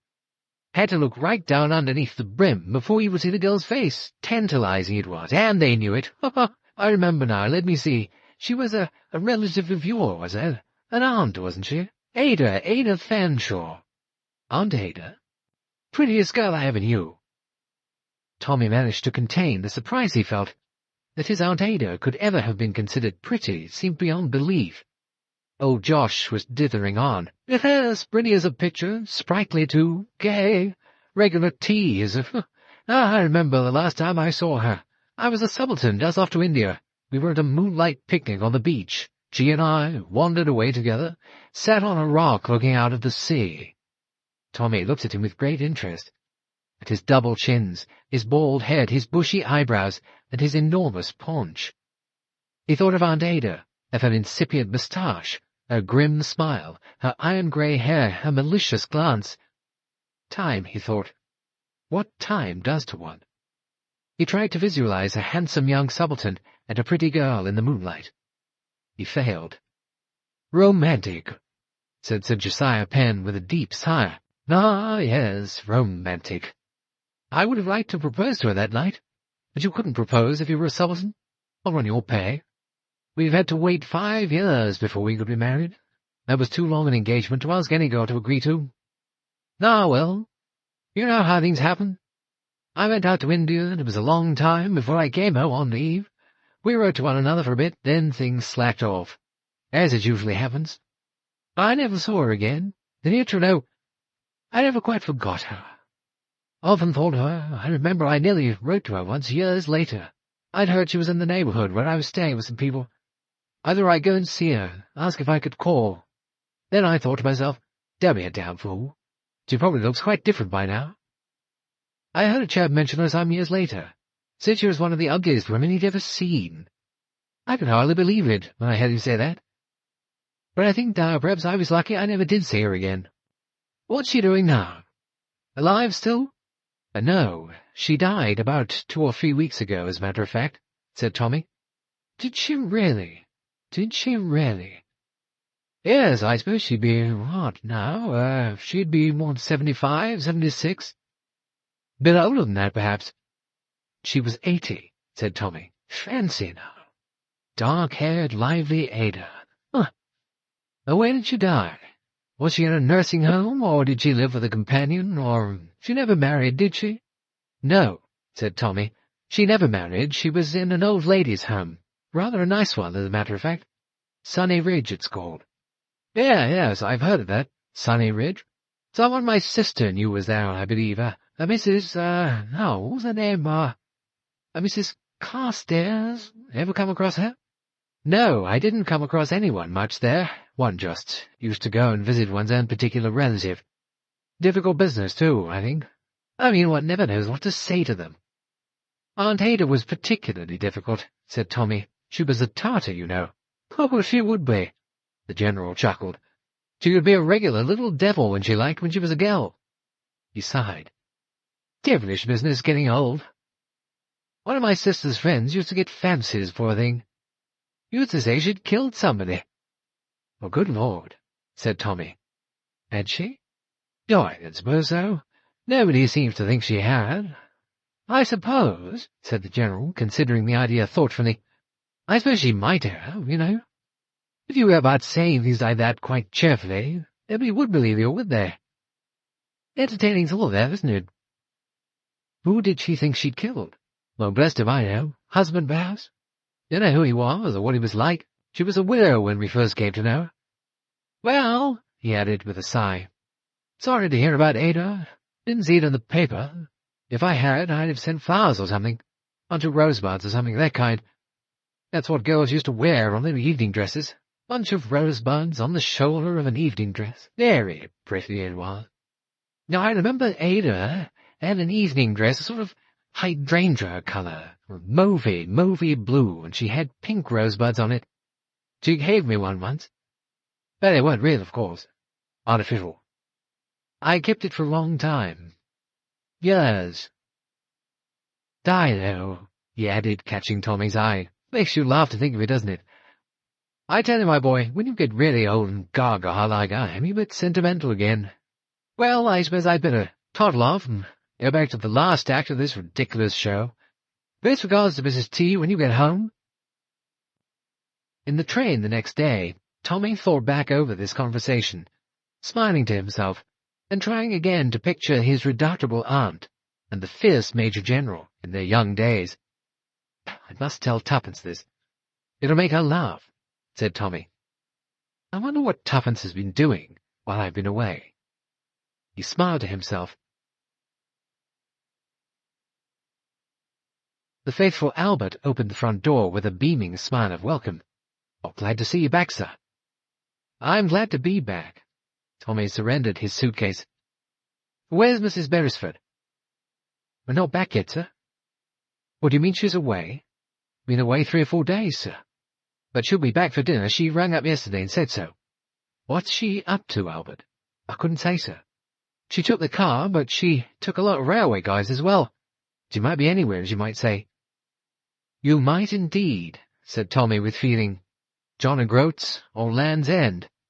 And probably missed the connection a little dither on the marsh on the way back.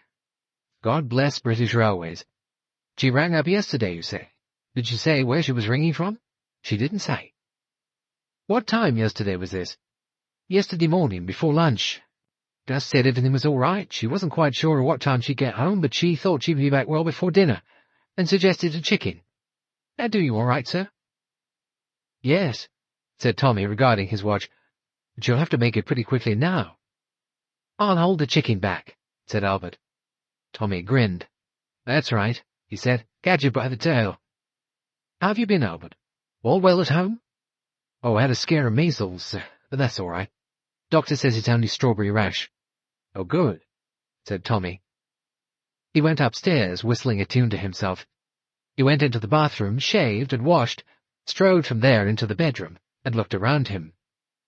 It had that curious look of disoccupancy some bedrooms put on when their owner is away. Its atmosphere was cold and unfriendly. Everything was scrupulously tidy and scrupulously clean. Tommy had the depressed feeling that a faithful dog might have had. Looking round him, he thought it was as though Tuppence had never been. No spilled powder, no book cast down with its back splayed out. "Sir?" It was Albert standing in the doorway. "Well?" "I'm getting worried about the chicken." "Oh, damn the chicken," said Tommy. "You seem to have that chicken on your nerves." "Well, I took it as you and she wouldn't be later than 8. Not later than 8 sitting down on me." "Well, I should have thought so too," said Tommy, glancing at his wristwatch. "Good Lord, is it nearly 25 to 9? "Yes, it is, sir." "And the chicken—" "Oh, come on," said Tommy. "You get that chicken out of the oven, and you and I'll eat it between us. Serve Tuppence right. Getting back well before dinner, indeed." "Well, of course, some people do eat dinner late," said Albert. "I went to Spain once, and believe me, you couldn't get a meal before 10 o'clock. 10 p.m., I ask you. Heathens." "All right," said Tommy absent-mindedly. By the way, have you no idea where she has been all this time?" "You mean the missus?" "What, I don't know, sir. Rushing around, I'd say. Her first idea was going to places by train, as far as I can make out. She was always looking in ABCs and timetables and things. "Well," said Tommy, "we all have our ways of amusing ourselves, I suppose. Hers seems to have been railway travel. I wonder where she is, all the same. Sitting in the ladies' waiting room at Little Dither on the Marsh, as likely as not." "Well, she knew as you was coming out today, though, didn't she, sir?" said Albert. "She'll get here somehow, sure to." Tommy perceived that he was being offered loyal allegiance. He and Albert were linked together in expressing disapprobation of a Tuppence who, in the course of her flirtations with British Railways, was neglecting to come home in time to give a returning husband his proper welcome. Albert went away to release the chicken from its possible fate of cremation in the oven. Tommy, who had been about to follow him, stopped and looked towards the mantelpiece. He walked slowly to it and looked at the picture that hung there. Funny, her being so sure that she had seen that particular house before. Tommy felt quite certain that he hadn't seen it. Anyway, it was quite an ordinary house. There must be plenty of houses like that. He stretched up as far as he could towards it, and then, still not able to get a good view, unhooked it and took it close to the electric lamp. A quiet, gentle house. There was the artist's signature. The name began with a B, though he couldn't make out exactly what the name was.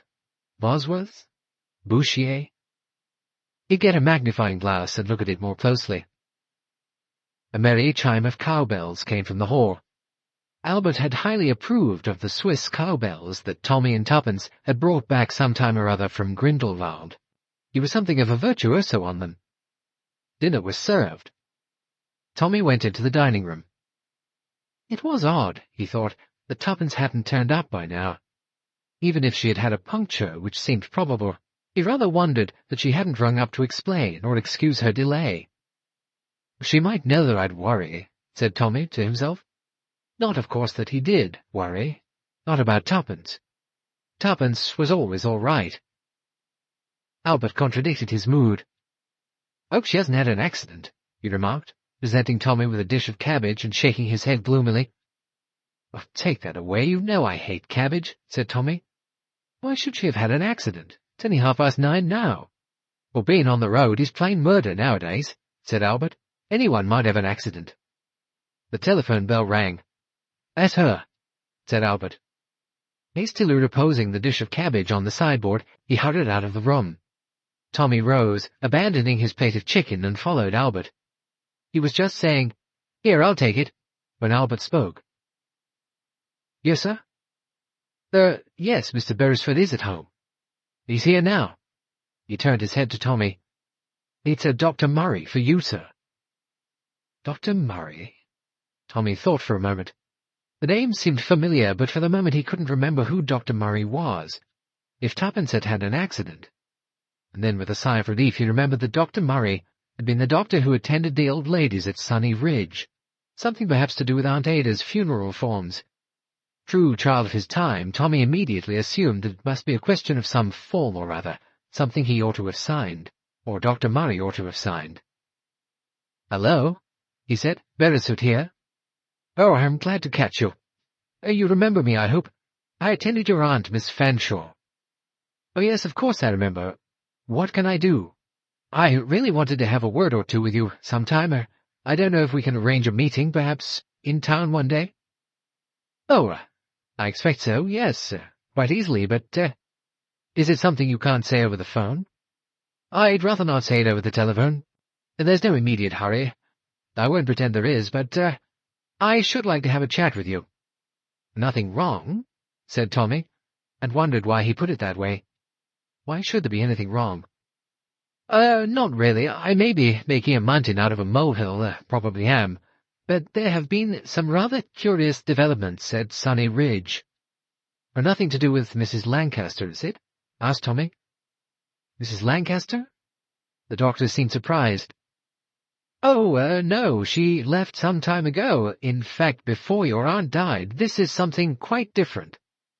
"I've been away. I only just got back. May I ring you up tomorrow morning? We could fix something then." "All right, I'll give you my telephone number. I shall be at my surgery until 10 a.m. "Bad news?" asked Albert as Tommy returned to the dining room. "No, of course it isn't bad news." "I thought perhaps the missus—" "She's all right," said Tommy. "She always is. Probably gone herring off after some wild-cat clue or other. You know what she's like. I'm not going to worry any more. Take away this plate of chicken. You've been keeping it hot in the oven, and it's inedible. Bring me some coffee, and then I'm going to bed. There will probably be a letter tomorrow, delayed in the post. You know what the posts are like. Or there'll be a wire from her, or she'll ring up." But there was no letter next day. No telephone call. No wire. Albert eyed Tommy, opened his mouth and shut it again several times, judging quite rightly that gloomy predictions on his part would not be welcomed. At last Tommy had pity on him. He swallowed a last mouthful of toast and marmalade, washed it down with coffee, and spoke. "All right, Albert. I'll say it first. Where is she? What's happened to her? And what are we going to do about it?" "Get on to the police, sir." "I'm not sure. You see—" Tommy paused. "What if she's had an accident? She's got her driving license on her, and plenty of identification papers. Hospitals are very prompt at reporting these things and getting in touch with relatives, all that. I don't want to be precipitate. She mightn't want it. You've no idea at all, Albert, where she was going. Nothing she said, no particular place or county, not a mention of some name." Albert shook his head. "What was she feeling like? Pleased? Excited? Unhappy? Worried?" Albert's response was immediate. "Pleased as punch. Burst him with it." "Or like a terrier off on the trail," said Tommy. "That's right, sir. You know how she gets." "Onto something. Now, I wonder—" Tommy paused in consideration. Something had turned up, and, as he had just said to Albert, Tuppence had rushed off like a terrier on the scent. The day before yesterday she had rung up to announce her return. Why, then, hadn't she returned? Perhaps at this moment, thought Tommy, she's sitting somewhere, telling lies to people so hard that she can't think of anything else. If she were engrossed in pursuit, she would be extremely annoyed if he, Tommy, were to rush off to the police bleating like a sheep that his wife had disappeared. He could hear Tuppence saying, "How you could be so fatuous as to do such a thing? I can look after myself perfectly. You ought to know that by this time." But could she look after herself? One was never quite sure where Tuppence's imagination could take her. Into danger? There hadn't so far been any evidence of danger in this business, except, as the aforesaid, in Tuppence's imagination. If he were to go to the police, saying his wife had not returned home, as she announced she was going to do, the police would sit there, looking tactful, though possibly grinning inwardly, and would then, presumably, still in a tactful way, ask what men friends his wife had got. "I'll find her myself," declared Tommy. "She's somewhere. Whether it's north, south, east, or west, I've no idea. And she was a silly cuckoo not to leave word when she rang up where she was." "A gang's got her, perhaps," said Albert. "Oh, be your age, Albert. You've outgrown that sort of stuff years ago." "What are you going to do, sir?" "I'm going to London," said Tommy, glancing at the clock. "First, I'm going to have lunch at my club with Dr. Murray, who rang me up last night and who's got something to say to me about my late-deceased aunt's affairs. I might possibly get a useful hint from him. After all, this business started at Sunny Ridge. I'm also taking that picture that's hanging over our bedroom mantelpiece up there." "Well, you mean you're taking it to Scotland Yard?" "No," said Tommy. "I'm taking it to Bond Street." Chapter 11. Bond Street and Dr. Murray. Tommy jumped out of a taxi, paid the driver, and leaned back into the cab to take out a rather clumsily done-up parcel, which was clearly a picture. Tucking as much as he could of it under his arm, he entered the New Athenian Galleries, one of the longest established and most important picture galleries in London. Tommy was not a great patron of the arts, but he had come to the New Athenian because he had a friend who officiated there. Officiated was the only word to use because the air of sympathetic interest, the hushed voice, the pleasurable smile, all seemed highly ecclesiastical. A fair-haired young man detached himself and came forward, his face lighting up with a smile of recognition. "Hello, Tommy," he said. "Haven't seen you for a long time. What's that you've got under your arm? Don't tell me you've been taking to painting pictures in your old age. A lot of people do. Results usually deplorable." "I doubt if creative art was ever my long suit," said Tommy, "though I must admit I found myself strongly attracted the other day by a small book telling in the most simple terms how a child of 5 could learn to paint in watercolours. God help us if you're ready to take to that. Grandma Moses in reverse. To tell you the truth, Robert, I merely want to appeal to your expert knowledge of pictures. I want your opinion on this." Deftly, Robert took the picture from Tommy and skillfully removed its clumsy wrappings with the expertise of a man accustomed to handle the parcelling up and deparcelling of all different-sized works of art. He took the picture and set it on a chair, peered into it to look at it, and then withdrew 5 or 6 steps away. He turned his gaze towards Tommy. "Well," he said, "what about it? What do you want to know? Do you want to sell it, is that it?" "No," said Tommy, "I don't want to sell it, Robert. I want to know about it. To begin with, I want to know who painted it."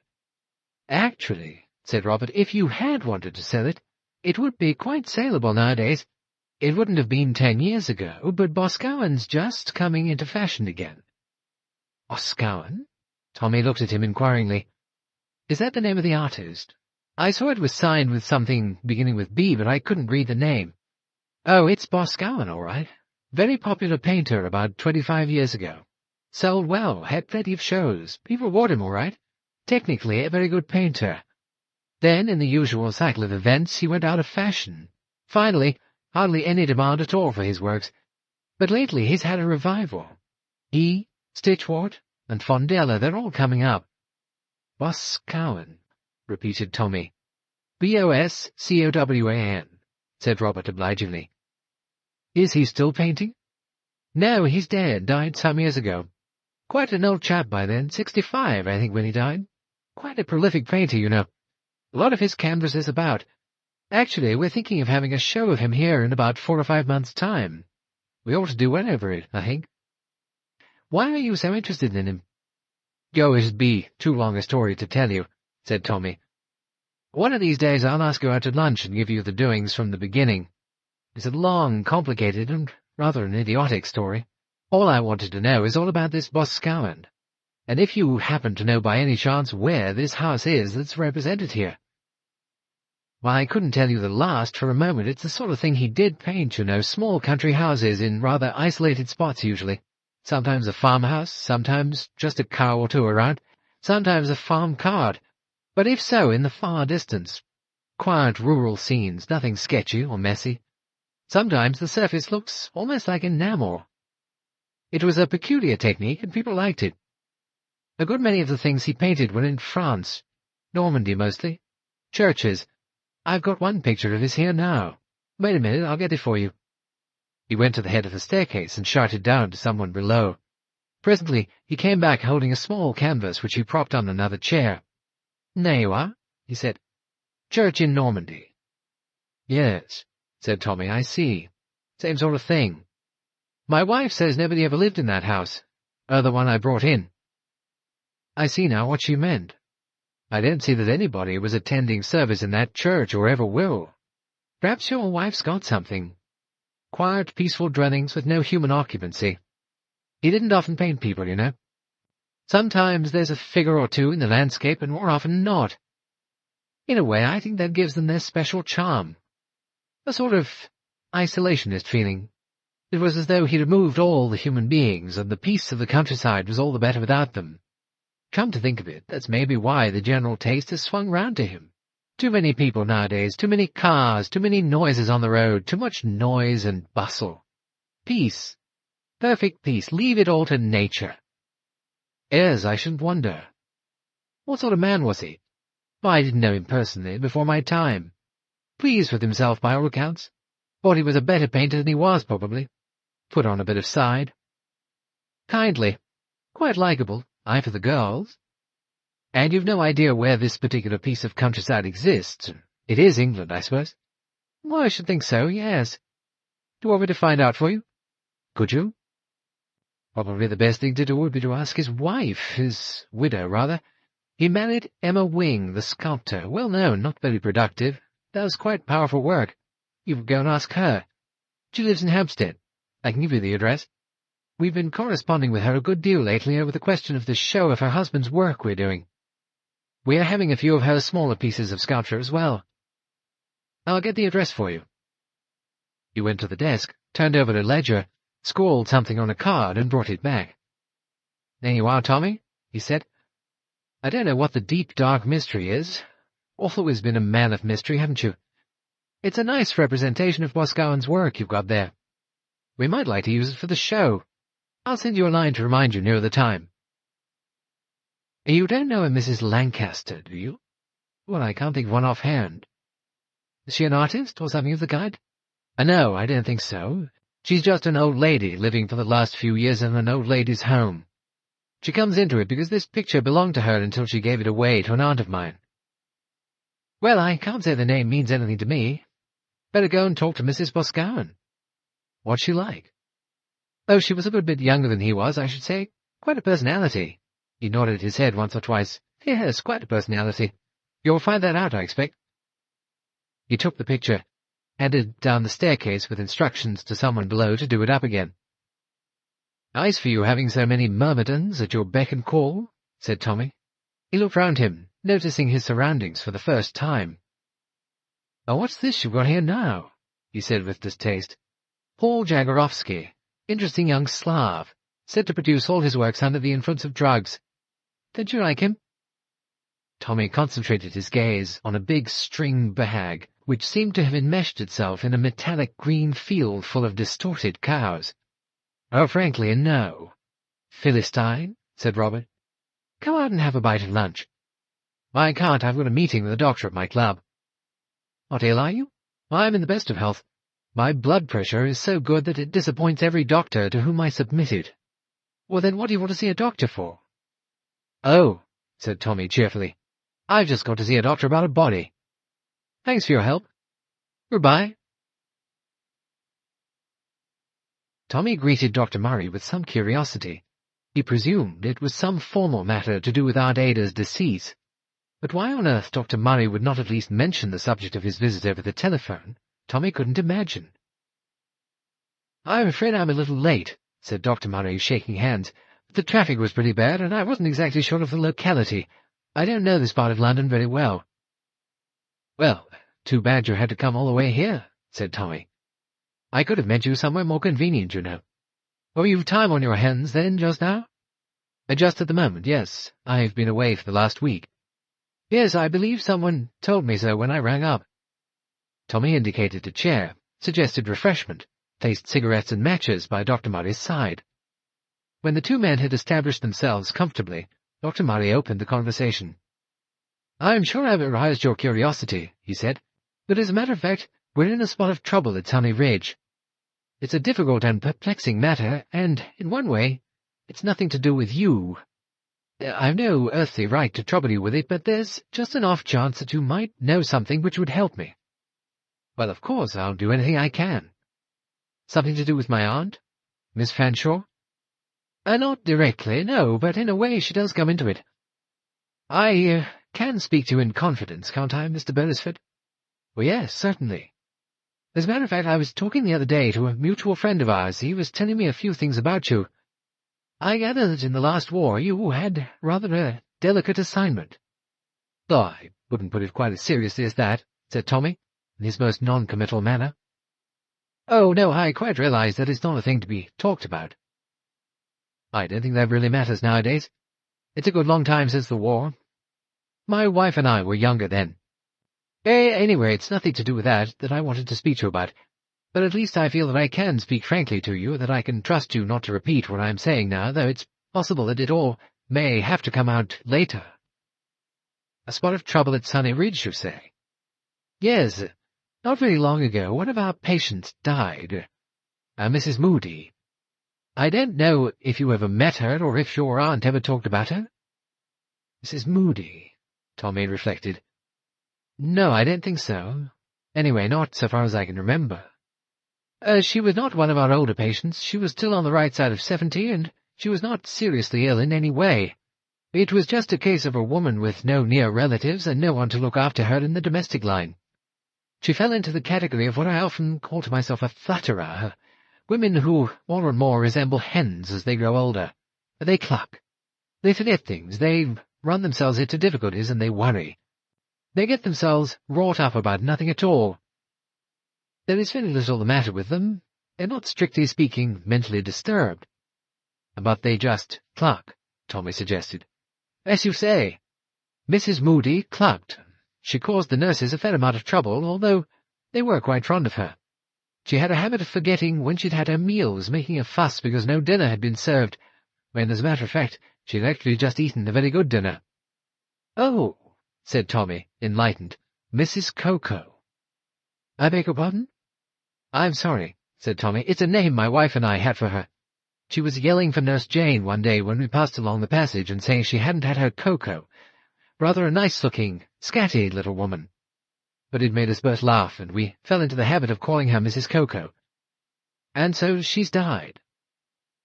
"Well, I wasn't particularly surprised when the death happened," said Dr. Murray. "To be able to prophesy with any exactitude when elderly women will die is practically impossible. Women whose health is seriously affected, who one feels as a result of physical examination will hardly last the year out, sometimes are good for another 10 years. They have a tenacious hold on life, which mere physical disability will not quench. There are other people whose health is reasonably good, and who may, one thinks, make old bones. They, on the other hand, catch bronchitis or flu, seem unable to have the stamina to recuperate from it, and die with surprising ease. So, as I say, as a medical attendant to an elderly lady's home, I am not surprised when what might be called a fairly unexpected death occurs. This case of Mrs. Moody, however, was somewhat different. She died in her sleep without having exhibited any sign of illness, and I could not help feeling that, in my opinion, her death was unexpected. I will use the phrase that has always intrigued me in Shakespeare's play, Macbeth. I have always wondered what Macbeth meant when he said of his wife, "She should have died hereafter." "Yes, I remember wondering once myself what Shakespeare was getting at," said Tommy. "I forget whose production it was and who was playing Macbeth, but there was a strong suggestion in that particular production, and Macbeth certainly played it in a way to suggest that he was hinting to the medical attendant that Lady Macbeth would be better out of the way. Presumably the medical attendant took the hint. It was then that Macbeth, feeling safe after his wife's death, feeling that she could no longer damage him by her indiscretions, or her rapidly failing mind, expresses his genuine affection and grief for her. She should have died hereafter." "Exactly," said Dr. Murray. "It is what I felt about Mrs. Moody. I felt that she should have died hereafter, not just 3 weeks ago, of no apparent cause." Tommy did not reply. He merely looked at the doctor inquiringly. "Medical men have certain problems. If you're puzzled over the cause of a patient's death, there is only one sure way to tell. By a post-mortem.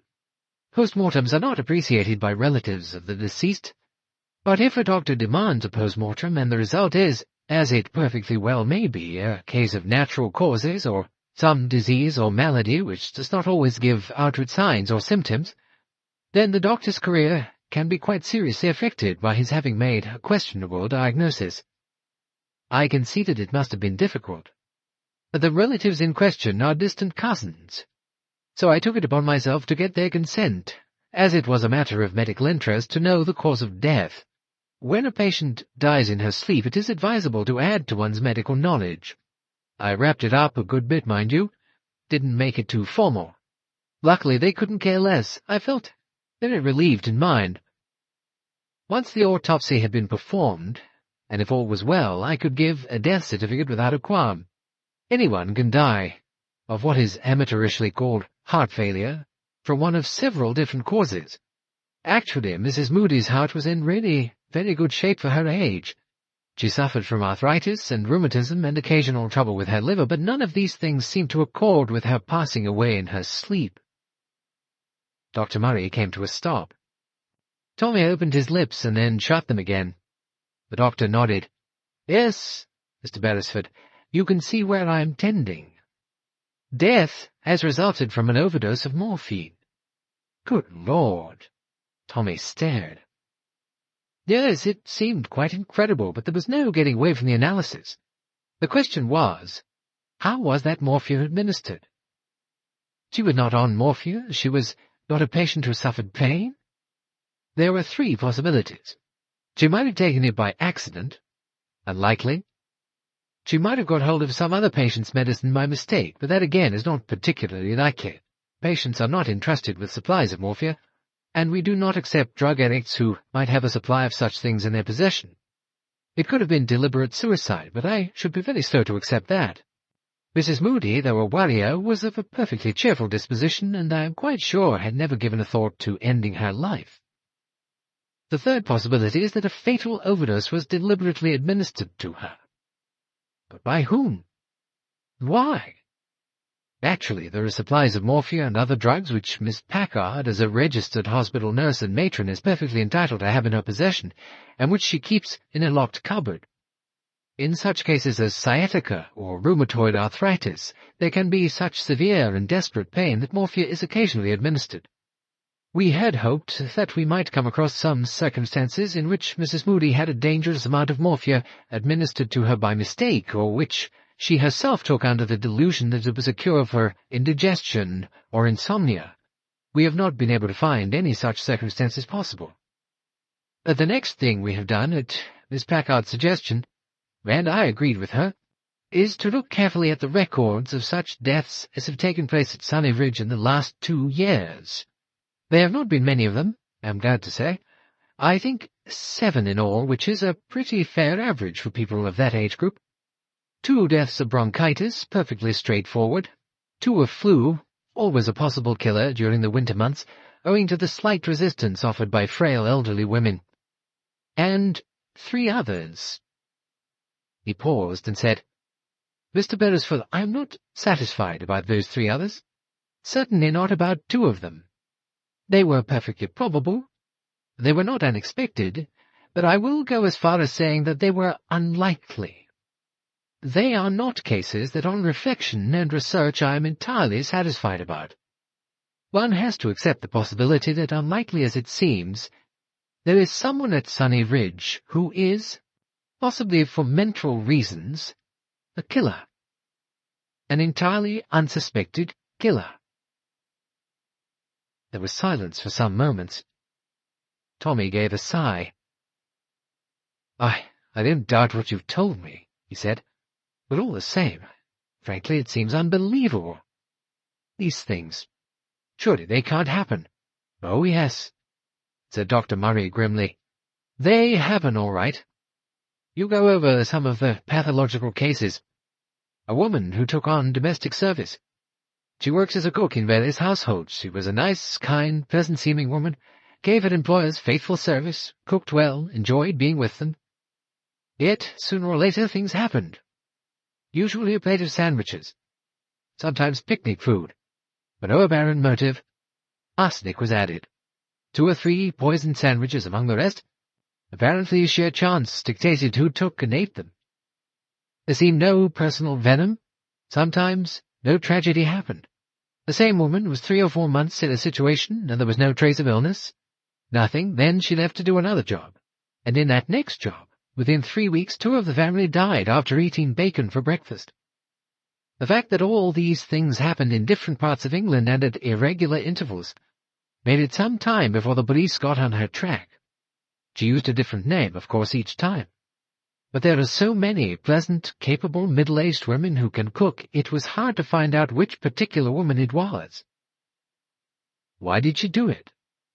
I don't think anybody has ever really known. There have been several different theories, especially, of course, by psychologists.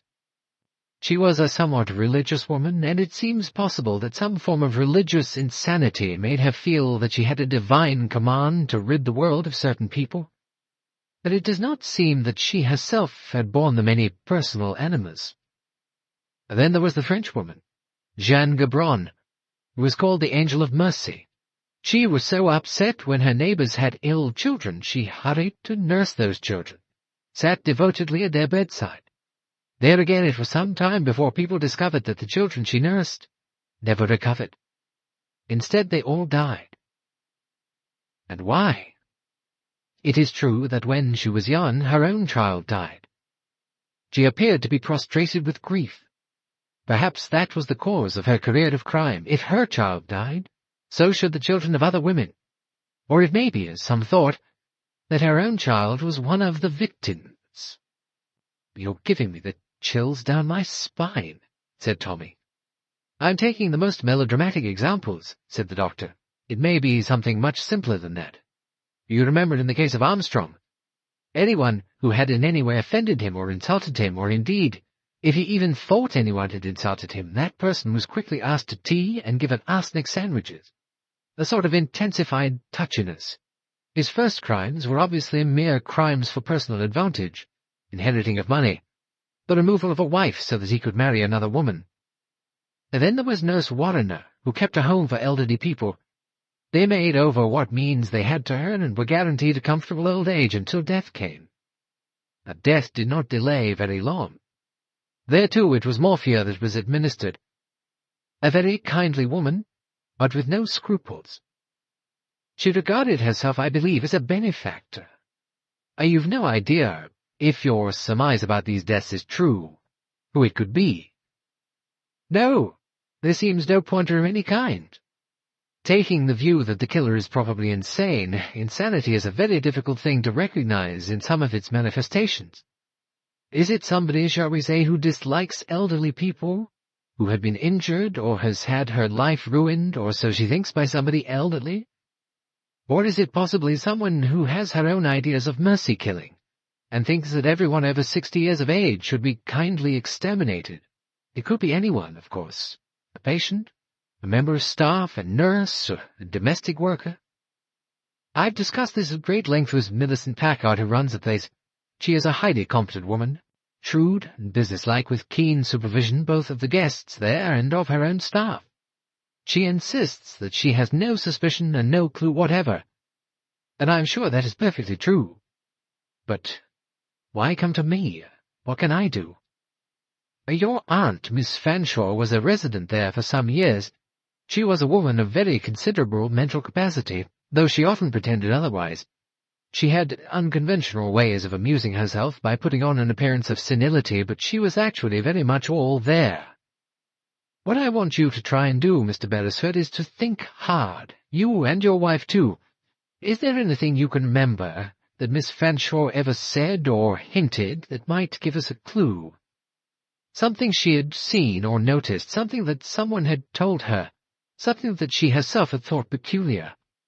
Old ladies see and notice a lot, and a really shrewd one like Miss Fanshawe would know a surprising amount of what went on in a place like Sunny Ridge. These old ladies are not busy, you see. They have all the time in the world to look around them and make deductions, and even jump to conclusions that may seem fantastic, but are sometimes, surprisingly, entirely correct. Tommy shook his head. Well, I know what you mean, but I can't remember anything of that kind. Your wife's away from home, I gather. You don't think she might remember something that hadn't struck you? Well, I'll ask her, but I doubt it. He hesitated, then made up his mind. Look here, there was something that worried my wife. About one of the old ladies. Mrs. Lancaster. Oh, Mrs. Lancaster, yes? My wife's got it into her head that Mrs. Lancaster has been taken away by some so-called relations very suddenly. As a matter of fact, Mrs. Lancaster gave a picture to my aunt as a present, and my wife felt that she ought to offer to return the picture to Mrs. Lancaster. So she tried to get in touch with her to know if Mrs. Lancaster would like the picture returned to her. Well, that was very thoughtful of Mrs. Beresford, I'm sure. Only she found it very hard to get in touch with her. She got the address of the hotel where they were supposed to be staying, Mrs. Lancaster and her relations, but nobody of that name had been staying there, or had booked rooms there. Oh, well, that was rather odd. Yes, Tuppence thought it was rather odd, too. They had left no other forwarding address at Sunny Ridge. In fact, we've made several attempts to get in touch with Mrs. Lancaster, or with this Mrs. Johnson, I think the name was, but have been quite unable to get in touch with them. There was a solicitor who I believe paid all the bills and made all the arrangements with Miss Packard, and we got into communication with him, but he could only give me the address of a bank. Banks, said Tommy dryly, don't give you any information. Not if they've been told not to by their clients, I agree. My wife wrote to Mrs. Lancaster, care of the bank, and also to Mrs. Johnson. She's never had any reply. But that seems a little unusual. Still, people don't always answer letters. They may have gone abroad. Oh, quite so, it didn't worry me, but it has worried my wife. She seems convinced that something has happened to Mrs. Lancaster. In fact, during the time I was away from home, she said she was going to investigate further. I don't know what exactly she meant to do, perhaps see the hotel personally, or the bank, or try the solicitor. Anyway, she was going to try and get a little more information. Dr. Murray looked at him politely, but with a trace of patient boredom in his manner. Oh, why did she think exactly? She thinks that Mrs. Lancaster is in danger of some kind, even that something may have happened to her. The doctor raised his eyebrows. Oh, really? I should hardly think— This may seem quite idiotic to you, said Tommy, but you see, my wife rang up saying she would be back yesterday evening. And, she didn't arrive. She said definitely that she was coming back? Yes. She knew I was coming home, you see, from this conference business, so she rang up to let our man Albert know that she'd be back to dinner. And that seems to you an unlikely thing for her to do? Said Dr. Murray. He was now looking at Tommy with some interest. Yes, said Tommy. It's very unlike Tuppence. If she'd been delayed or changed her plans, she would have rung up again or sent a telegram. And you're worried about her? Yes, I am, said Tommy. Have you consulted the police? No, said Tommy. What did the police think? It's not as though I had any reason to believe that she's in trouble or danger or anything of that kind. I mean, if she'd had an accident or was in a hospital, anything like that, somebody would communicate with me soon enough, wouldn't they? I should say so, yes. If she had some means of identification on her. Or she'd have her driving license on her, probably letters and various other things. Dr. Murray frowned. Tommy went on in a rush. And now you come along, and bring up all this business of Sunny Ridge, people who've died when they oughtn't to have died. Supposing this old bean got onto something, saw something, or suspected something, and began chattering about it. She'd have to be silenced in some way, so she was whisked out of it quickly and taken off to some place or other where she wouldn't be traced. I can't help feeling that the whole thing ties up somehow. It's odd. It's certainly odd. What do you propose to do next? I'm going to do a bit of searching myself. Try these solicitors first. They may be quite all right, but I'd like to have a look at them and draw my own conclusions. Chapter 12. Tommy meets an old friend. From the opposite side of the road, Tommy surveyed the premises of Messrs. Partingdale, Harris, Lockeridge, and Partingdale. They looked eminently respectable and old-fashioned. The brass plate was well worn but nicely polished. He crossed the street and passed through swing doors to be greeted by the muted note of typewriters at full speed. He addressed himself to an open mahogany window on his right, which bore the legend, Inquiries. Inside was a small room where 3 women were typing, and 2 male clerks were bending over desks, copying documents. There was a faintly musty atmosphere, with a decidedly legal flavour. A woman of 35-odd, with a severe air, faded blonde hair, and pince-nez, rose from her typewriter and came to the window. "Can I help you?" "I would like to see Mr. Eccles." The woman's air of severity redoubled. "Have you an appointment?" "I'm afraid not. I'm just passing through London today." "I'm afraid Mr. Eccles is rather busy this morning. Perhaps another member of the firm." "It was Mr. Eccles I particularly wanted to see. I've already had some correspondence with him." "Oh, I see. Then perhaps you'll give me your name?" Tommy gave his name and address, and the blonde woman retired to confer with the telephone on her desk. After a murmured conversation, she returned. "The clerk will show you into the waiting room. Mr. Eccles will be able to see you in about 10 minutes' time." Tommy was ushered into a waiting room, which had a bookcase of rather ancient and ponderous-looking law tomes, and a round table covered with various financial papers. Tommy sat there, and went over in his own mind his planned methods of approach. He wondered what Mr. Eccles would be like. When he was shown in at last, and Mr. Eccles rose from a desk to receive him, he decided, for no particular reason that he would name to himself, that he did not like Mr. Eccles. He also wondered why he did not like Mr. Eccles. There seemed no valid reason for dislike. Mr. Eccles was a man between 40 and 50, with greyish hair thinning a little at the temples. He had a long, rather sad-looking face, with a particularly wooden expression, shrewd eyes, and quite a pleasant smile, which from time to time rather unexpectedly broke up the natural melancholy of his countenance. "Mr. Beresford?" "Yes. It is really rather a trifling matter, but my wife has been worried about it. She wrote to you, I believe, or possibly she may have rung you up, to know if you could give her the address of a Mrs. Lancaster." "Mrs. Lancaster," said Mr. Eccles, retaining a perfect poker face. It was not even a question. He just left the name hanging in the air. A cautious man, thought Tommy, but then it's second nature for lawyers to be cautious. In fact, if they were one's own lawyers, one would prefer them to be cautious. He went on. "Until lately, living at a place called Sunny Ridge, an establishment and a very good one for elderly ladies. In fact, an aunt of my own was there and was extremely happy and comfortable." "Oh, yes, of course, I remember now. Mrs. Lancaster, yes. She is, I think, no longer living there. That is right, is it not?" "Yes," said Tommy. "At the moment I do not exactly recall—" He stretched out a hand towards the telephone. "I will just refresh my memory." "I can tell you quite simply," said Tommy. "My wife wanted Mrs. Lancaster's address because she happens to be in possession of a piece of property which originally belonged to Mrs. Lancaster. A picture, in fact. It was given by Mrs. Lancaster as a present to my aunt, Miss Fanshawe. My aunt died recently, and her few possessions have come into our keeping.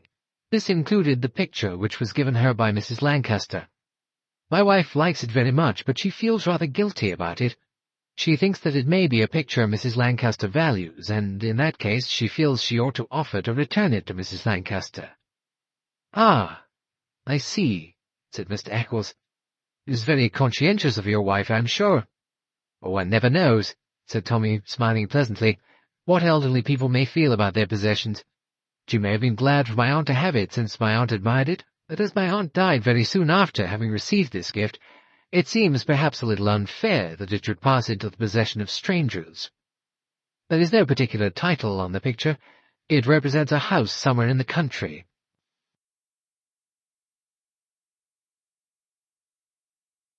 Since she had only heard about it casually from a friend, "We did so, I can assure you, most carefully. It was said to be an excellent establishment, and I believe Mrs. Johnson's relative, Mrs. Lancaster, spent several years there quite happily." "She left there, though rather suddenly," Tommy suggested. Yes, I believe she did. Mrs. Johnson, it seems, returned rather unexpectedly recently from East Africa. So many people have done so. She and her husband had, I believe, resided in Kenya for many years. They were making various new arrangements and felt able to assume personal care of their elderly relative. I'm afraid I have no knowledge of Mrs. Johnson's present whereabouts. I had a letter from her thanking me and settling accounts she owed, and directing that if there was any necessity for communicating with her, I should address my letters care of the bank, as she was undecided as yet where she and her husband would actually be residing. I am afraid, Mr. Beresford, that is all I know. His manner was gentle but firm. It displayed no embarrassment of any kind or disturbance, but the finality of his tone was very definite. Then he unbent, and his manner softened a little. "I shouldn't really worry you, Mr. Beresford," he said reassuringly. "Or rather, I shouldn't let your wife worry. Mrs. Lancaster, I believe, is quite an old lady and inclined to be forgetful. She's probably forgotten all about this picture that she gave away. She is, I believe, 75 or 76 years of age. One forgets very easily at that age, you know." "And did you know her personally?" "No, I never actually met her." "But you knew Mrs. Johnson?" "I met her when she came here occasionally to consult me as to arrangements. She seemed a pleasant, business-like woman, quite competent in the arrangements she was making." He rose and said, "I am so sorry I can't help you, Mr. Beresford." It was a gentle but firm dismissal. Tommy came out onto the Bloomsbury street and looked about him for a taxi. The parcel he was carrying, though not heavy, was of a fairly awkward size. He looked up for a moment at the building he had just left. Eminently respectable, long established. Nothing you would fault there. Nothing apparently wrong with Messrs. Partingdale, Harris, Lockeridge, and Partingdale. Nothing wrong with Mr. Eccles. No signs of alarm or despondency. No shiftiness or uneasiness. In books, Tommy thought gloomily, a mention of Mrs. Lancaster or Mrs. Johnson should have brought a guilty start or a shifty glance, something to show that the names registered that all was not well. Things didn't seem to happen like that in real life. All Mr. Eccles had looked like was a man who was too polite to resent having his time wasted by such an inquiry as Tommy had just made. But all the same, thought Tommy to himself, I don't like Mr. Eccles. He recalled to himself vague memories of the past of other people that he had for some reason not liked. Very often those hunches, for hunches is all they were, had been right. But perhaps it was simpler than that. If you had had a good many dealings in your time with personalities, you had a sort of feeling about them, just as an expert antique dealer knows instinctively the taste and look and feel of a forgery before getting down to expert tests and examinations. The thing is just wrong. The same with pictures. The same, presumably, with a cashier in a bank who is offered a first-class, spurious banknote. He sounds all right, thought Tommy. He looks all right. He speaks all right, but all the same... He waved frantically at a taxi which gave him a direct...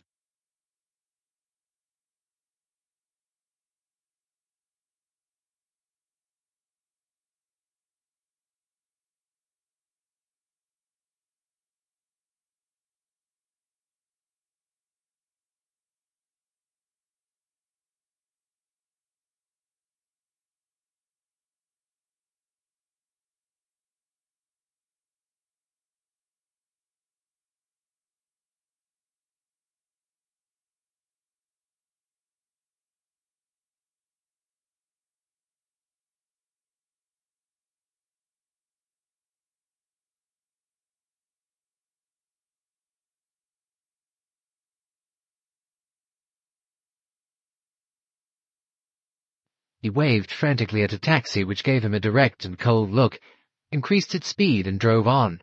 Swine, thought Tommy.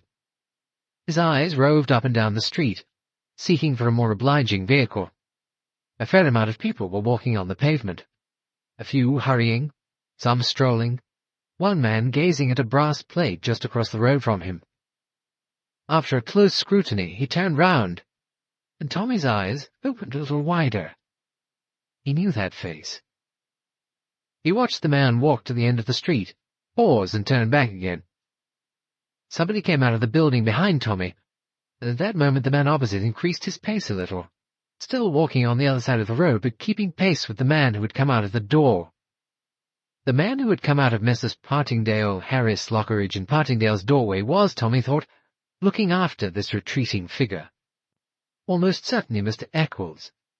At the same moment, a taxi, lingering in a pleasant, tempting manner, came along. Tommy raised his hand. The taxi drew up. He opened the door and got in. "Where to?" Tommy hesitated for a moment, looking at his parcel.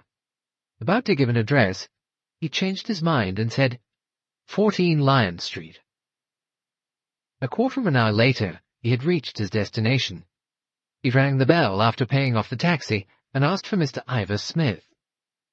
When he entered a second-floor room, a man sitting at a table facing the window swung round and said with faint surprise, "Hello, Tommy. Fancy seeing you. It's a long time. What are you doing here? Just tooling round, looking up your old friends?" "Not quite as good as that, Ivor." "I suppose you're on your way home after a conference." "Yes." "All a lot of the usual talky, I suppose? No conclusions drawn, nothing helpful said?" "Quite right. All a sheer waste of time. Mostly listening to old bogey Waddock shooting his mouth off, I expect. Crashing bore gets worse every year." "Oh, well."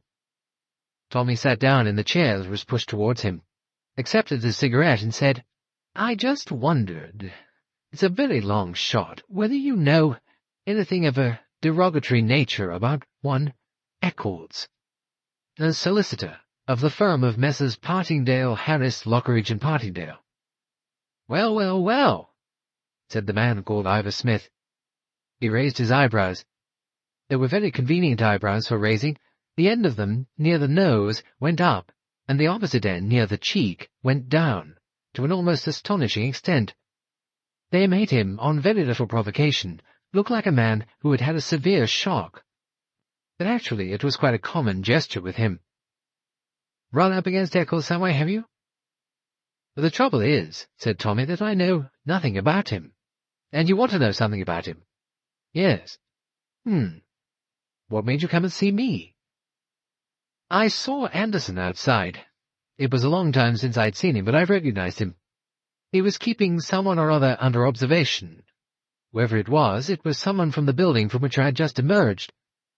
2 firms of lawyers practice there, and 1 firm of chartered accountants. Of course, it may be any one of them, or any member of any one of them, but a man walking away down the street looked to me like Eccles, and I just wondered if, by a lucky chance, it could have been my Mr. Eccles that Anderson was giving his attention to." Said Ivor Smith. "Well, Tommy, you always were a pretty good guesser." "Who is Eccles?" "Don't you know? Haven't you any idea?" "I've no idea whatever," said Tommy. "Without going into a long history, I went to him for some information about an old lady who was recently left an old ladies' home. The solicitor employed to make arrangements for her was Mr. Eccles. He appears to have done it with perfect decorum and efficiency. I wanted her present address, if he says he hasn't got it. Quite possibly he hasn't, but I wondered. He's the only clue to her whereabouts I've got." "And you want to find her?" "Yes." "I don't think it sounds as though I'm going to be much good to you. Eccles is a very respectable, sound solicitor who makes a large income, has a good many highly respectable clients, works for the landed gentry, professional classes and retired soldiers and sailors, generals and admirals, all that sort of thing. He's the acme of respectability. I should imagine from what you're talking about that he was strictly within his lawful activities."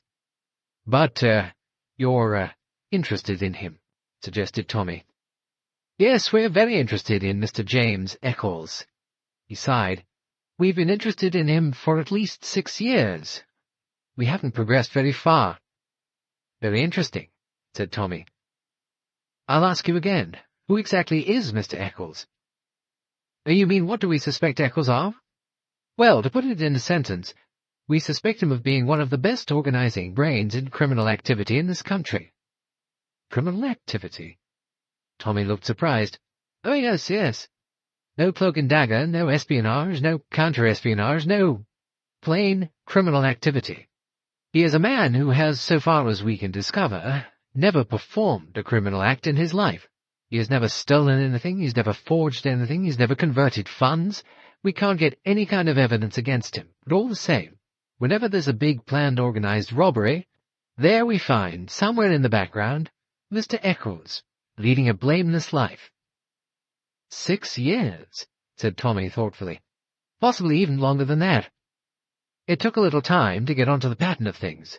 Bank hold-ups, robberies, private jewels, all sorts of things where the big money was.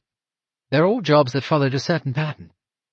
You couldn't help feeling that the same mind had planned them. The people who directed them and who carried them out never had to do any planning at all. They went where they were told, they did what they were ordered, they never had to think. Somebody else was doing all the thinking." "And what made you hit on Eccles?" Ivor Smith shook his head thoughtfully. "It would take too long to tell you. He's a man who has a lot of acquaintances, a lot of friends. There are people he plays golf with, there are people who service his car, there are firms of stockbrokers who act for him, there are companies doing a blameless business in which he's interested. The plan is getting clearer, but his part in it hasn't got much clearer, except that he is very conspicuously absent on certain occasions. A big bank robbery, cleverly planned and no expense spared, mind you, consolidating the getaway and all the rest of it. And where's Mr. Eccles when it happens? Monte Carlo, or Zurich, or possibly even fishing for salmon in Norway. You can be quite sure Mr. Eccles is never within 100 miles of where criminal activities are happening." "Yet you suspect him?" "Oh, yes. I'm quite sure in my own mind, but whether we'll ever catch him, I don't know. The man who tunneled through the floor of a bank, the man who knocked out the night watchman, the cashier who was in it from the beginning, the bank manager who supplied the information, none of them know Eccles. Probably they've never even seen him. There's a long chain leading away, and no one seems to know more than just one link beyond themselves. The good old plan of the cell. More or less, yes. But there's some original thinking. Someday we'll get a chance. Somebody who oughtn't to know anything will know something. Something silly and trivial perhaps, but something that, strangely enough, may be evidence at last. Is he married? Got a family? No. He's never taken risks like that. He lives alone with a housekeeper and a gardener and a butler valet. He entertains in a mild and pleasant way, and I dare swear that every single person who's entered his house as his guest is beyond suspicion. And nobody's getting rich. That's a good point you put your finger on. Somebody ought to be getting rich. Somebody ought to be seen to be getting rich, but that part of it's very cleverly arranged. Big wins on racecourses, investments in stocks and shares, all things which are natural, just chancy enough to make big money at, and all apparently genuine transactions. There's a lot of money stacked up abroad in different countries and different places. It's a great, big, vast, money-making concern, and the money's always on the move, going from place to place. Well, said Tommy, good luck to you. I hope you get your man. I think I shall, you know, some day. There might be a hope if one could jilt him out of his routine. Or jilt him with what? Danger, said Ivor. Make him feel he's in danger. Make him feel someone's onto him. Get him uneasy. If you once get a man uneasy, he may do something foolish. He may make a mistake. That's the way you get chaps, you know. Take the cleverest man there is, who can plan brilliantly and never put a foot wrong. Let some little thing rattle him, and he'll make a mistake. So I'm hoping. Now, let's hear your story. You might know something that will be useful. Or nothing to do with crime, I'm afraid. Very small beer. Well, let's hear about it. Tommy told his story without undue apologies for the triviality of it. Ivor, he knew, was not a man to despise triviality. Ivor, indeed, went straight to the point, which had brought Tommy on his errand. And your wife's disappeared, you say? It's not like her. That's serious. Serious to me, all right. So I can imagine. I only met your missus once. She's sharp. If she goes after things, she's like a terrier on a trail, said Thomas. You've not been to the police? No. Why not? Well, first, because I can't believe that she's anything but all right. Tuppence is always all right. She just goes all out after any hare that shows itself. She may have had time to communicate. I don't like it very much. She's looking for a house, you say? That just might be interesting, because among various odds and ends that we've followed, which incidentally have not led to much, are a kind of trail of house agents. House agents? Tommy looked surprised. Yes. Nice, ordinary, rather mediocre house agents in small provincial towns in different parts of England, but none of them so very far from London. Mr. Eccles's firm does a lot of business with and for house agents. Sometimes he's the solicitor for the buyers, and sometimes for the sellers, and he employs various house agencies on behalf of clients. Sometimes we rather wondered why. None of it seems very profitable, you see. But do you think it might mean something, or lead to something? Well, if you remember the big London Southern bank robbery some years ago, there was a house in the country, a lonely house, that was the thieves' rendezvous. They weren't very noticeable there, but that's where the stuff was brought and cached away. People in the neighbourhood began to have a few stories about them, and wonder who these people were who came and went at rather unusual hours. Different kinds of cars arriving in the middle of the night and going away again. People are curious about their neighbours in the country. Sure enough, the police raided the place. They got some of the loot, and they got 3 men, including one who was recognized and identified. Well, didn't that lead you somewhere? Not really. The men wouldn't talk. They were well defended and represented. They got long sentences in jail, and within a year and a half, they were all out of the jug again. Very clever rescues. I seem to remember reading about it. One man disappeared from a criminal court where he was brought up by 2 warders. That's right. All very cleverly arranged, and an enormous amount of money spent on the escape. But we think whoever was responsible for the staff work realized he made a mistake in having one house for too long a time, so that the local people got interested. Somebody perhaps thought it would be a better idea to get subsidiaries living in, say, as many as 30 houses in different places. People come and take a house, mother and daughter, say, a widow or a retired army man and his wife. Nice, quiet people. They have a few repairs done to the house, get a local builder in and improve the plumbing, and perhaps some other firm down from London to decorate. Then after a year, or a year and a half, circumstances arise, and the occupiers sell the house and go off abroad to live. Something like that. All very natural and pleasant. During their tenancy, that house has been used, perhaps for rather unusual purposes. But no one suspects such a thing. Friends come to see them. Not very often, just occasionally. One night, perhaps a kind of anniversary party for a middle-aged or elderly couple, or a coming-of-age party. A lot of cars coming and going. Say there are 5 major robberies done within 6 months, that each time the loot passes through or is cashed in not just one of these houses, but 5 different houses, in 5 different parts of the country. It's only a supposition as yet, my dear Tommy, but we're working on it. Let's say your old lady lets a picture of a certain house go out of her possession. And supposing that's a significant house.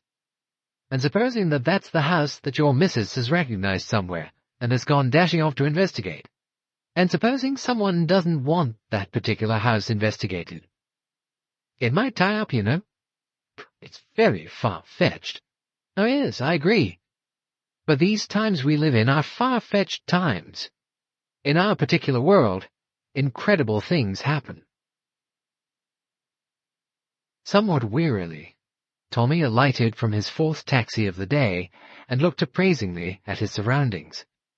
The taxi had deposited him in a small cul-de-sac, which tucked itself coyly under one of the protuberances of Hampstead Heath. The cul-de-sac seemed to have been some artistic development. Each house was wildly different from the house next to it.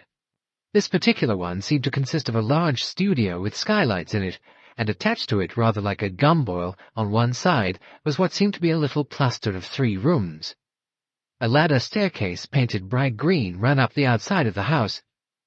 Tommy opened the small gate, went up a path, and not seeing a bell, applied himself to the knocker. Getting no response, he paused for a few moments, and then started again with the knocker, a little louder this time. The door opened so suddenly that he nearly fell backwards. A woman stood on the doorstep. At first sight, Tommy's first impression was that this was one of the plainest women he'd ever seen. She had a large expanse of flat, pancake-like face, 2 enormous eyes which seemed of impossibly different colours, one green and one brown, a noble forehead with a quantity of wild hair rising up from it in a kind of thicket. She wore a purple overall with blotches of clay on it, and Tommy noticed that the hand that held the door open was one of exceeding beauty of structure. "Oh," she said. Her voice was deep and rather attractive. "What is it?" "I'm busy." "Mrs. Boscawen?" "Yes, what do you want?" My name's Beresford. I wondered if I might speak to you for a few moments." "I don't know. Really, must you? What is it, something about a picture?" Her eye had gone to what he held under his arm. "Yes, it's something to do with one of your husband's pictures." "Do you want to sell it?" "I've got plenty of his pictures. I don't want to buy any more of them. Take it to one of those galleries or something. They're beginning to buy him now." "You don't look as though you needed to sell pictures." "Oh, no, I don't want to sell anything." Tommy felt extraordinary difficulty in talking to this particular woman. Her eyes, unmatching though they were very fine eyes, and they were now looking over his shoulder down the street with an air of some peculiar interest at something in the far distance. Please," said Tommy, "I wish you'd let me come in. It's so difficult to explain." "If you're a painter, I don't want to talk to you," said Mrs. Boscawen. "I find painters very boring always." "I'm not a painter." "Well, you don't look like one, certainly." Her eyes raked him up and down. "You look more like a civil servant," she said disapprovingly. "Can I come in, Mrs. Boscawen?" "No, I'm not sure. Wait." She shut the door rather abruptly. Tommy waited. After about 4 minutes had passed, the door opened again. "All right," she said. "You can come in." She led him through the doorway, up a narrow staircase, and into the large studio. In a corner of it there was a figure and various implements standing by it.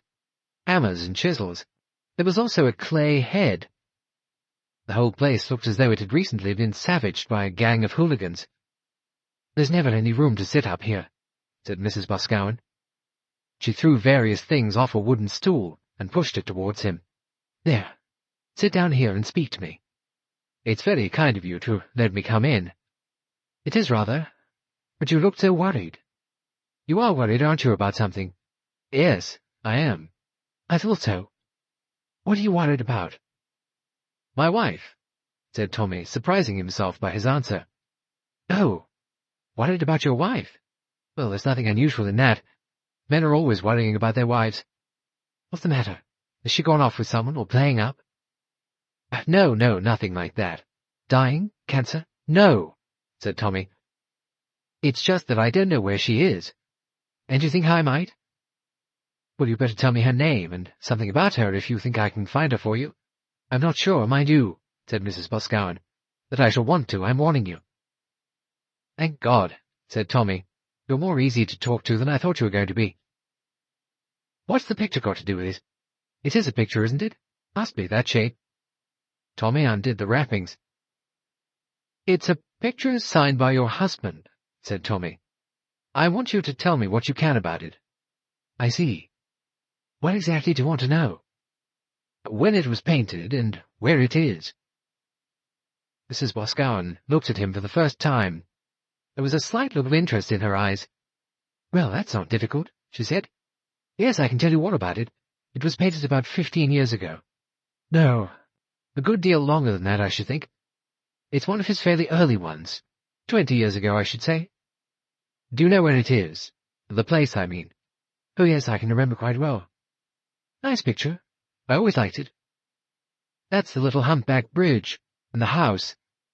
And the name of the place is Sutton, Chancellor, about 7 or 8 miles from Market Basing. The house itself is a couple of miles from Sutton, Chancellor. Pretty place. Secluded." She came up to the picture, bent down and peered at it closely. "Well, that's funny," she said. "Yes, that's very odd. I wonder now." Tommy did not pay much attention. "What's the name of the house?" he asked. "I can't really remember.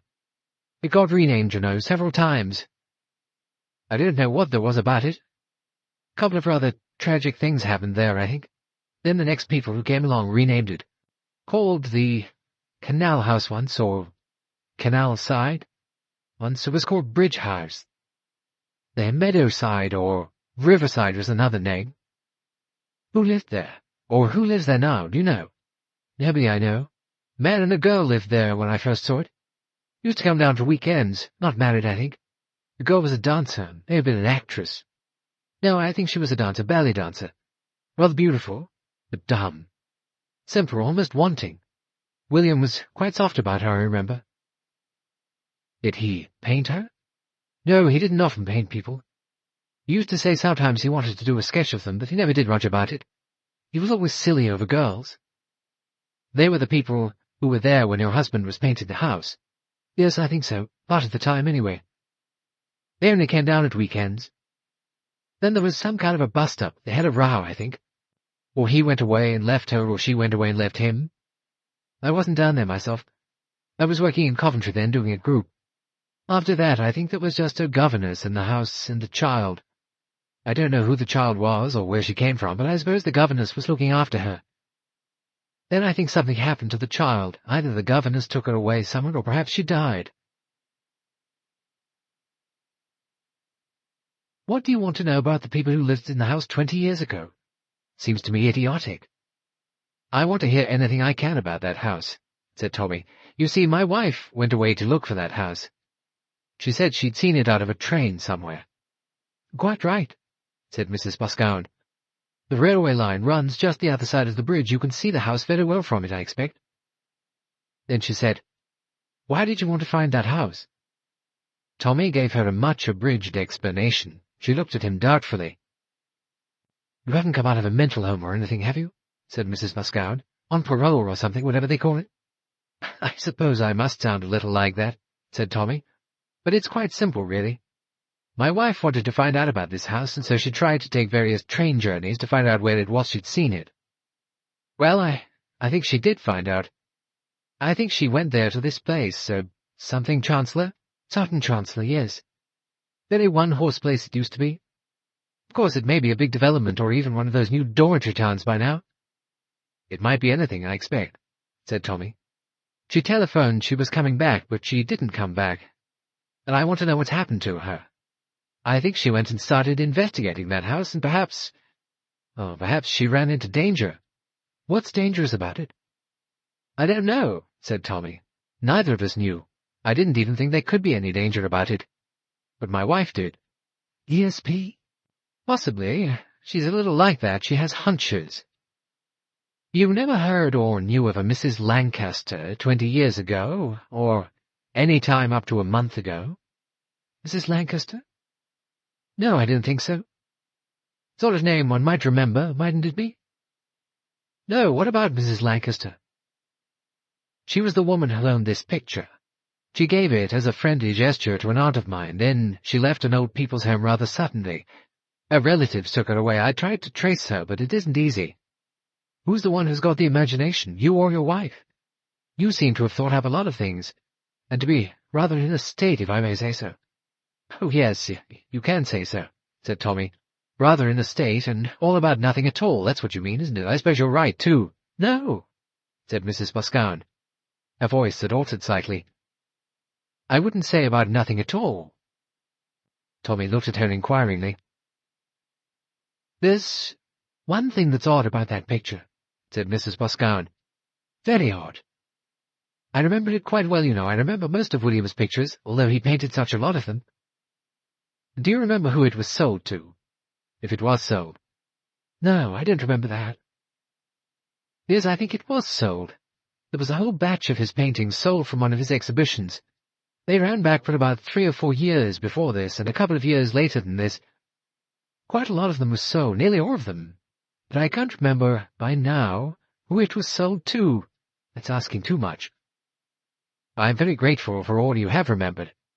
You haven't asked me yet why I said there was something odd about the picture. This picture that you brought here. Oh, you mean it's not your husband's? Somebody else painted it? Oh, no, that's the picture that William painted. House by a Canal, I think he called it, in the catalogue. But it isn't as it was. You see, there's something wrong with it. What's wrong with it? Mrs Boscawen stretched out a clay-smeared finger and jabbed at a spot just below the bridge spanning the canal. There, she said, you see? There's a boat tied up under the bridge, isn't there?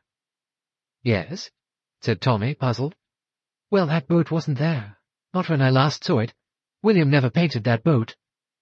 When it was exhibited, there was no boat of any kind. Well, you mean that somebody, not your husband, painted the boat in here afterwards? Yes. Odd, isn't it? I wonder why. First of all, I was surprised to see the boat there, a place where there wasn't any boat. Then I can see quite well that it wasn't painted by William. He didn't put it in at any time. Somebody else did. I wonder who. She looked at Tommy. I wonder why. Tommy had no solution to offer. He looked at Mrs Boscawen. His Aunt Ada would have called her a scatty woman, but Tommy did not think of her in that light. She was vague, with an abrupt way of jumping from one subject to another. The things she said seemed to have very little relation to the last thing she had said a minute before. She was that sort of person. The sort of person, Tommy thought, who might know a great deal more than she chose to reveal. Had she loved her husband? Or been jealous of her husband, or despised her husband? There was really no clue whatever in her manner, or indeed her words, but he had the feeling that that small painted boat, tied up under the bridge, had caused her uneasiness. She hadn't liked the boat being there. Suddenly he wondered if the statement she had made was true. Would she really remember from long years back whether Boscawen had painted the boat at the bridge or had not? It seemed really a very small and insignificant item, but it had made Mrs Boscawen uneasy. He looked at her again and saw that she was looking at him, her curious eyes resting on him not defiantly, but only thoughtfully. Very, very thoughtfully. "What are you going to do now?" she said. That at least was easy. Tommy had no difficulty in knowing what he was going to do now. "I shall go home tonight, see if there is any news of my wife, any word from her. "If not, tomorrow I shall go to this place," he said. "Sutton Chancellor. I hope that I may find my wife there." "It would depend," said Mrs. Boscawen. "Depend on what?" said Tommy sharply. Mrs. Boscawen frowned. Then she murmured, seemingly to herself, "I wonder where she is." "You wonder where who is?" Mrs. Boscawen had turned her glance away from him. Now her eyes swept back. "Oh," she said, "I meant your wife." Then she said, "I hope she is all right." "Why shouldn't she be all right?" "Tell me, Mrs. Boscawen, is there something wrong with that place? With Sutton Chancellor?" "With Sutton Chancellor? With the place?" she deflected. "No, I don't think so, not with the place." "Well, I suppose I meant the house," said Tommy. "This house by the canal, not Sutton Chancellor village." "Oh, the house," said Mrs. Boscawen. "It was a good house, really. Meant for lovers, you know." "Did lovers live there?" "Sometimes. Not often enough, really. If a house is built for lovers, it ought to be lived in by lovers. Not put to some other use by someone." "You're pretty quick," said Mrs. Boscawen. "You saw what I meant, didn't you? You mustn't put a house that was meant for one thing to the wrong use. It won't like it if you do." "Do you know anything about the people who have lived there of late years?" She shook her head. No, I don't know anything about the house at all. It was never important to me, you see." "But you're thinking of something, no? Someone?" "Yes," said Mrs. Boscawen. "I suppose you're right about that. I was thinking of someone." "Can't you tell me about the person you were thinking of?" "There's really nothing to say," said Mrs. Boscawen. "Sometimes, you know, one just wonders where a person is, what's happened to them, or how they might have developed. There's a sort of feeling." She waved her hands. "Would you like a kipper?" she said unexpectedly. "A kipper?" Tommy was startled. "Well, I happen to have 2 or 3 kippers here. I thought perhaps you ought to have something to eat before you catch a train. Euston is the station," she said. "For Sutton Chancellor, I mean. You used to have to change at Market Basing. I expect you still do." It was a dismissal. He accepted it. Chapter 13. Albert on Clues. Tuppence blinked her eyes. Vision seemed rather dim. She tried to lift her head from the pillow, but winced as a sharp pain ran through it, and let it drop again onto the pillow. She closed her eyes. Presently she opened them again, and blinked once more. With a feeling of achievement, she recognized her surroundings. "I'm in a hospital ward," thought Tuppence. Satisfied with her mental progress so far, she attempted no more brainy deduction. She was in a hospital ward, and her head ached. Why it ached, why she was in a hospital ward, she was not quite sure. Accident? Thought Tuppence. There were nurses moving around beds. That seemed natural enough. She closed her eyes and tried a little cautious thought. A faint vision of an elderly figure in clerical dress passed across a mental screen. "Father?" said Tuppence doubtfully. "Is it father?" She couldn't really remember. She supposed so. "But what am I doing ill in a hospital?" thought Tuppence. "I mean, I nurse in a hospital, so I ought to be in uniform. BAD uniform." "Oh dear," said Tuppence. Presently a nurse materialized near her bed. "Feeling better now, dear?" said the nurse with a kind of false cheerfulness. "That's nice, isn't it?" Tuppence wasn't quite sure whether it was nice. The nurse said something about a nice cup of tea. "There seemed to be a patient," said Tuppence, rather disapprovingly to herself. She lay still, resurrecting in her own mind various detached thoughts and words. "Soldiers," said Tuppence. "VADs. That's it, of course. I'm a VAD." The nurse brought her some tea in a kind of feeding cup, and supported her whilst she sipped it. The pain went through her head again. "VAD. That's what I am," said Tuppence aloud. The nurse looked at her in an uncomprehending fashion. "My head hurts," said Tuppence, adding a statement of fact. "It'll be better soon," said the nurse. She removed the feeding cup, reporting to her sister as she passed along. "Number 14's awake. She's a bit wonky, though, I think." "Did she say anything?" "Said she was a VIP," said the nurse. The ward sister gave a small snort, indicating that that was how she felt towards unimportant patients who reported themselves to be VIPs.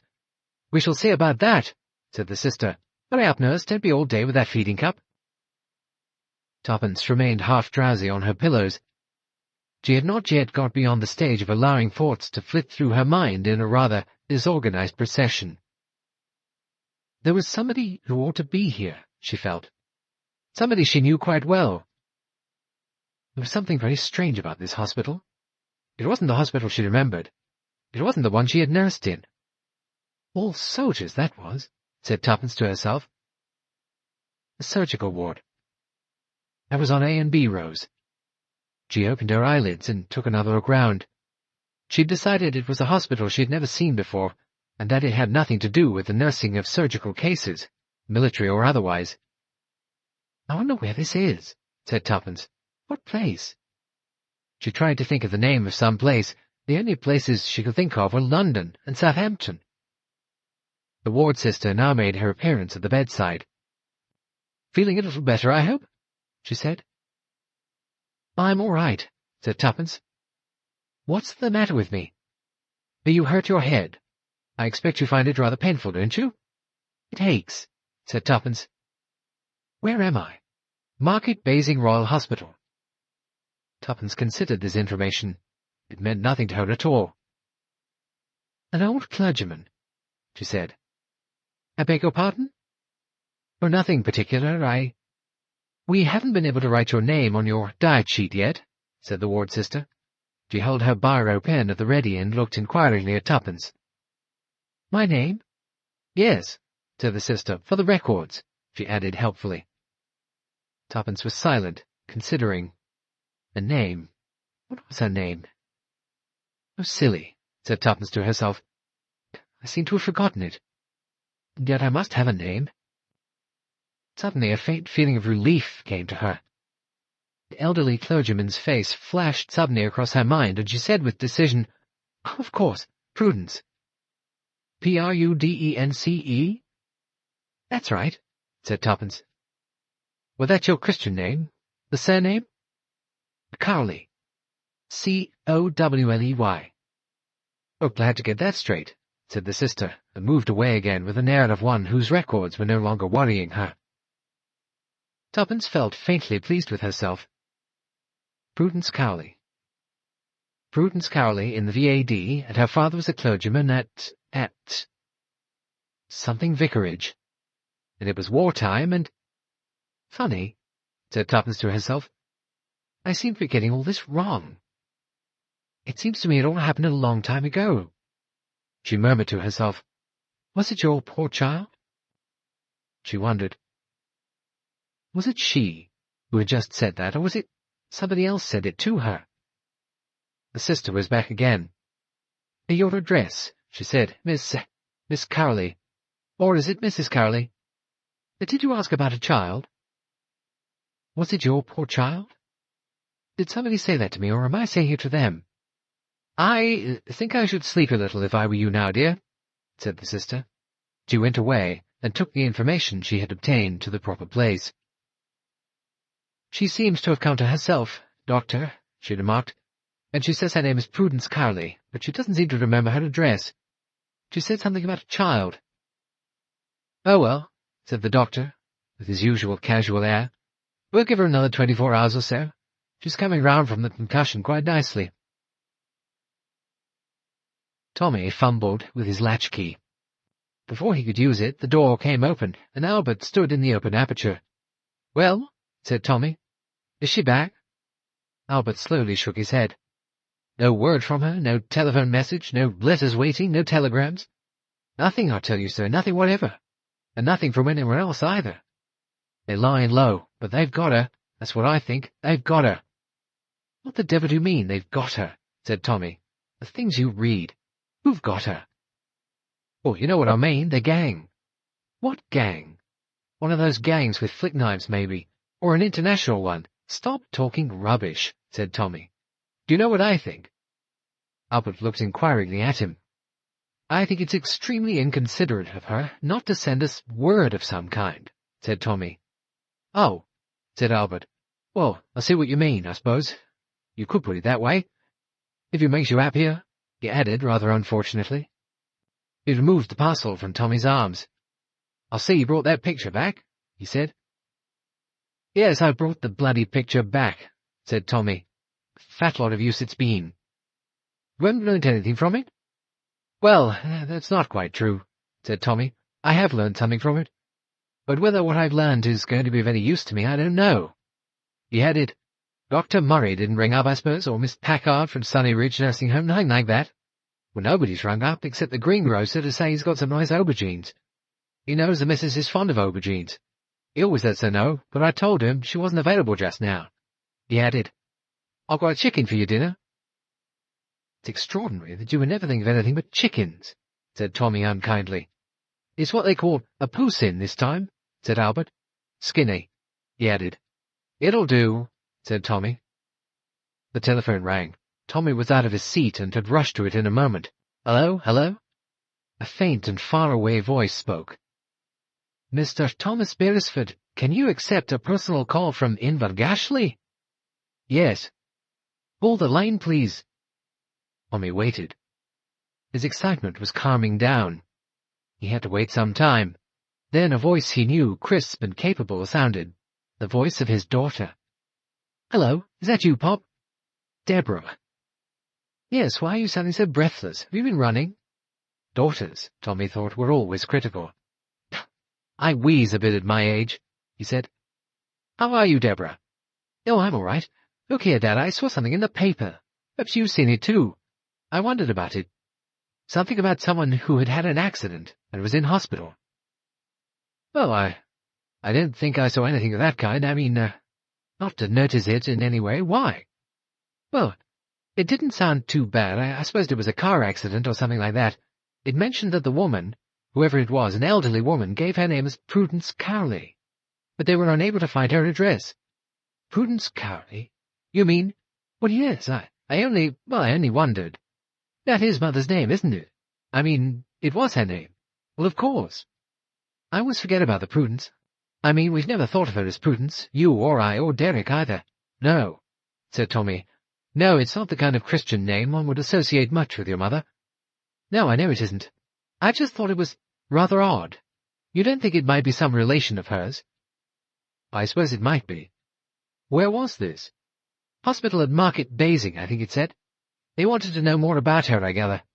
I just wondered... Well, I know it's awfully silly. There must be quantities of people called Cowley and quantities of people called Prudence, but I thought I'd just ring up and find out, make sure, that Mother was at home and all right and all that. I see, said Tommy. Yes, I see. Well, go on, Pop, is she at home? No, said Tommy, she isn't at home, and I don't know either whether she is all right or not. What do you mean? Said Deborah. What's Mother been doing? I suppose you've been up in London with that hush-hush, utterly secret, idiotic survival from past days joying with all the old boys. Well, you're quite right, said Tommy. I got back from that yesterday evening. And you found Mother away? Or did you know she was away? Come on, Pop, tell me about it. You're worried. I know when you're worried well enough. What's Mother been doing? She's been up to something, hasn't she? I wish at her age she'd learn to sit quietly and not do things. Oh, she's been worried, said Tommy. Worried about something that happened in connection with your great-aunt Ada's death. What sort of thing? Well, something that one of the patients at the nursing home had said to her. She got worried about this old lady. She started talking a good deal, and your mother was worried about some of the things she said, and so, when we went to look through Aunt Ada's things, we suggested talking to this old lady, and it seems that she'd left rather suddenly. Well, that seems quite natural, doesn't it? Some of her relatives came and fetched her away. But it still seems quite natural, said Deborah. Why did Mother get the wind up? She got it into her head, said Tommy, that something might have happened to this old lady. I see. Not to put too fine a point on it, as the saying goes, she seems to have disappeared.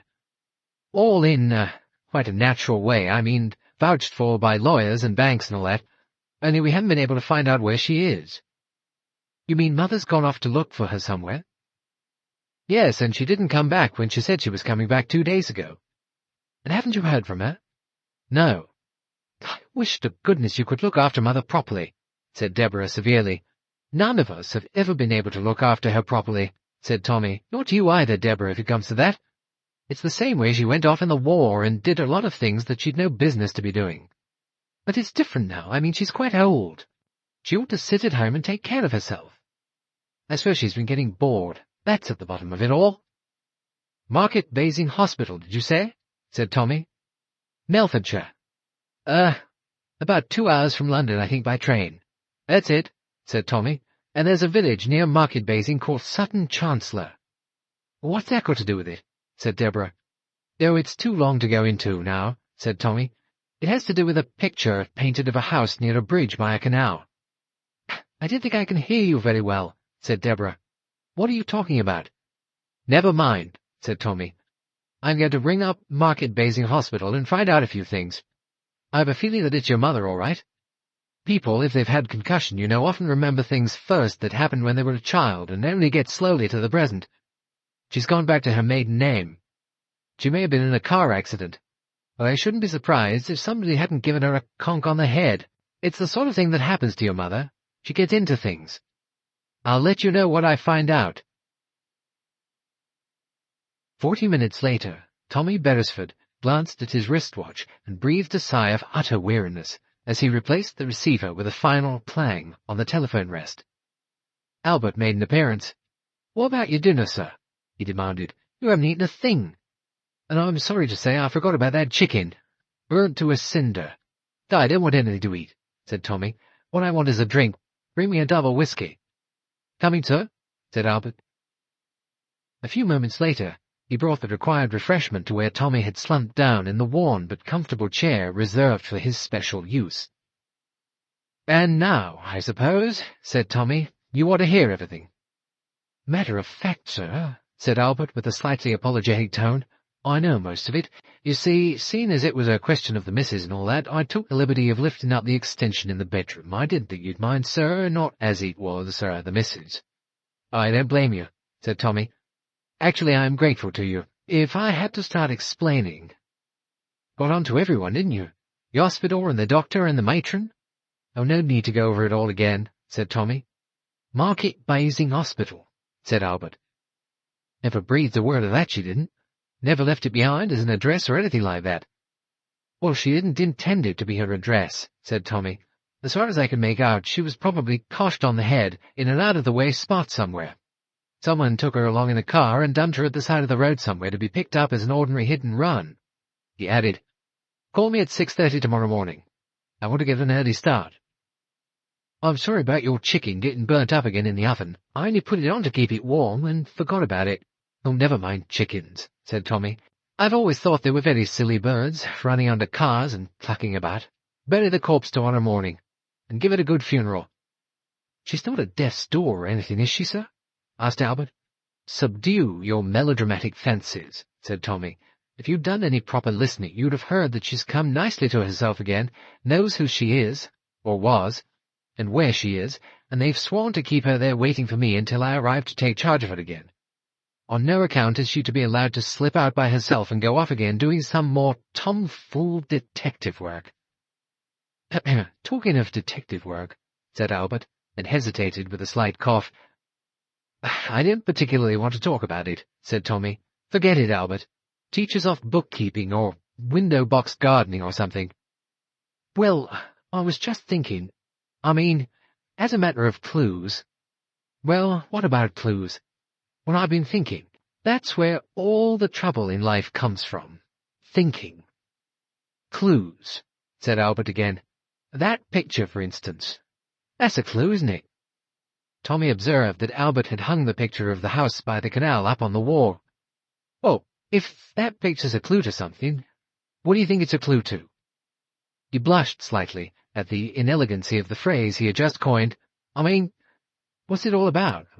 It ought to mean something." "What I was thinking of," said Albert, "if you'll excuse me mentioning it—" "Go ahead, Albert." "What I was thinking of was that desk. Desk. Yeah, the one that came by the furniture removers, with the little table and the 2 chairs and the other things. Family property was, you said. Did belong to my Aunt Ada, said Tommy. Well, that's what I meant, sir.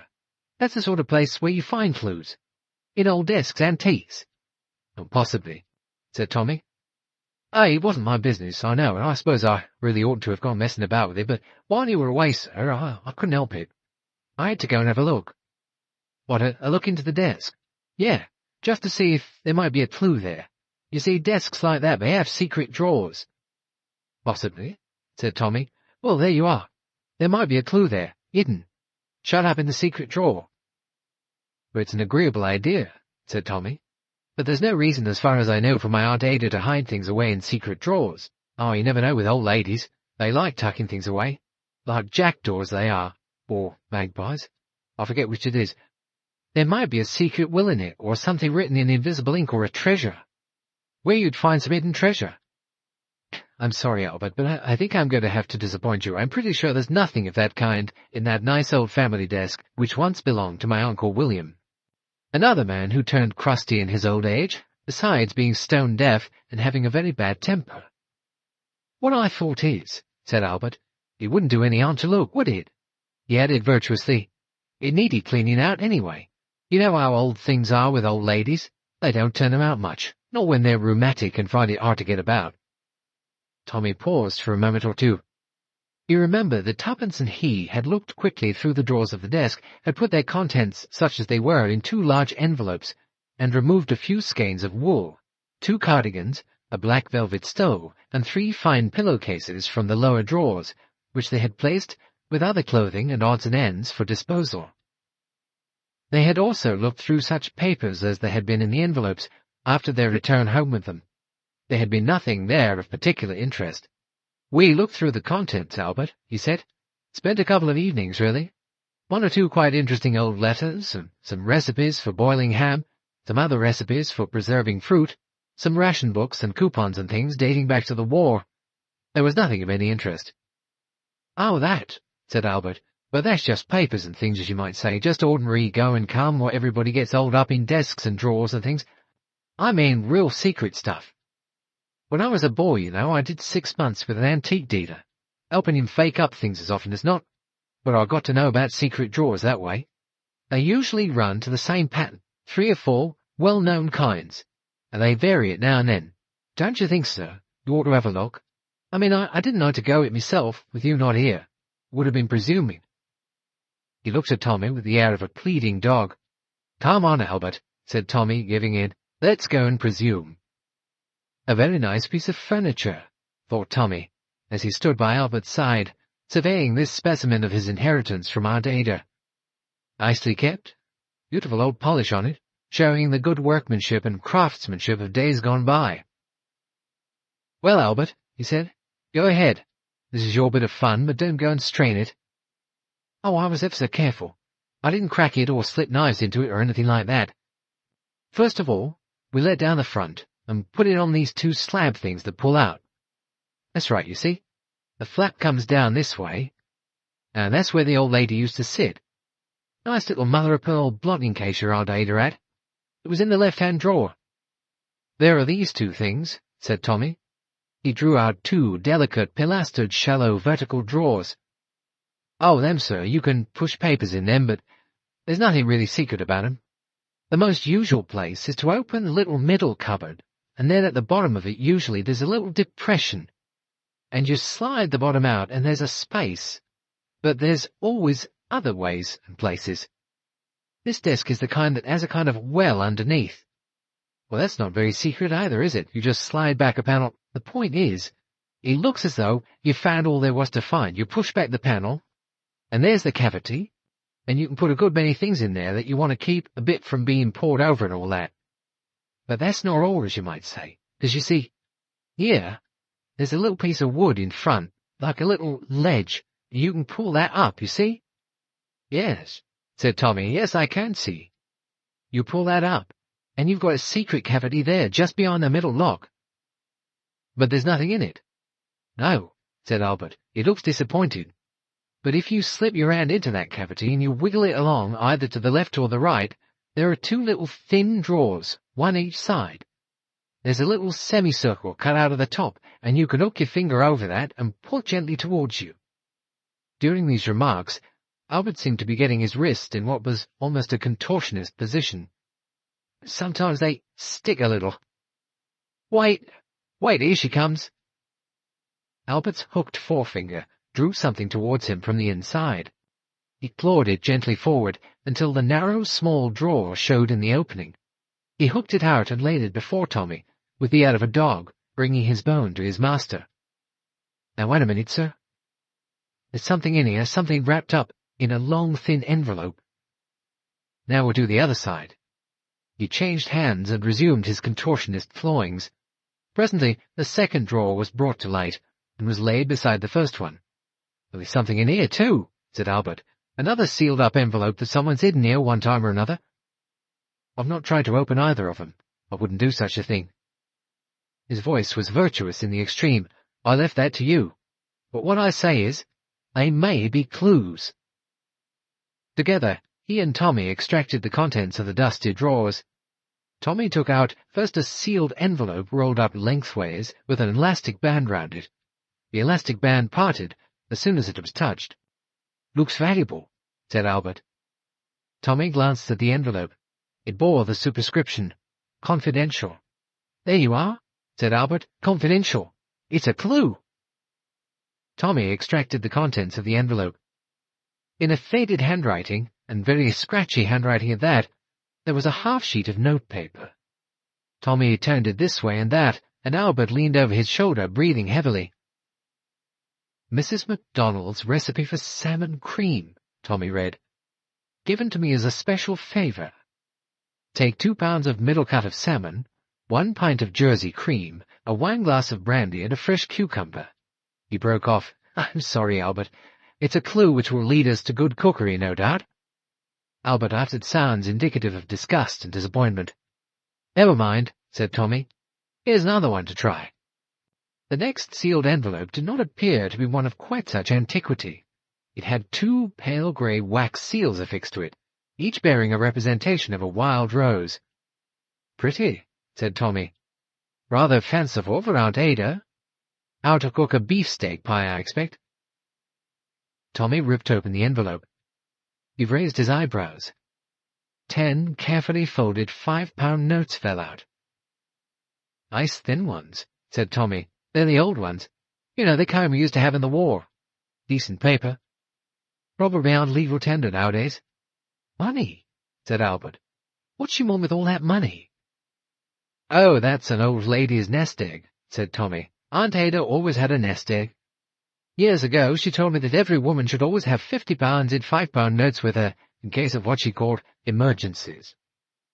"Well, I suppose it'll still come in handy," said Albert. "I don't suppose they're absolutely obsolete. I think you can make some arrangement to change them at a bank." "There's another one still," said Albert. "The one from the other drawer." The next was bulkier. There seemed to be more inside it, and it had 3 large, important-looking red seals. On the outside was written in the same spiky hand, "In the event of my death, this envelope should be sent unopened to my solicitor, Mr. Rockbury, of Rockbury and Tompkins, or to my nephew Tuppence Beresford, not to be opened by any unauthorized person." There were several sheets of closely written paper. The handwriting was bad, very spiky, and here and there somewhat illegible. Tommy read it aloud with some difficulty. "I, Ada Maria Fanshawe, am writing down here certain matters which have come to my knowledge and which have been told me by people who are residing in this nursing home called Sunny Ridge. I cannot vouch for any of this information being correct, but there seems to be some reason to believe that suspicious, possibly criminal activities are taking place here, or have taken place here. Elizabeth Moody, a foolish woman, but not, I think, untruthful, declares that she has recognized here a well-known criminal. There may be a poisoner at work among us. I myself prefer to keep an open mind, but I shall remain watchful. I propose to write down here any facts that come to my knowledge. The whole thing may be a mare's nest. Either my solicitor or my nephew Tuppence Beresford is asked to make full investigation. There, said Albert triumphantly. Told you so. It's a clue. Book 4. Here is a church, and here is the steeple. Open the doors, and there are the people. Chapter 14. Exercise in Thinking. I suppose what we ought to do is think, said Tuppence. After a glad reunion in the hospital, Tuppence had eventually been honourably discharged. The faithful pair were now comparing notes together in the sitting-room of the best suite in the Lamb and Flag at Market Basing. You leave thinking alone, said Tommy. You know what that doctor told you before he let you go? No worries, no mental exertion, very little physical activity. Take everything easy. What else am I doing now? Demanded Tuppence. I've got my feet up, haven't I? And my head on 2 cushions? And as for thinking isn't necessarily mental exertion. I'm not doing mathematics or studying economics or adding up the household accounts. Thinking is just resting comfortably and leaving one's mind open in case something interesting or important should just come floating in. Anyway, wouldn't you rather I did a little thinking with my feet up and my head on cushions, rather than go in for action again? I certainly don't want you going in for action again, said Tommy. That's out. You understand? If possible, I shan't let you out of my sight, because I don't trust you. All right, said Tuppence. Lecture ends. Now, let's think. Think together. Pay no attention to what doctors have said to you. If you knew as much as I do about doctors, never mind about doctors, said Tommy. You do as I tell you. All right, I've no wish at present for any physical activity, I assure you. The point is that we've got to compare notes. We've got hold of a lot of things. It's as bad as a village jumble sale. Well, what do you mean by things? Oh, facts. All sorts of facts, far too many facts. And not only facts, hearsay, suggestions, legends, gossip. The whole thing is like a bran tub with different kinds of parcels wrapped up and shoved down in the sawdust. Sawdust is right, said Tommy. I don't quite know whether you're being insulting or modest, said Tuppence.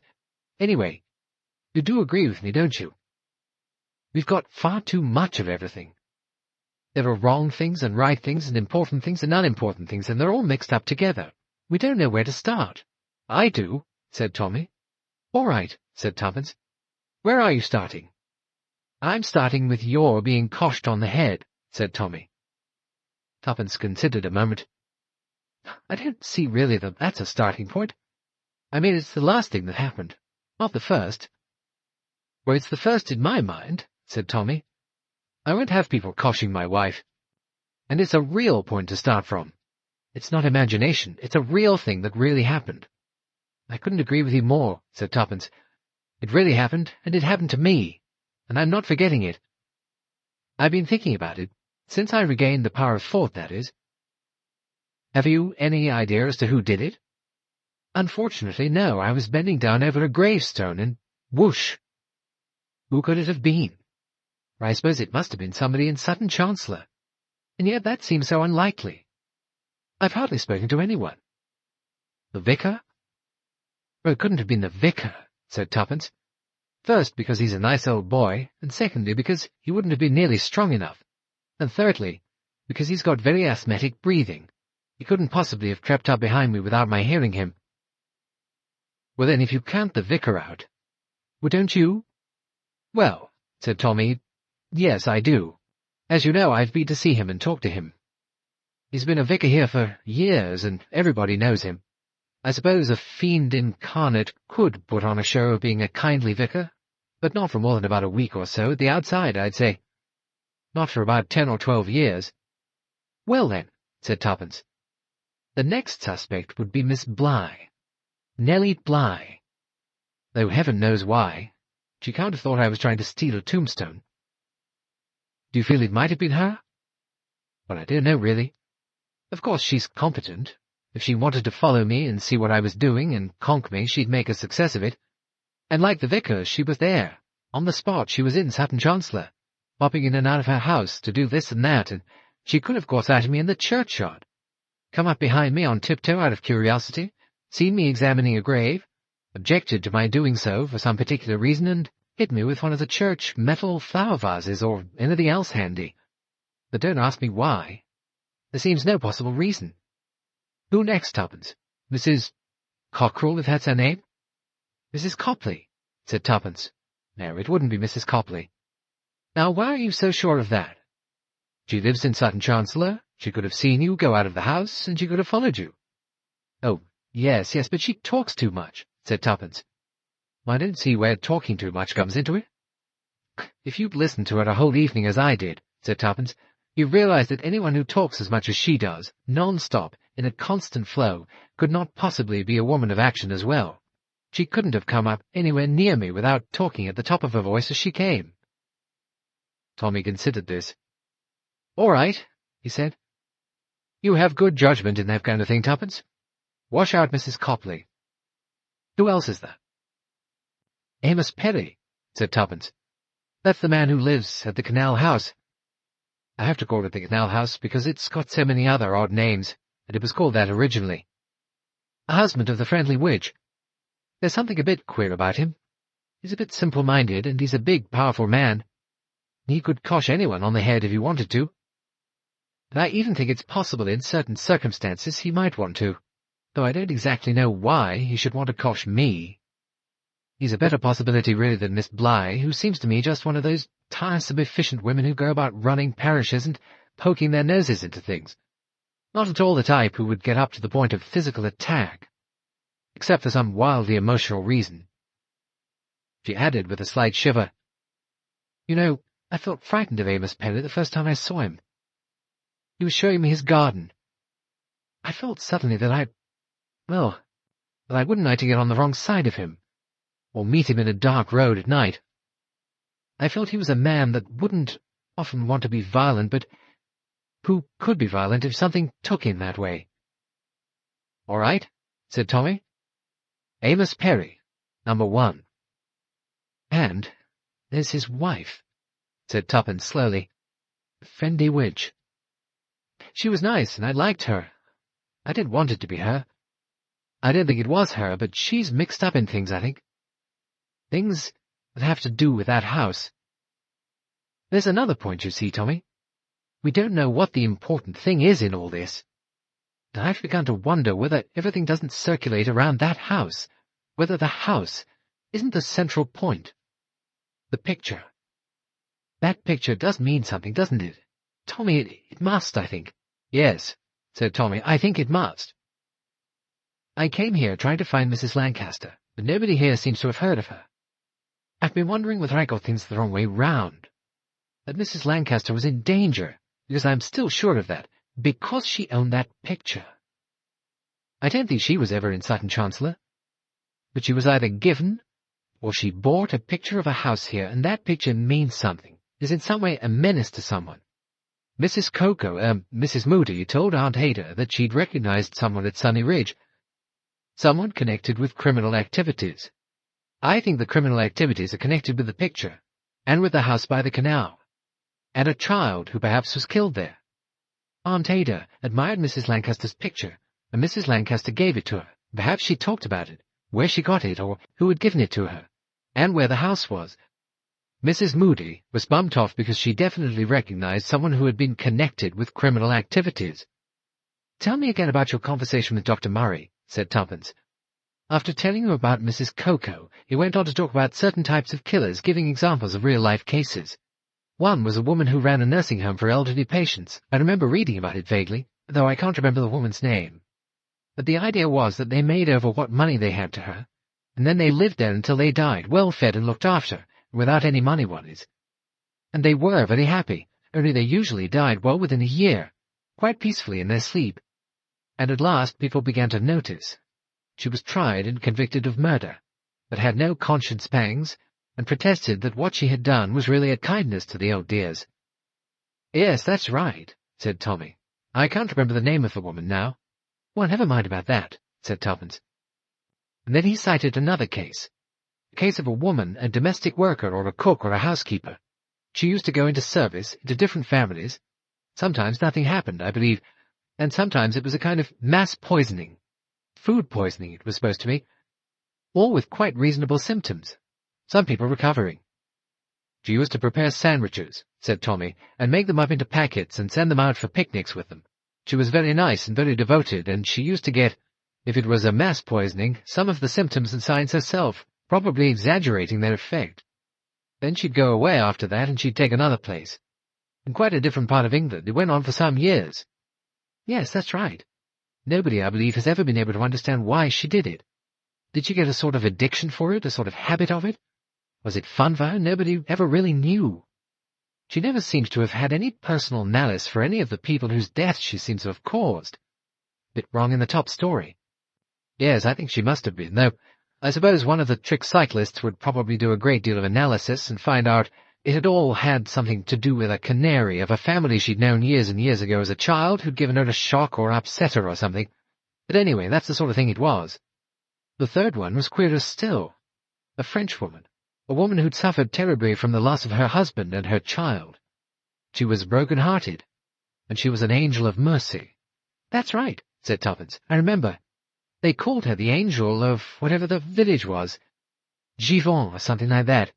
She went to all the neighbours and nursed them when they were ill. Particularly, she used to go to children when they were ill. She nursed them devotedly. But sooner or later, after apparently a slight recovery, they grew much worse and died. She spent hours crying and went to the funeral crying, and everybody said they wouldn't know what they'd have done without the angel who'd nursed their darlings and done everything she could. Why do you want to go over all this again, Tuppence? Because I wondered if Dr. Murray had a reason for mentioning them. What do you mean he connected? I think he connected up 3 classical cases that are well known and tried them on, as it were, to see if they fitted anyone at Sunny Ridge. I think in a way any of them might have fitted.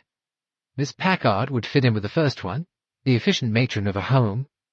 You really have got your knife into that woman. I always liked her. I dare say people have liked murderers, said Tuppence very reasonably. It's like swindlers and confidence tricksters, who always look so honest and seem so honest. I dare say murderers all seem very nice and particularly soft-hearted, that sort of thing. Anyway, Miss Packard is very efficient, and she has all the means to hand whereby she could produce a nice, natural death without suspicion, and only someone like Mrs. Cocoa would be likely to suspect her. Mrs. Cocoa might suspect her because she's a bit batty herself and can understand batty people, or she might have come across her somewhere before. I don't think Miss Packard would profit financially by any of her elderly inmates' deaths. You don't know, said Tuppence. It would be a cleverer way to do it, not to benefit from all of them. Just get 1 or 2 of them, perhaps rich ones, to leave you a lot of money. But to always have some deaths that were quite natural as well, and where you didn't get anything. So you see, I think that Dr. Murray might, just might, have cast a glance at Miss Packard and said to himself, "Nonsense, I'm imagining things." But all the same, the thought stuck in his mind. The second case he mentioned would fit with a domestic worker or cook or even some kind of hospital nurse. Somebody employed in the place, a middle-aged, reliable woman, but who was batty in that particular way. Perhaps used to have little grudges, dislikes for some of the patients there. We can't go guessing at that, because I don't think we know anyone well enough. And the third one? The third one's more difficult, Tuppence admitted. Someone devoted, dedicated. Or perhaps he just added that for good measure, said Tommy. He added, I wonder about that Irish nurse. The nice one we gave the first tool to? Yes, the nice one Aunt Ada liked. The very sympathetic one. She seemed so fond of everyone, so sorry if they died. She was very worried when she spoke to us, wasn't she? You said so. She was leaving, and she didn't really tell us why. I suppose she might have been rather a neurotic type. Nurses aren't supposed to be too sympathetic. It's bad for patients. They're told to be cool and efficient and inspire confidence. Nurse Beresford speaking, said Tommy and grinned. But to come back to the picture, said Tuppence, if we just concentrate on the picture, because I think it's very interesting what you told me about Mrs. Boscawen when you went to see her. She sounds interesting. She was interesting, said Tommy. Quite the most interesting person I think we've come across in this unusual business. The sort of person who seems to know things, but not by thinking about them. It was as though she knew something about this place that I didn't, and perhaps you don't. But she knows something. It was odd what she said about the boat, said Tuppence, that the picture hadn't had a boat originally. Why do you think it's got a boat now? Oh, said Tommy, I don't know. Was there any name painted on the boat? I don't remember seeing one, but then I never looked at it very closely. It's got Water Lily on it. A very appropriate name for a boat. What does that remind me of? I've no idea. And she was quite positive that her husband didn't paint that boat. He could have put it on afterwards. She says not. She was very definite. Of course, said Tuppence, there's another possibility we haven't gone into. About my coshing, I mean. The outsider. Somebody, perhaps, who followed me here from Market Basing that day to see what I was up to. Because I'd been there asking all those questions, going into all those house agents, Blodgett and Burgess and all the rest of them. They put me off about the house. They were evasive, more evasive than would be natural. It was the same sort of evasion as we had when we were trying to find out where Mrs Lancaster had gone. Lawyers and banks. An owner who can't be communicated with because he's abroad, the same sort of pattern. They send someone to follow my car. They want to see what I'm doing, and in due course I'm coshed. Which brings us, said Tuppence, to the gravestone in the churchyard. Why didn't anyone want me to look at old gravestones? They were all pulled about anyway. A group of boys, I should say, who got bored with wrecking telephone boxes and went into the churchyard to have some fun and sacrilege behind the church. You say there were painted words, or roughly carved words? Yes, done with a chisel, I should think. Someone who gave it up as a bad job. The name, Lily Waters, and the age, 7 years old, that was done properly. And then, the other bits of words. It looked like whosoever, and then offend least of these, and millstone. Sounds familiar. What it should do, it's definitely biblical, but done by someone who wasn't quite sure what the words he wanted to remember were. Very odd, the whole thing. And why should anyone object? I was only trying to help the vicar, and the poor man who was trying to find his lost child. There we are. Back to the lost child motif again. Mrs Lancaster talked about a poor child walled up behind a fireplace, and Mrs Copley chatted about walled-up nuns and murdered children, and a mother who killed a baby, and a lover, and an illegitimate baby, and a suicide. It's all old tales and gossip and hearsay and legends, mixed up in the most glorious kind of hasty pudding. All the same, Tommy, there was one actual fact, not just hearsay or legend. You mean, I mean that in the chimney of this canal house, this old rag doll fell out. A child's doll. It had been there a very, very long time, all covered with soot and rubble. What pity we haven't got it, said Tommy. I have, said Tuppence. She spoke triumphantly. You brought it away with you? Yes. It startled me, you know. I thought I'd like to take it and examine it. Nobody wanted it or anything. I should imagine the Perrys would have just thrown it into the ash-can straight away. I've got it here. She rose from her sofa, went to her suitcase, rummaged a little, and then brought out something wrapped in newspaper. Here you are, Tommy. Have a look. With some curiosity, Tommy unwrapped the newspaper. He took out carefully the wreck of a child's doll. Its limp arms and legs hung down. Faint festoons of clothing dropped off as he touched them. The body seemed made of a very thin suede leather, sewn up over a body that had once been plump with sawdust, and now was sagging, because here and there the sawdust had escaped.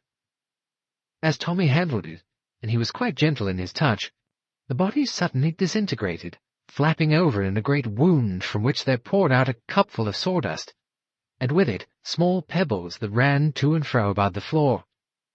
Tommy went round picking them carefully up. Good Lord, he said to himself, good Lord. How odd, said Tuppence. It's full of pebbles. Is that a bit of the chimney disintegration, do you think? The plaster or something crumbling away? No, said Tommy. "These pebbles were inside the body." He had gathered them up now carefully. He poked his finger into the carcass of the doll, and a few more pebbles fell out. He took them over to the window and turned them over in his hand. Tuppence watched him with uncomprehending eyes. "It's a funny idea, stuffing a doll with pebbles," she said. "Well, they're not exactly the usual kind of pebbles," said Tommy. "There was a very good reason for it, I should imagine." "What do you mean?" "Have a look at them. Handle a few." She took some wonderingly from his hand. "They're nothing but pebbles," she said. "Some are rather large and some small. Why are you so excited?" "Because, Tuppence, I'm beginning to understand things. Those aren't pebbles, my dear girl. They're diamonds." Chapter 15. Evening at the Vicarage. "Diamonds!" Tuppence gasped. Looking from him to the pebbles she still held in her hand, she said, "These dusty-looking things diamonds?" Tommy nodded. "It's beginning to make some sense now, you see, Tuppence. It ties up. The canal house. The picture.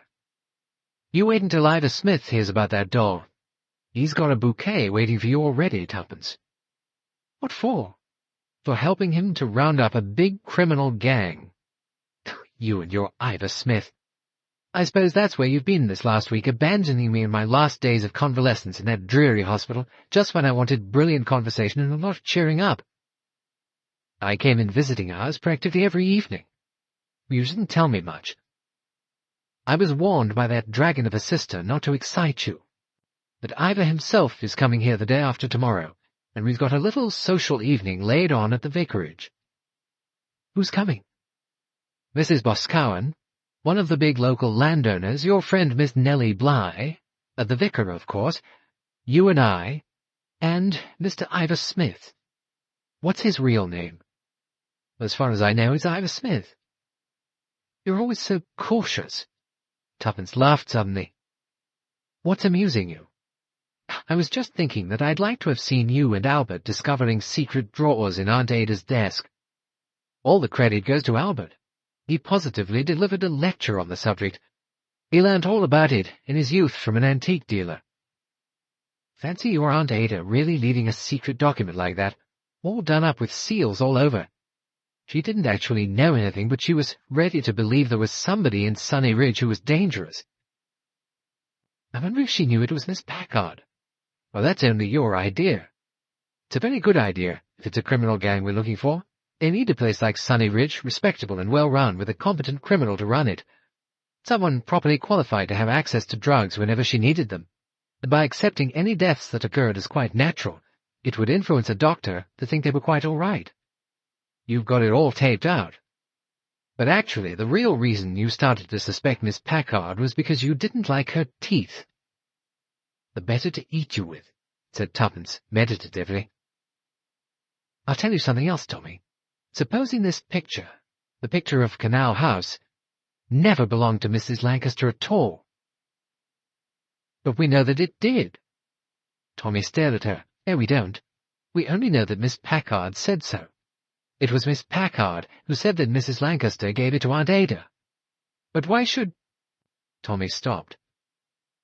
"Perhaps that's why Mrs. Lancaster was taken away, so that she shouldn't tell us that the picture didn't belong to her, and that she didn't give it to Aunt Ada. Well, I think it's a very far-fetched idea. Perhaps.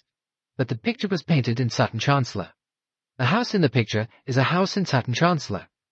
We've reason to believe that that house is, or was, used as one of the hidey holes by a criminal association. Mr. Eccles is believed to be the man behind this gang. Mr. Eccles was the man responsible for sending Mrs. Johnson to remove Mrs. Lancaster.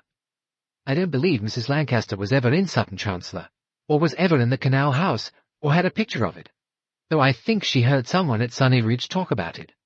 Mrs. Coker, perhaps.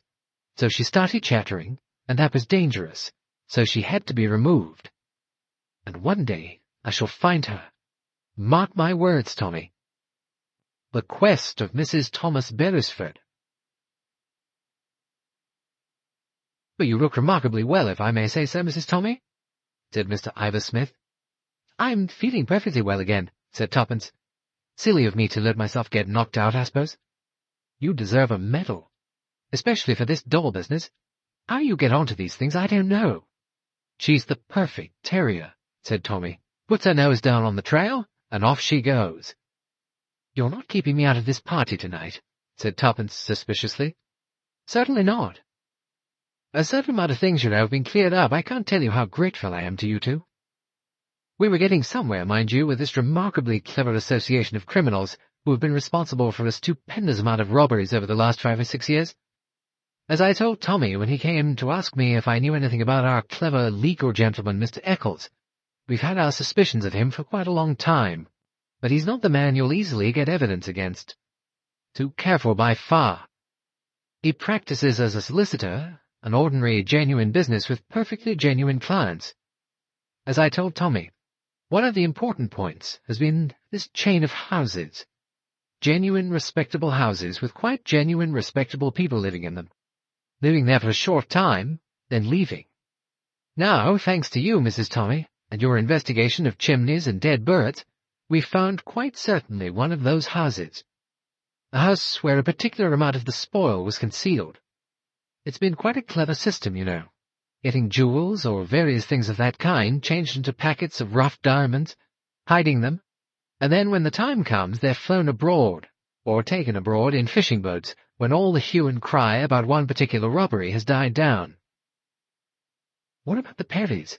Are they— I hope they're not mixed up in it. One can't be sure, said Mr. Smith. No, one can't be sure. It seems likely to me that Mrs. Perry at least knows something, or certainly knew something once. Do you mean she really is one of the criminals? It mightn't be that.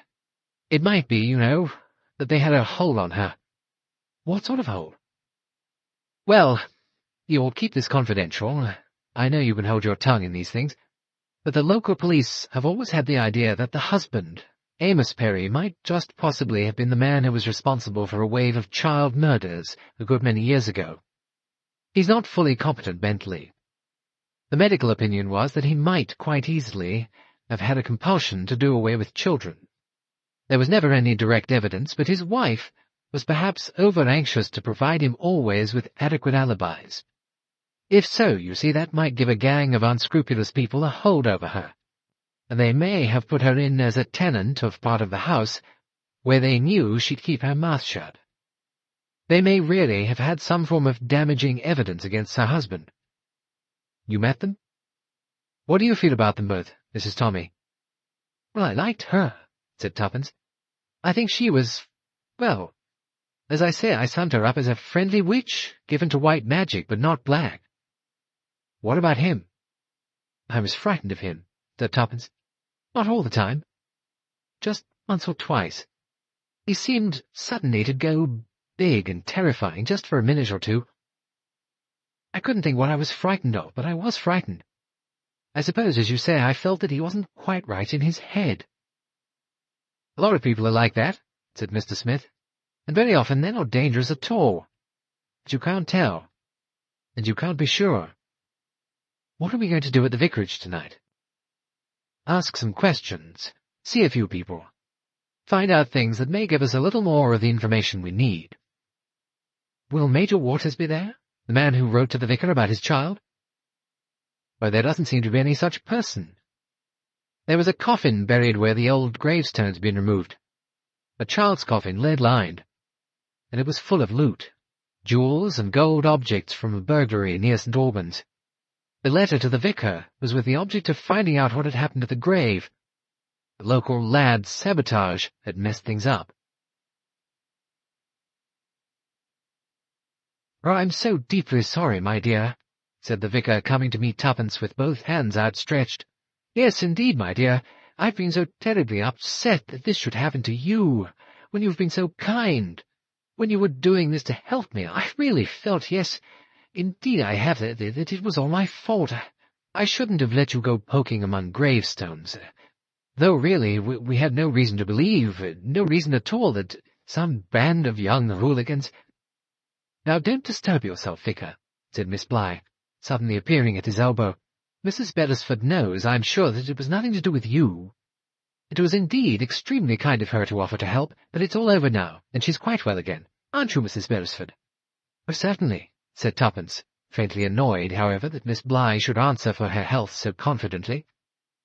"Come and sit down here, and have a cushion behind your back," said Miss Bligh. "I don't need a cushion," said Tuppence, refusing to accept the chair that Miss Bligh was officiously pulling forward. Instead, she sat down in an upright and exceedingly uncomfortable chair on the other side of the fireplace. There was a sharp rap on the front door, and everyone in the room jumped. Miss Bligh hurried out.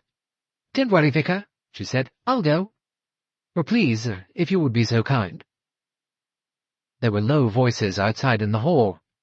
Then Miss Bligh came back, shepherding a big woman in a brocade shift, and behind her, a very tall, thin man, a man of cadaverous appearance.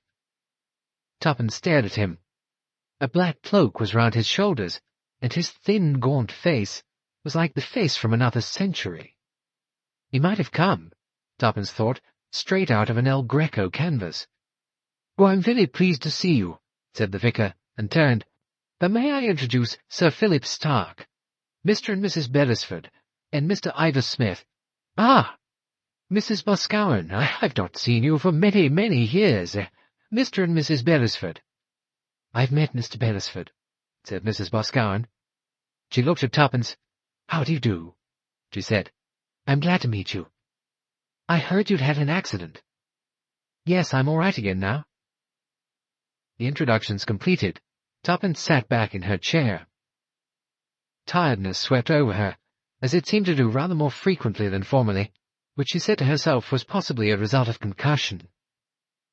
Sitting quietly, her eyes half closed, she was nevertheless scrutinizing everyone in the room with close attention.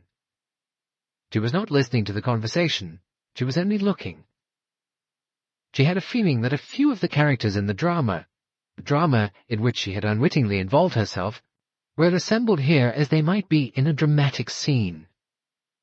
Things were drawing together, forming themselves into a compact nucleus.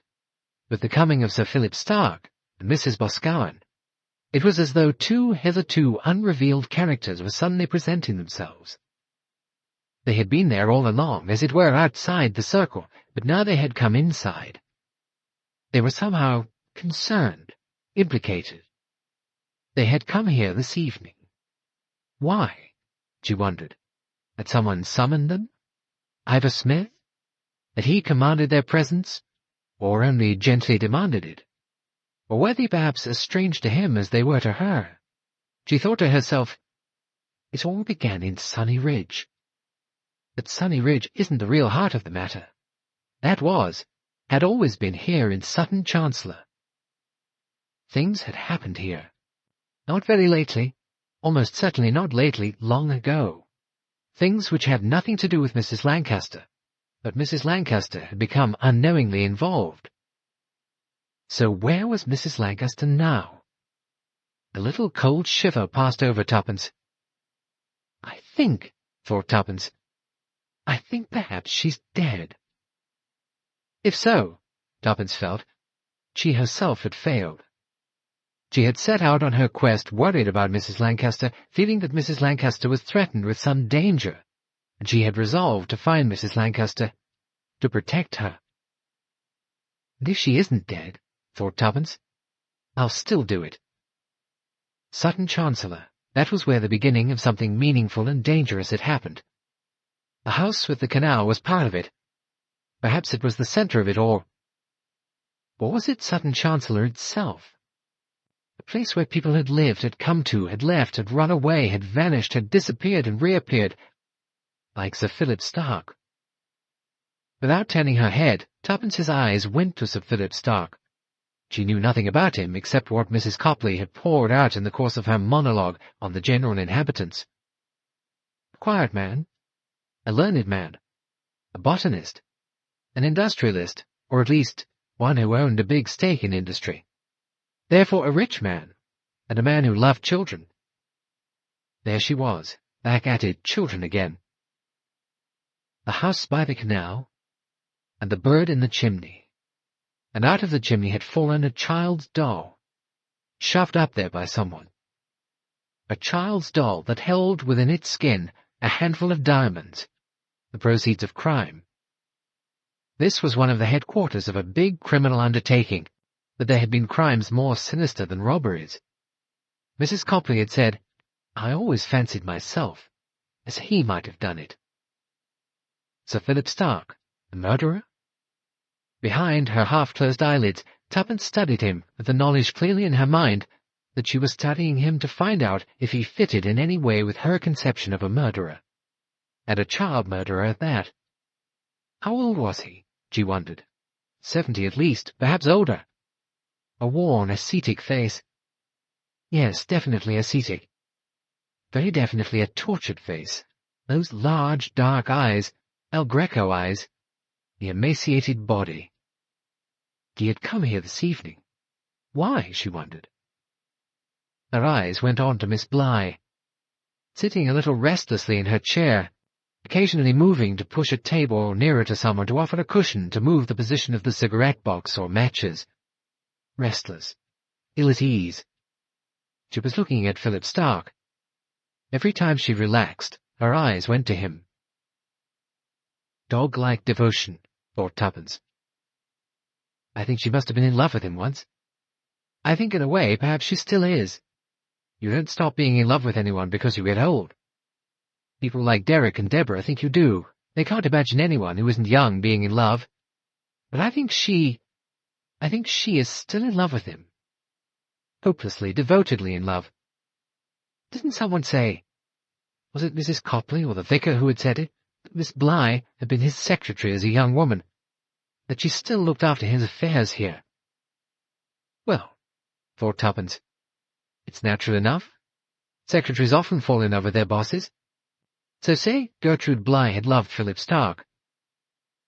Was that a useful fact at all? Had Miss Bligh known or suspected that behind Philip Stark's calm, ascetic personality there ran a horrifying thread of madness? So fond of children always. Too fond of children, I thought, Mrs. Copley had said. Things did take you like that. Perhaps that was a reason for his looking so tortured. Unless one is a pathologist or a psychiatrist or something, one doesn't know anything about mad murderers, thought Tuppence. Why do they want to kill children? What gives them that urge? Are they sorry about it afterwards?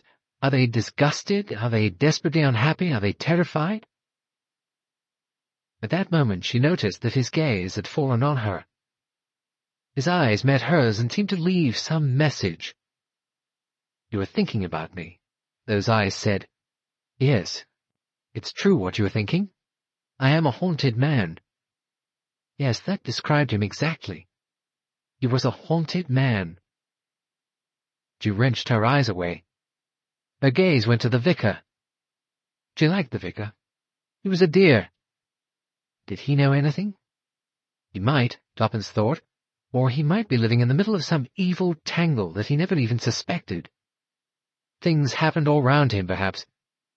But he wouldn't know about them because he had that rather disturbing quality of innocence. Mrs. Boscawen. But Mrs. Boscawen was difficult to know anything about. A middle-aged woman, a personality, as Tommy had said, but that didn't express enough. As though Tuppence had summoned her, Mrs. Boscawen rose suddenly to her feet. "Do you mind if I go upstairs and have a wash?" she said. "Oh, of course." Miss Bligh jumped to her feet. "I'll take you up, shall I, Vicar?" "I know my way perfectly," said Mrs. Boscawen. "Don't bother. Mrs. Beresford." Tuppence jumped slightly. "I'll show you," said Mrs. Boscawen, "where things are. Come up with me." Tuppence got up as obediently as a child. She did not describe it so to herself, but she knew she had been summoned, and when Mrs. Boscawen summoned, you obeyed. By then Mrs. Boscawen was through the door to the hall, and Tuppence had followed her.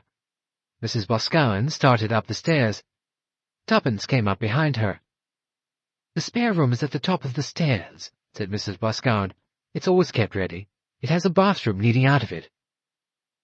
She opened the door at the top of the stairs, went through, switched on the light, and Tuppence followed her in. "I'm very glad to have found you here," said Mrs. Boscawen. "I had hoped I should. I was worried about you. Did your husband tell you?" "Well, I gathered you'd said something," said Tuppence. "Yes, I was worried." She closed the door behind them, shutting them, as it were, into a private place of private consultation. "Have you felt at all," said Emma Boscawen, "that Sutton, Chancellor, is a dangerous place?" "Oh, it's been dangerous for me," said Tuppence. "Yes, I know. It's lucky it wasn't worse. But then, yes, I think I can understand that." "You know something," said Tuppence. "You know something about all this, don't you?" "In a way," said Emma Boscawen. "In a way I do, and in a way I don't. One has instincts, feelings, you know. When they turn out to be right, it's worrying. This whole criminal gang business, it seems so extraordinary. It doesn't seem to have anything to do with—" She stopped abruptly. "I mean, it's just one of those things that are going on, that have always gone on, really. But they're very well organized now, like businesses. There's nothing really dangerous, you know, not about the criminal part of it. It's the other. It's knowing just where the danger is and how to guard against it. You must be careful, Mrs. Beresford. You really must. You're one of those people who rush into things, and it wouldn't be safe to do that. Not here." Tuppence said slowly, "My old aunt, or rather Tommy's old aunt, she wasn't mine. Someone told her in the nursing home, where she died, that there was a killer." Emma nodded her head slowly. "There were 2 deaths in that nursing home," said Tuppence, "and the doctor isn't satisfied about them." "Is that what started you off?" "No," said Tuppence. "It was before that."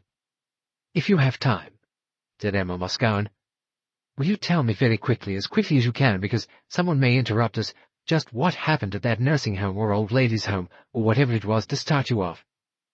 "Yes, I can tell you very quickly," said Tuppence. She proceeded to do so. "I see," said Emma Boscawen. "And you don't know where this old lady, this Mrs. Lancaster, is now?" "No, I don't." "Do you think she's dead?" "I think she might be." "Because she knew something?" "Yes, she knew about something. Some murder, some child, perhaps, who was killed." "I think you've gone wrong there," said Mrs. Boscawen. "I think the child got mixed up in it, and perhaps she got mixed up. Your old lady, I mean. She got the child mixed up with something else, some other kind of killing." "I suppose it's possible. Old people do get mixed up. But there was a child murderer loose here, wasn't there? Or so the woman I lodged with here said. There were several child murders in this part of the country, yes. But that was a good long time ago, you know. I'm not sure.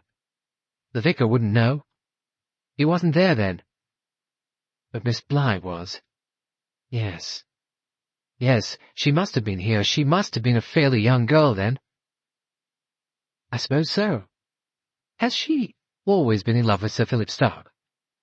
"Oh, you saw that, did you?" "Yes, I think so. Completely devoted, beyond idolatry. We noticed it when we first came here, William and I." "What made you come here? Did you live in the canal house?" "No, we never lived there." "He liked to paint it. He painted it several times." "What's happened to the picture your husband showed me?" "He brought it home again," said Tuppence. "He told me what you said about the boat, that your husband didn't paint it. The boat called Water Lily." "Yes, it wasn't painted by my husband. When I last saw the picture there was no boat there. Somebody painted it in." "And called it Water Lily. And a man who didn't exist, Major Waters, wrote about a child's grave, a child called Lillian. But there was no child buried in that grave, only a child's coffin, full of the proceeds of a big robbery. The painting of the boat must have been a message to say where the loot was hidden. It all seems to tie up with crime." "It seems to, yes. But one can't be sure what—" Emma Boscawen broke off abruptly. She said quickly, "She's coming up to find us. Go into the bathroom. Ooh, Nellie Bligh, pop into the bathroom, bolt the door." "Oh, she's just a busybody," said Tuppence, disappearing into the bathroom. "Something a little more than that," said Mrs. Boscawen. Miss Bligh opened the door and came in, brisk and helpful.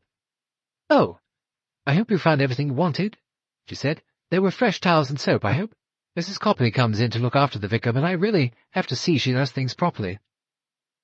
Mrs. Boscawen and Miss Bligh went downstairs together. Tuppence joined them just as they reached the drawing-room door. Sir Philip Stark rose as she came into the room, rearranged her chair, and sat down beside her. "Is that the way you like it, Mrs. Beresford?" "Yes, thank you," said Tuppence. "It's very comfortable."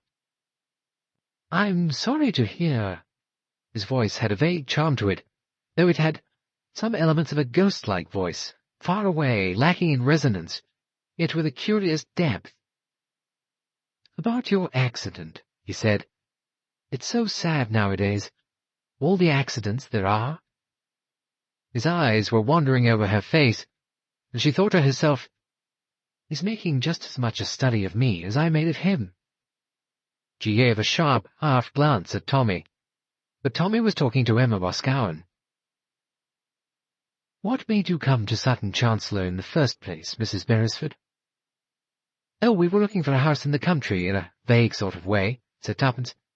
"My husband was away from home attending some congress or other, and I thought I'd have a tour around a likely part of the countryside, just to see what was going and the kind of price one would have to pay, you know."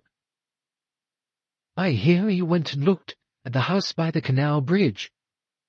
"Yes, I did. I believe I'd once noticed it from the train. It's a very attractive-looking house, from the outside." "Yes, I should imagine, though, that even the outside needs a great deal doing to it. To the roof and things like that. Not so attractive on the wrong side, is it?" "No, it seems to be a curious way to divide up a house." "Oh, well," said Philip Stark. "People have different ideas, don't they?" "You never lived in it, did you?" asked Tuppence. "No, no, indeed. My house was burned down many years ago. There's part of it left still. I expect you've seen it or had it pointed out to you. It's above this vicarage, you know, a bit up the hill. At least, what they call a hill in this part of the world. It was never much to boast of. My father built it way back in 1890 or so. A proud mansion. Gothic overlays, a touch of Balmoral. Our architects nowadays rather admire that kind of thing, again, though actually 40 years ago it was shuddered at. It had everything a so-called gentleman's house ought to have." His voice was gently ironic. "A billiard room, a morning room, a ladies' parlour, a colossal dining room, a ballroom, about 14 bedrooms, and once had, or so I should imagine, a staff of 14 servants to look after it."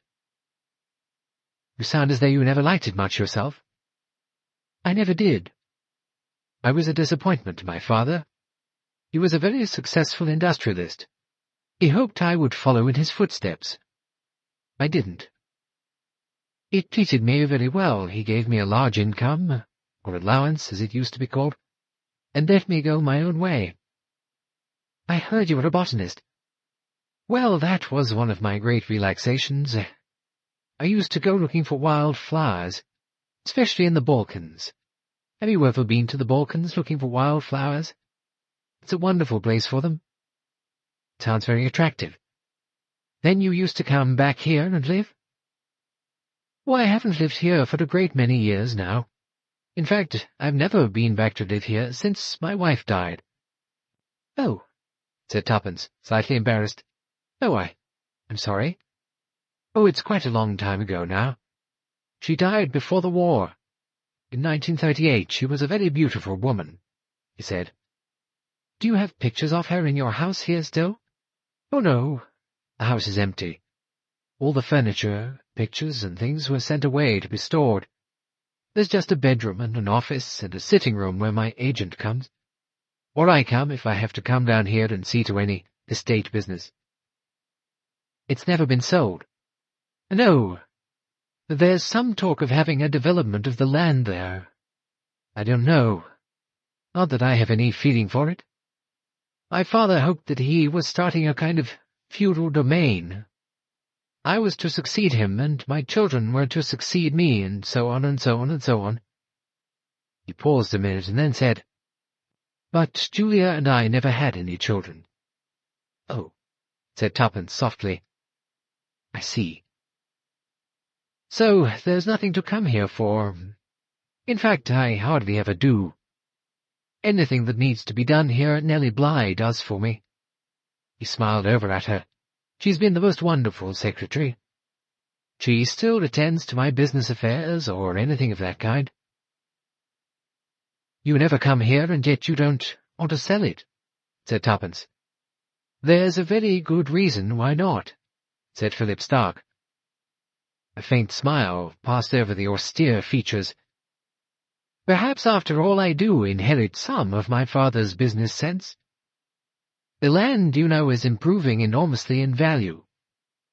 It's a better investment than money would be if I sold it. Appreciates every day. Some day, who knows, we'll have a grand new dormitory town built on that land. Then you'll be rich." "Then I'll be an even richer man than I am at present," said Sir Philip, "and I'm quite rich enough."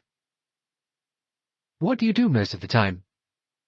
"I travel, and I have interests in London. I have a picture gallery there. I'm by way of being an art dealer. All those things are interesting.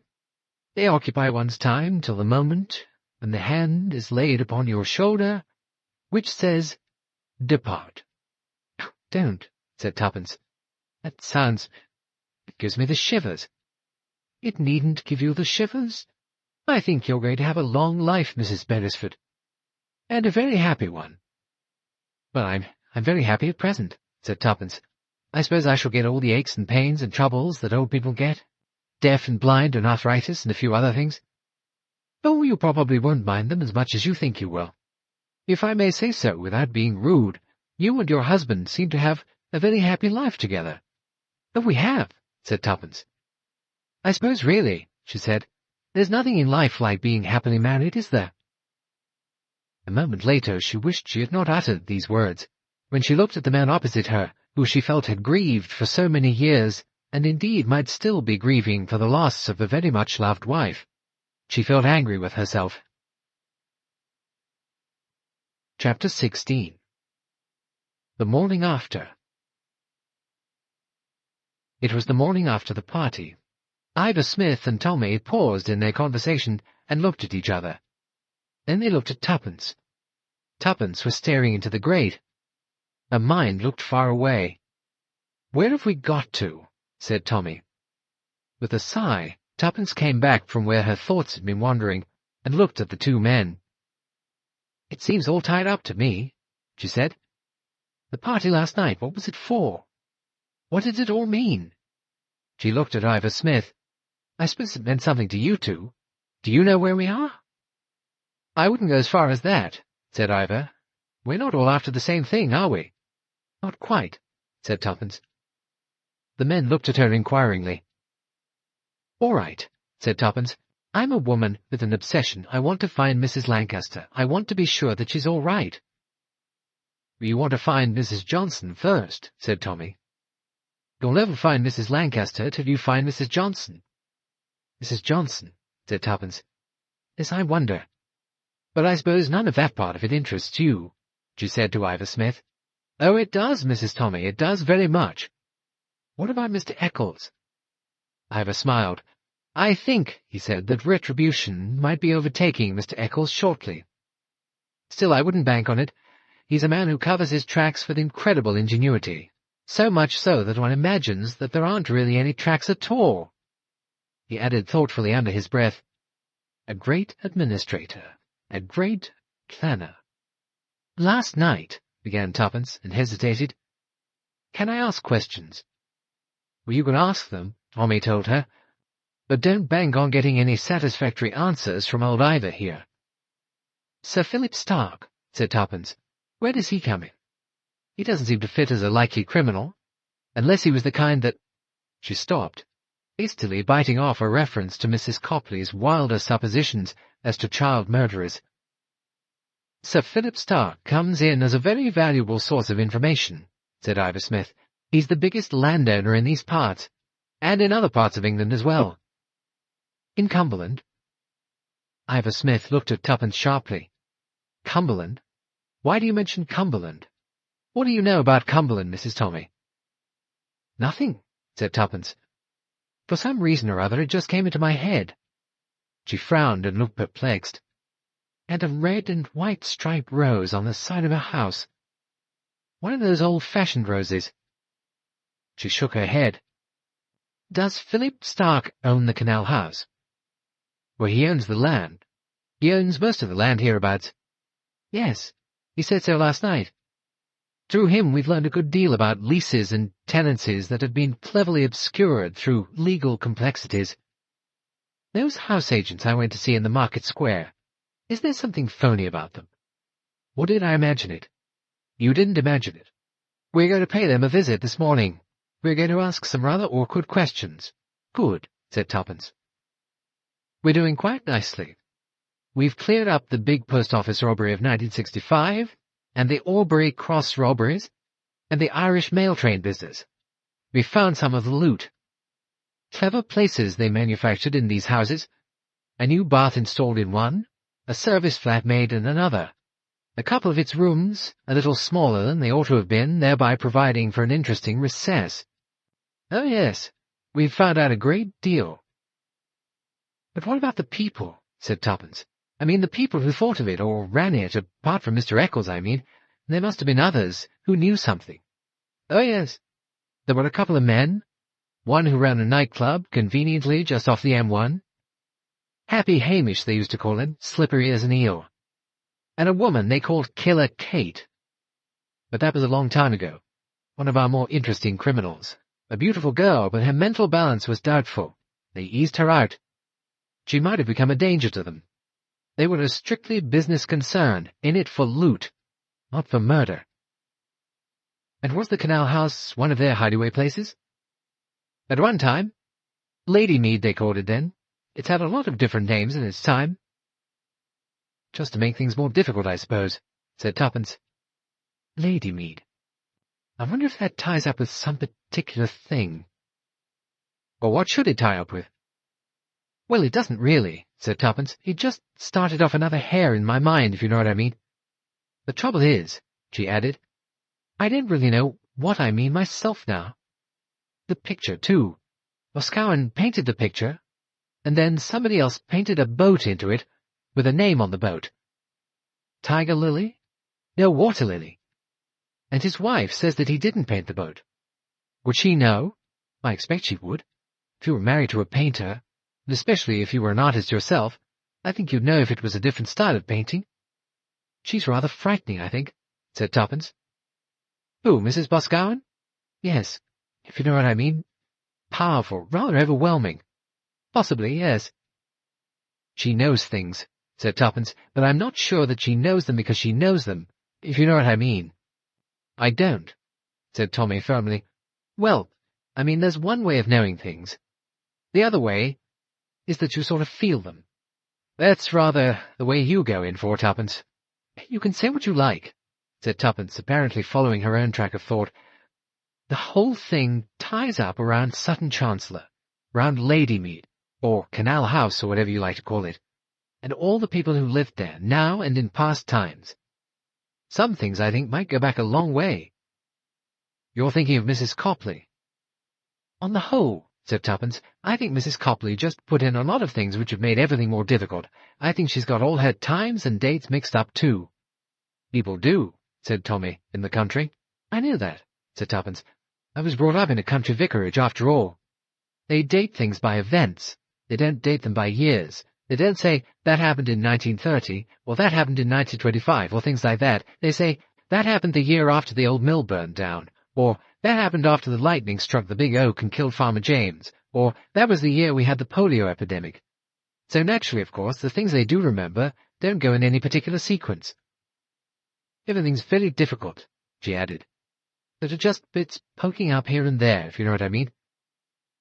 "Of course, the point is," said Tuppence, with the air of someone who suddenly makes an important discovery, "the trouble is that I'm old myself." "You are eternally young," said Ivor gallantly. "Oh, don't be daft," said Tuppence scathingly. "I'm old because I remember things that same way. I've gone back to being primitive in my aids to memory." She got up and walked round the room. "This is an annoying kind of hotel," she said. She went through the door into her bedroom, and came back again shaking her head.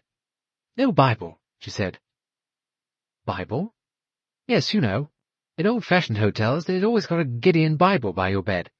I suppose so that you can get saved any moment of the day or night. Well, they don't have that here. You want a Bible? Well, I do, rather. I was brought up properly, and I used to know my Bible quite well, as any good clergyman's daughter should. But now, you see, one rather forgets, especially as they don't read the lessons properly anymore in churches. They give you some new version, where all the wording, I suppose it's technically right and a proper translation, but sounds nothing like it used to. While you two go to the house agents, I shall drive into Sutton, Chancellor, she added. What for?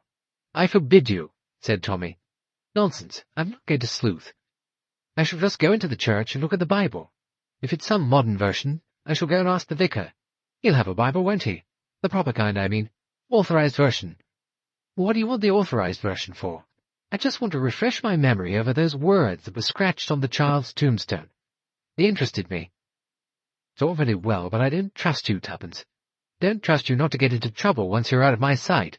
I give you my word I'm not going to prowl about in graveyards any more.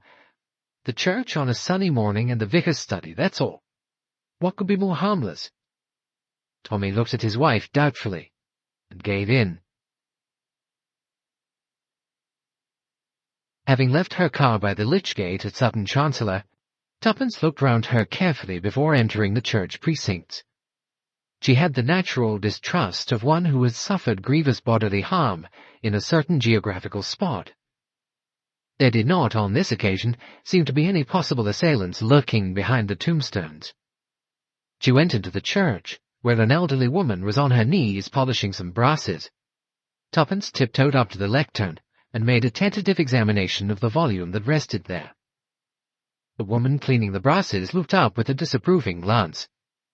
"Well, I'm not going to steal it," said Tuppence reassuringly, and carefully closing it again, she tiptoed out of the church.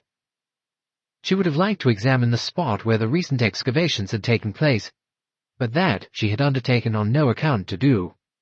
"Whosoever shall offend," she murmured to herself. It might mean that, but if so, it would have to be... Oh, I don't know. She drove the car the short distance to the vicarage, got out, and went up the path to the front door. She rang, but could hear no tinkle from inside. "Bell's broken, I expect," said Tuppence, knowing the habits of vicarage bells. She pushed the door, and it responded to her touch. She stood inside in the hall. On the table, a large envelope with a foreign stamp took up a good deal of space. It bore the printed legend of a missionary society in Africa. "I'm glad I'm not a missionary," thought Tuppence. Behind that vague thought there lay something else, something connected with some hall table somewhere. Something that she ought to remember. Flowers? Leaves? Some letter or parcel? At that moment the vicar came out from the door on the left. "Oh," he said. "Do you want me? Oh, it's Mrs. Beresford, isn't it?" "Quite right," said Tuppence. "What I really came to ask you was whether, by any chance, you had a Bible." "Bible?" said the vicar, looking rather unexpectedly doubtful. "A Bible? I thought it likely that you might have," said Tuppence. "Oh, of course," said the vicar. "As a matter of fact, I suppose I've got several. I've got a Greek Testament," he said hopefully. "That's not what you want, I suppose." "No," said Tuppence. "I want," she said firmly, "the authorized version." "Oh, dear," said the vicar. "Of course, there must be several in the house. Yes, several. We don't use that version in the church now, I'm sorry to say. One has to fall in with the bishop's ideas, you know, and the bishop is very keen on modernization, for young people and all that. Pity, I think. I have so many books in my library here that some of them, you know, get pushed behind the others. But I think I can find you what you want. I think so. If not, we'll ask Miss Bligh. She's here somewhere, looking out the vases for the children who arranged their wild flowers for the children's corner in the church." He left Tuppence in the hall and went back into the room where he had come from. Tuppence did not follow him. She remained in the hall, frowning and thinking. She looked up suddenly as the door at the end of the hall opened and Miss Bligh came through it. She was holding up a very heavy metal vase. Several things clicked together in Tuppence's head. "Of course," said Tuppence. "Of course. Oh, can I help?" "Oh, it's Mrs. Beresford." "Yes," said Tuppence, and added, "And it's Mrs. Johnson, isn't it?" The heavy vase fell to the floor. Tuppence stooped and picked it up. She stood weighing it in her hand. "Quite a handy weapon," she said. She put it down. "Just the thing to cosh anyone with from behind," she said. "That's what you did to me, didn't you, Mrs. Johnson?" What did you say? I never—" But Tuppence had no need to stay longer. She had seen the effect of her words. At the second mention of Mrs. Johnson, Miss Bligh had given herself away in an unmistakable fashion. She was shaking and panic-stricken. "There was a letter on your hall table the other day," said Tuppence, "addressed to a Mrs. York at an address in Cumberland. That's where you took her, isn't it, Mrs. Johnson? When you took her away from Sunny Ridge, that's where she is now, Mrs. York or Mrs. Lancaster. You used either name, York and Lancaster, like the striped red and white rose in the Perrys' garden." She turned swiftly and went out of the house, leaving Miss Bligh in the hall, still supporting herself on the stair-rail, her mouth open, staring after her. Tuppence ran down the path to the gate, jumped into her car, and drove away. She looked back towards the front door, but no one emerged. Tuppence drove past the church and back towards Market Basing, but suddenly changed her mind. She turned the car, drove back the way she had come, and took the left-hand road leading to the Canal House Bridge. She abandoned the car, looked over the gate to see if either of the Perrys were in the garden, but there was no sign of them. She went through the gate and up the path to the back door. That was closed too, and the windows were shut. Tuppence felt annoyed. Perhaps Alice Perry had gone to Market Basing to shop. She particularly wanted to see Alice Perry. Tuppence knocked at the door, rapping first gently, then loudly. Nobody answered. She turned the handle, but the door did not give. It was locked. She stood there, undecided. There were some questions she badly wanted to ask Alice Perry.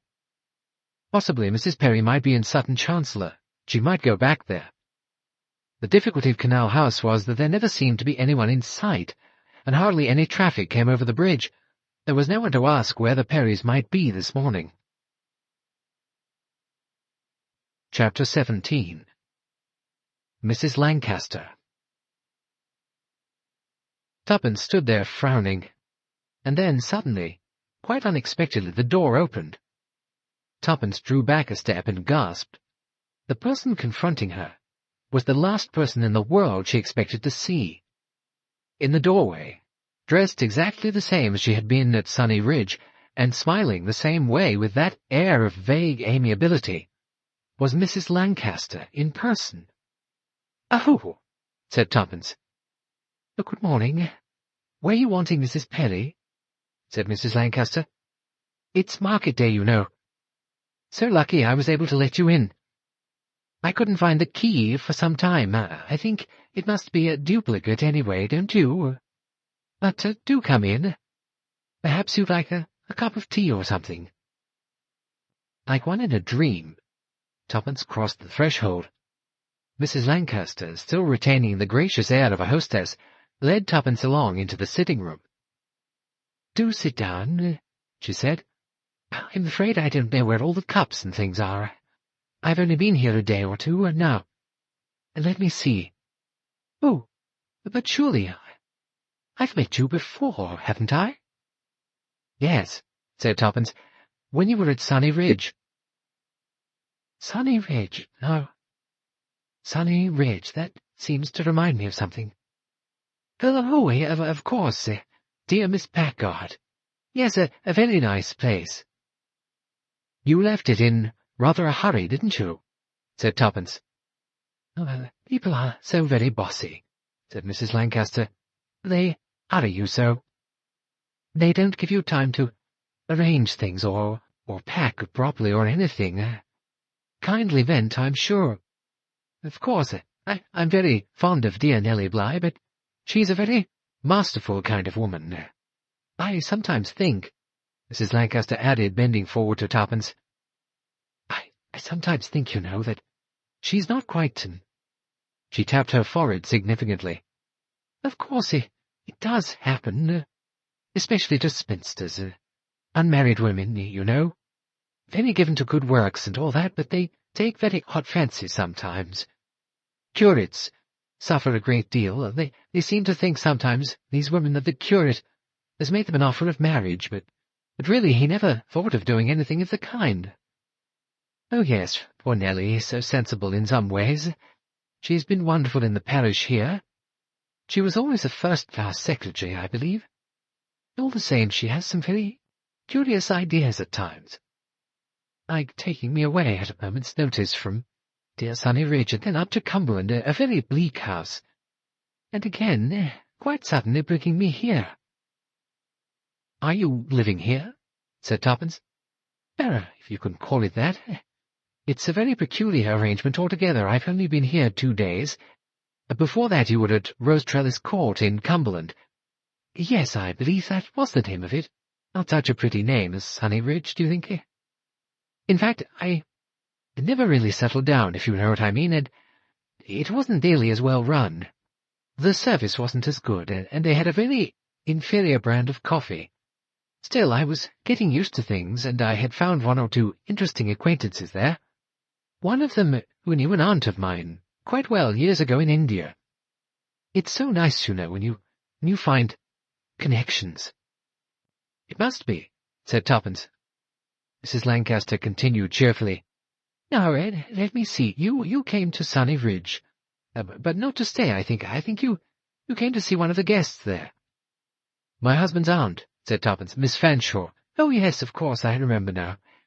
And wasn't there something about a child of yours behind the chimney-piece? No, said Tuppence. No, it wasn't my child. But that's why you've come here, isn't it? They'd had trouble with the chimney here. A bird got into it, I understand. This place wants repairing. I don't like being here at all. No, not at all. And I shall tell Nellie so as soon as I see her. You're lodging with Mrs. Perry? Well, in a way I am, and in a way I'm not. I think I could trust you with the secret, couldn't I? Oh, yes, said Tuppence. You can trust me. Well, I'm not really here at all. I mean, not in this part of the house. This is the Perrys' part of the house. She leaned forward. There's another one, you know. If you go upstairs. Come with me, I'll take you. Tuppence rose. She felt that she was in a rather crazy kind of dream. I'll just lock the door first. It's safer, said Mrs. Lancaster. She led Tuppence up a rather narrow staircase to the first floor. She took her through a double bedroom with signs of occupation, presumably the Perrys' room, and through a door leading out of that into another room next door. It contained a washstand and a tall wardrobe of maple wood. Nothing else. Mrs. Lancaster went to the maple wardrobe, fumbled at the back of it, then with sudden ease pushed it aside. There seemed to be casters on the wardrobe, and it rolled out from the wall easily enough. Behind the wardrobe there was, rather strangely, Tuppence thought, a grate. Over the mantelpiece there was a mirror with a small shelf under the mirror, on which were china figures of birds. To Tuppence's astonishment, Mrs. Lancaster seized the bird in the middle of the mantelshelf and gave it a sharp pull. Apparently the bird was stuck to the mantelpiece. In fact, by a swift touch, Tuppence perceived that all the birds were firmly fastened down. But as a result of Mrs. Lancaster's action, there was a click, and the whole mantelpiece came away from the wall and swung forward. Clever, isn't it? Said Mrs. Lancaster. It was done a long time ago, you know, when they altered the house. The priest's hole, you know, they used to call this room. But I don't think it really is a priest's hole. No, nothing to do with priests. I never thought so. Come through. This is where I live now. She gave another push. The wall in front of her also swung back, and a minute or two later they were in a large, attractive-looking room with windows that gave onto the canal and the hill opposite. A lovely room, isn't it? Said Mrs. Lancaster. Such a lovely view. I always liked it. I lived here for a time as a girl, you know. Oh, I see. Not a lucky house, said Mrs. Lancaster. No. They always said it wasn't a lucky house. I think you know," she added. "I think I'll shut this up again. One can't be too careful, can one?" She stretched out a hand and pushed the door they had come through back again. There was a sharp click as the mechanism swung into place. "I suppose," said Tuppence, "that this was one of the alterations they made to the house when they wanted to use it as a hiding place." "They did a lot of alterations," said Mrs. Lancaster. "Sit down, do. Do you like a high chair, or a low one? I like a high one, myself. I'm rather rheumatic, you know. I suppose you thought there might have been a child's body here," added Mrs. Lancaster. "An absurd idea, really. Don't you think so?" "Yes, perhaps." "Cops and robbers," said Mrs. Lancaster with an indulgent air. "One is foolish when one is young, you know. All that sort of thing. Gangs, big robberies. It has such an appeal for one when one is young. One thinks being a gunman's moll would be the most wonderful thing in the world. I thought so once. Believe me," she leaned forward and tapped Tuppence on the knee, "believe me, it's not true. It isn't really. I thought so once. But one wants more than that, you know. There's really no thrill in just stealing things and getting away with it. It needs good organization, of course." "Oh, you mean Mrs. Johnson, or Miss Bligh, whichever you call her. Well, of course, she's always Nellie Bligh to me, but for some reason or another, to facilitate things, she says, she calls herself Mrs. Johnson now and then, but she's never been married, you know. Oh, no, she's a regular spinster." A sound of knocking came to them from below. "Oh, dear me," said Mrs. Lancaster. "That must be the Perrys back again. I had no idea they were going to be back so soon." The knocking went on. "Perhaps we ought to let them in," suggested Tuppence. "No, dear, we won't do that," said Mrs. Lancaster. "I can't stand people always interfering. We're having such a nice little talk up here, aren't we? I think we'll just stay up here. Oh, dear. Now they're calling under the window. Just look out and see who it is." Tuppence went to the window. "It's Mr. Perry," she said. From below, Mr. Perry shouted, "Julia! Julia!" "Impertinence," said Mrs. Lancaster. "I don't allow people like Amos Perry to call me by my Christian name, no indeed. Don't worry, dear," she added. "We are quite safe here, and we can have a nice little talk. I'll tell you all about myself. I've really had a very interesting life. Eventful. Sometimes I think I ought to write it down. I was mixed up, you see. I was a wild girl. Then I was mixed up with, really just a common gang of criminals. No other word for it. Some of them very undesirable people. Mind you, there were nice people among them. Quite good class." "Miss Bligh?" No. Miss Bligh never had anything to do with crime, not Nellie Bligh. Oh, she's very churchy, you know, religious, all that. But there are different ways of religion. Perhaps you know that, don't you?" "I suppose there are a lot of different sects," Tuppence suggested. "Yes, there have to be for ordinary people, but there are others. Besides ordinary people, there are some special ones under special commands. There are special legions. Do you understand what I mean, my dear?" "I don't think I do," said Tuppence. "Don't you think we ought to let the Perrys into their own house? They're getting rather upset." "No, we're not going to let the Perrys in. Not till I've told you all about it. You mustn't be frightened, my dear. It's all quite natural, quite harmless.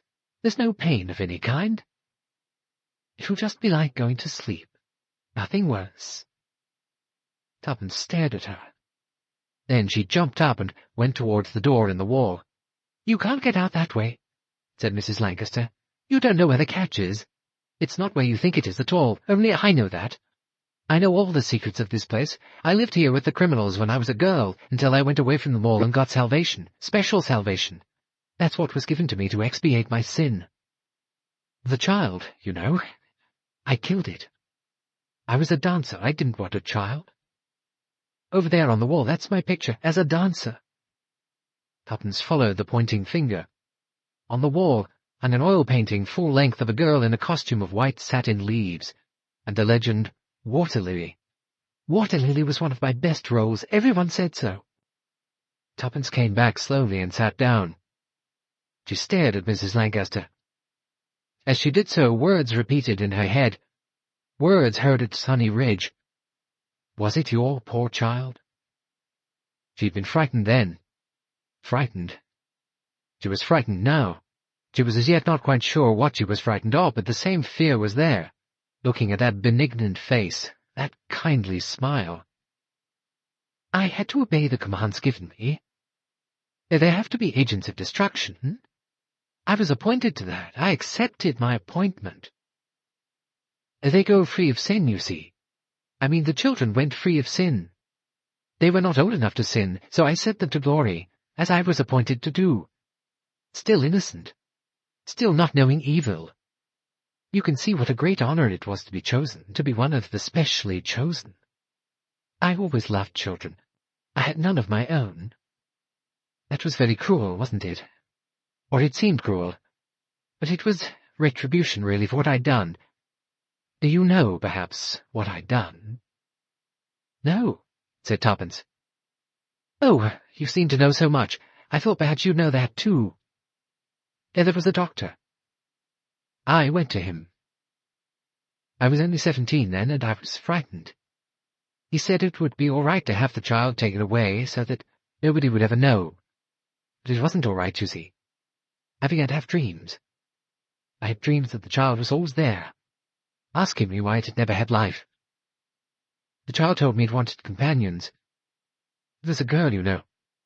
Yes, I'm sure it was a girl. She came, and she wanted other children. Then I got the command. I couldn't have any children. I'd married, and I thought I'd have children. Then my husband wanted children passionately, but the children never came because I was cursed, you see. You understand that, don't you? But there was a way to atone for what I'd done. What I'd done was murder, wasn't it? And you would only atone for murder with other murders, because the other murders wouldn't really be murders, they would be sacrifices. They would be offered up. You do see the difference, don't you? The children went to keep my child company, children of different ages, but young. The command would come, and then— She leaned forward and touched Tuppence. It was such a happy thing to do. You understand that, don't you? It was so happy to release them so that they'd never know sin like I knew sin. I couldn't tell anyone, of course, nobody was ever to know. That was the thing I had to be sure about. But there were people sometimes who got to know, or to suspect. Then, of course, I mean, it had to be death for them, too, so that I should be safe. So I've always been quite safe. You understand, don't you? Not quite. But you do know. That's why you came here, isn't it? You knew. You knew the day I asked you at Sunny Ridge. I saw by your face. I said, was it your poor child? I thought you'd come perhaps because you were a mother, one of those whose children I'd killed. I hoped you'd come back another time, and then we'd have a glass of milk together. It was usually milk. Sometimes cocoa. Anyone who knew about me. She moved slowly across the room and opened a cupboard in the corner. "This is Moody," said Tuppence. "Was she one?" "Oh, you know about her? She wasn't a mother. She'd been a dresser at the theatre. She recognized me, so she had to go." Turning suddenly, she came towards Tuppence, holding a glass of milk and smiling persuasively. "Drink it hot," she said. "Just drink it hot." Tuppence sat silent for a moment. Then she leapt to her feet and rushed to the window. Catching up a chair, she crashed the glass. She leaned her head out and screamed, "Help! Help!" Mrs. Lancaster laughed. She put the glass of milk down on a table and leant back in her chair and laughed. "How stupid you are! Who do you think will come? Who do you think can come? They'll have to break down doors. They'd have to get through that wall, and by that time, there are other things, you know. It needn't be milk. Milk is the easy way, milk and cocoa, and even tea. For little Mrs. Moody, I put it in cocoa. She loved cocoa. The morphia. How did you get it? Oh, that was easy. A man I lived with years ago, he had cancer. The doctor gave me supplies for him to keep in my charge. Other drugs, too. I said later that they'd all been thrown away, but I kept them. And other drugs and sedatives, too. I thought they might come in useful some day, and they did. I've still got a supply. I never take anything of the kind myself. I don't believe in it. She pushed the glass of milk towards Tuppence. Drink it up. It's much the easiest way. The other way. But the trouble is, I can't be sure just where I put it. She got up from her chair and began walking round the room. Where did I put it? Where did I? I forget everything now. I'm getting old. Tuppence yelled again. Help! But the canal bank was empty still. Mrs. Lancaster was still wandering round the room. I certainly thought Oh, of course, in my knitting bag. Tuppence turned from the window. Mrs. Lancaster was coming towards her. What a silly woman you are, said Mrs. Lancaster, to want it this way. Her left arm shot out, and she caught Tuppence's shoulder. Her right hand came from behind her back, and in it was a long, thin stiletto blade. Tuppence struggled. She thought, I can stop her easily. Easily, she's an old woman, feeble. She can't. Suddenly, in a cold tide of fear, she thought, but I'm an old woman, too. I'm not as strong as I think myself. I'm not as strong as she is. Her hands, her grasp, her fingers, I suppose because she's mad, and mad people have always heard her strong. The gleaming blade was approaching near her. Tuppence screamed. Down below she heard shouts and blows now on the doors, as though someone were trying to force the doors or windows. They'll never get through, thought Tuppence. They'll never get through this trick doorway here, not unless they know the mechanism. She struggled fiercely. She was still managing to hold Mrs. Lancaster away from her, but the other was the bigger woman. A big, strong woman. Her face was still smiling, but it no longer had the benignant look. It had the look now of someone enjoying herself. Killer Kate, said Tuppence. Who, you know my nickname, yes? But I've sublimated that. I become a killer of the Lord. It's the Lord's will that I should kill you, so that makes it all right. You do see that, don't you? You see it makes it all right. Tuppence was pressed now against the side of a big chair. With one arm, Mrs. Lancaster held her against the chair, and the pressure increased. No further recoil was possible. In Mrs. Lancaster's right hand the sharp steel of the stiletto approached. Tuppence thought, I mustn't panic.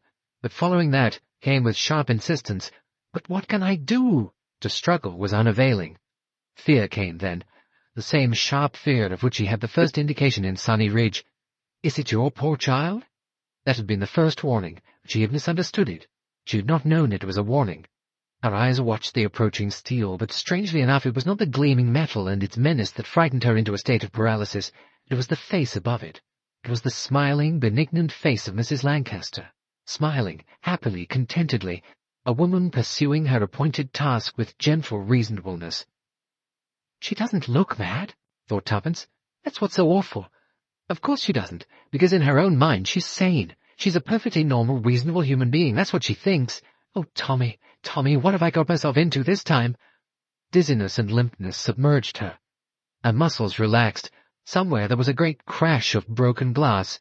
It swept her away into darkness and unconsciousness. That's better. You're coming round. Drink this, Mrs. Beresford. The glass pressed against her lips. She resisted fiercely. Poisoned milk? Who had said that once? Something about poisoned milk. She wouldn't drink poisoned milk. No, not milk. Quite a different smell. She relaxed. Her lips opened. She sipped. Brandy, said Tuppence with recognition. Quite right.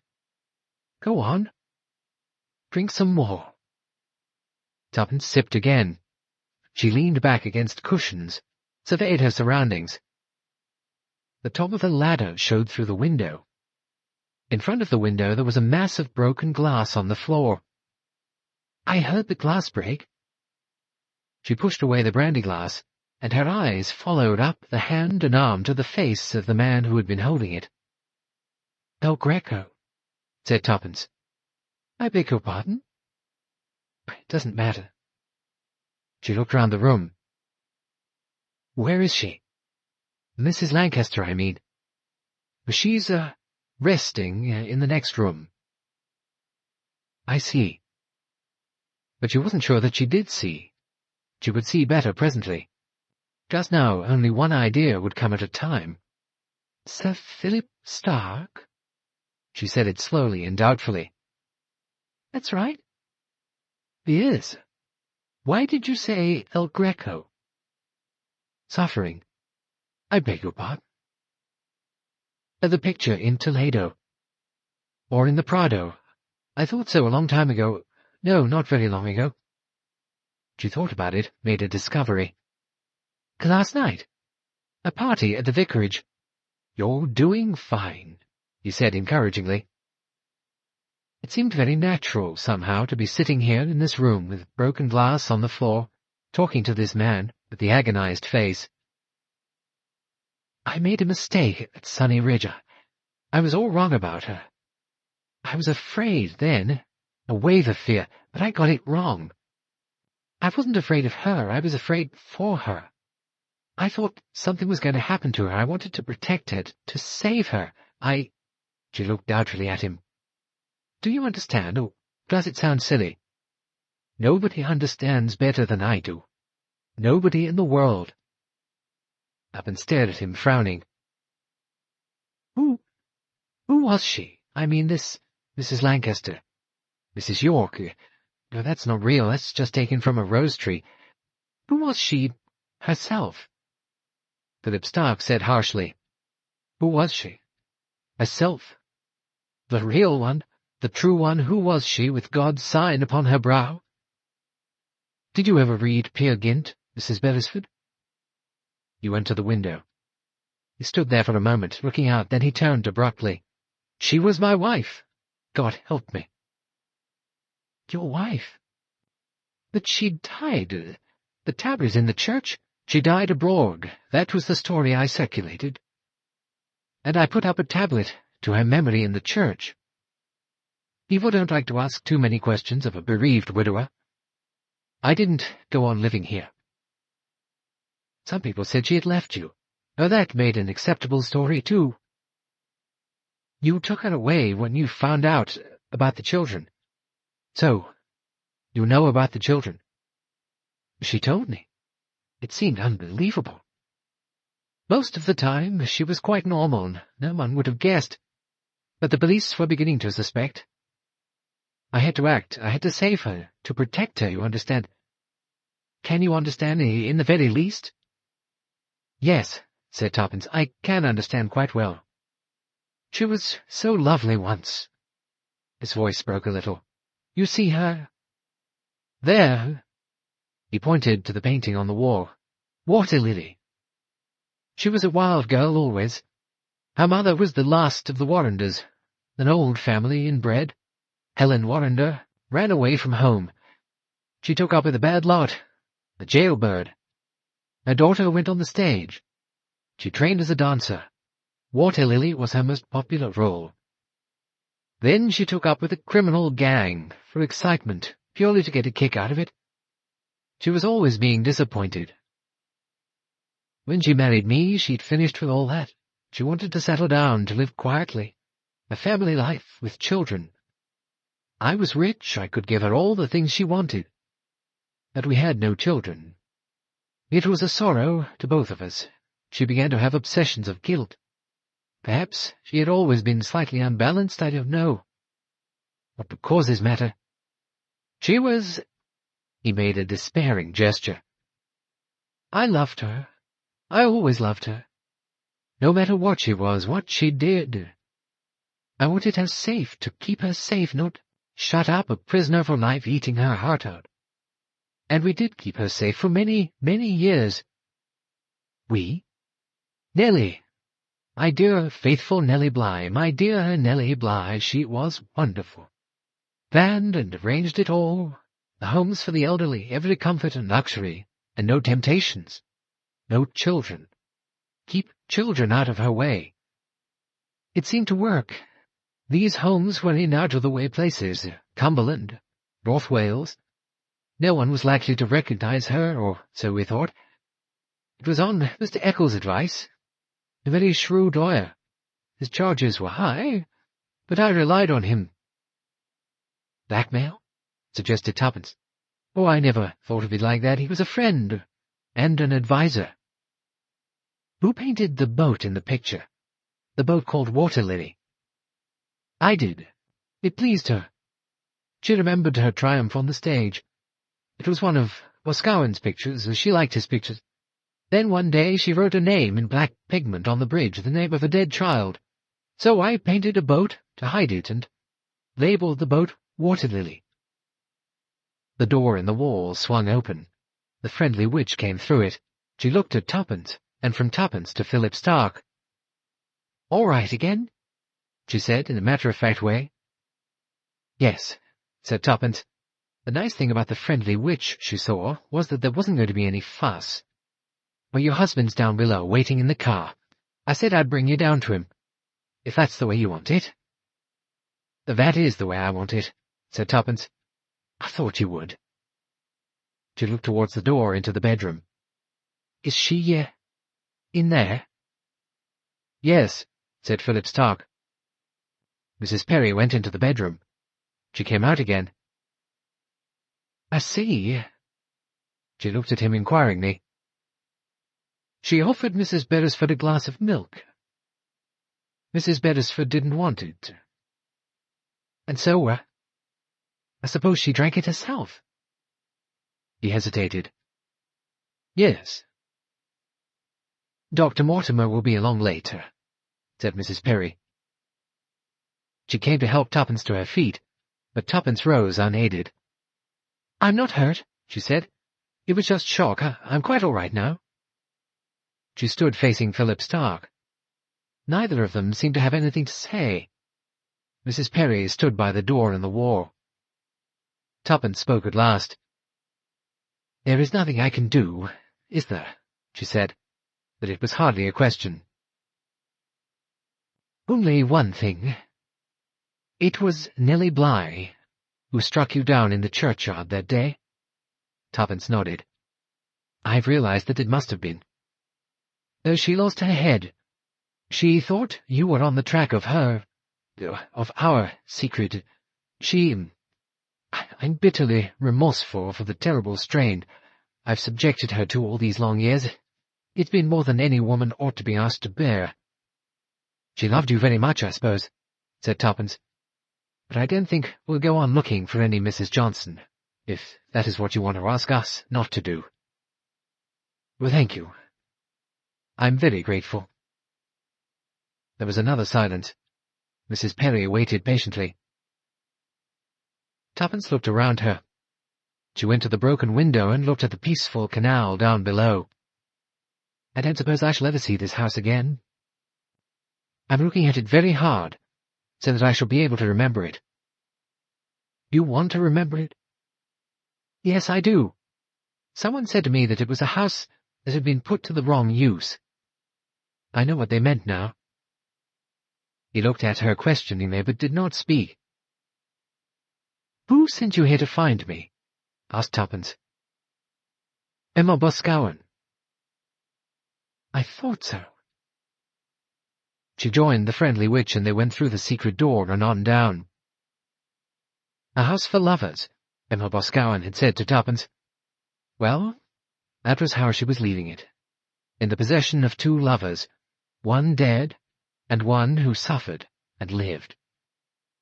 She went out through the door to where Tommy and the car were waiting. She said goodbye to the friendly witch. She got into the car. "Tuppence," said Tommy.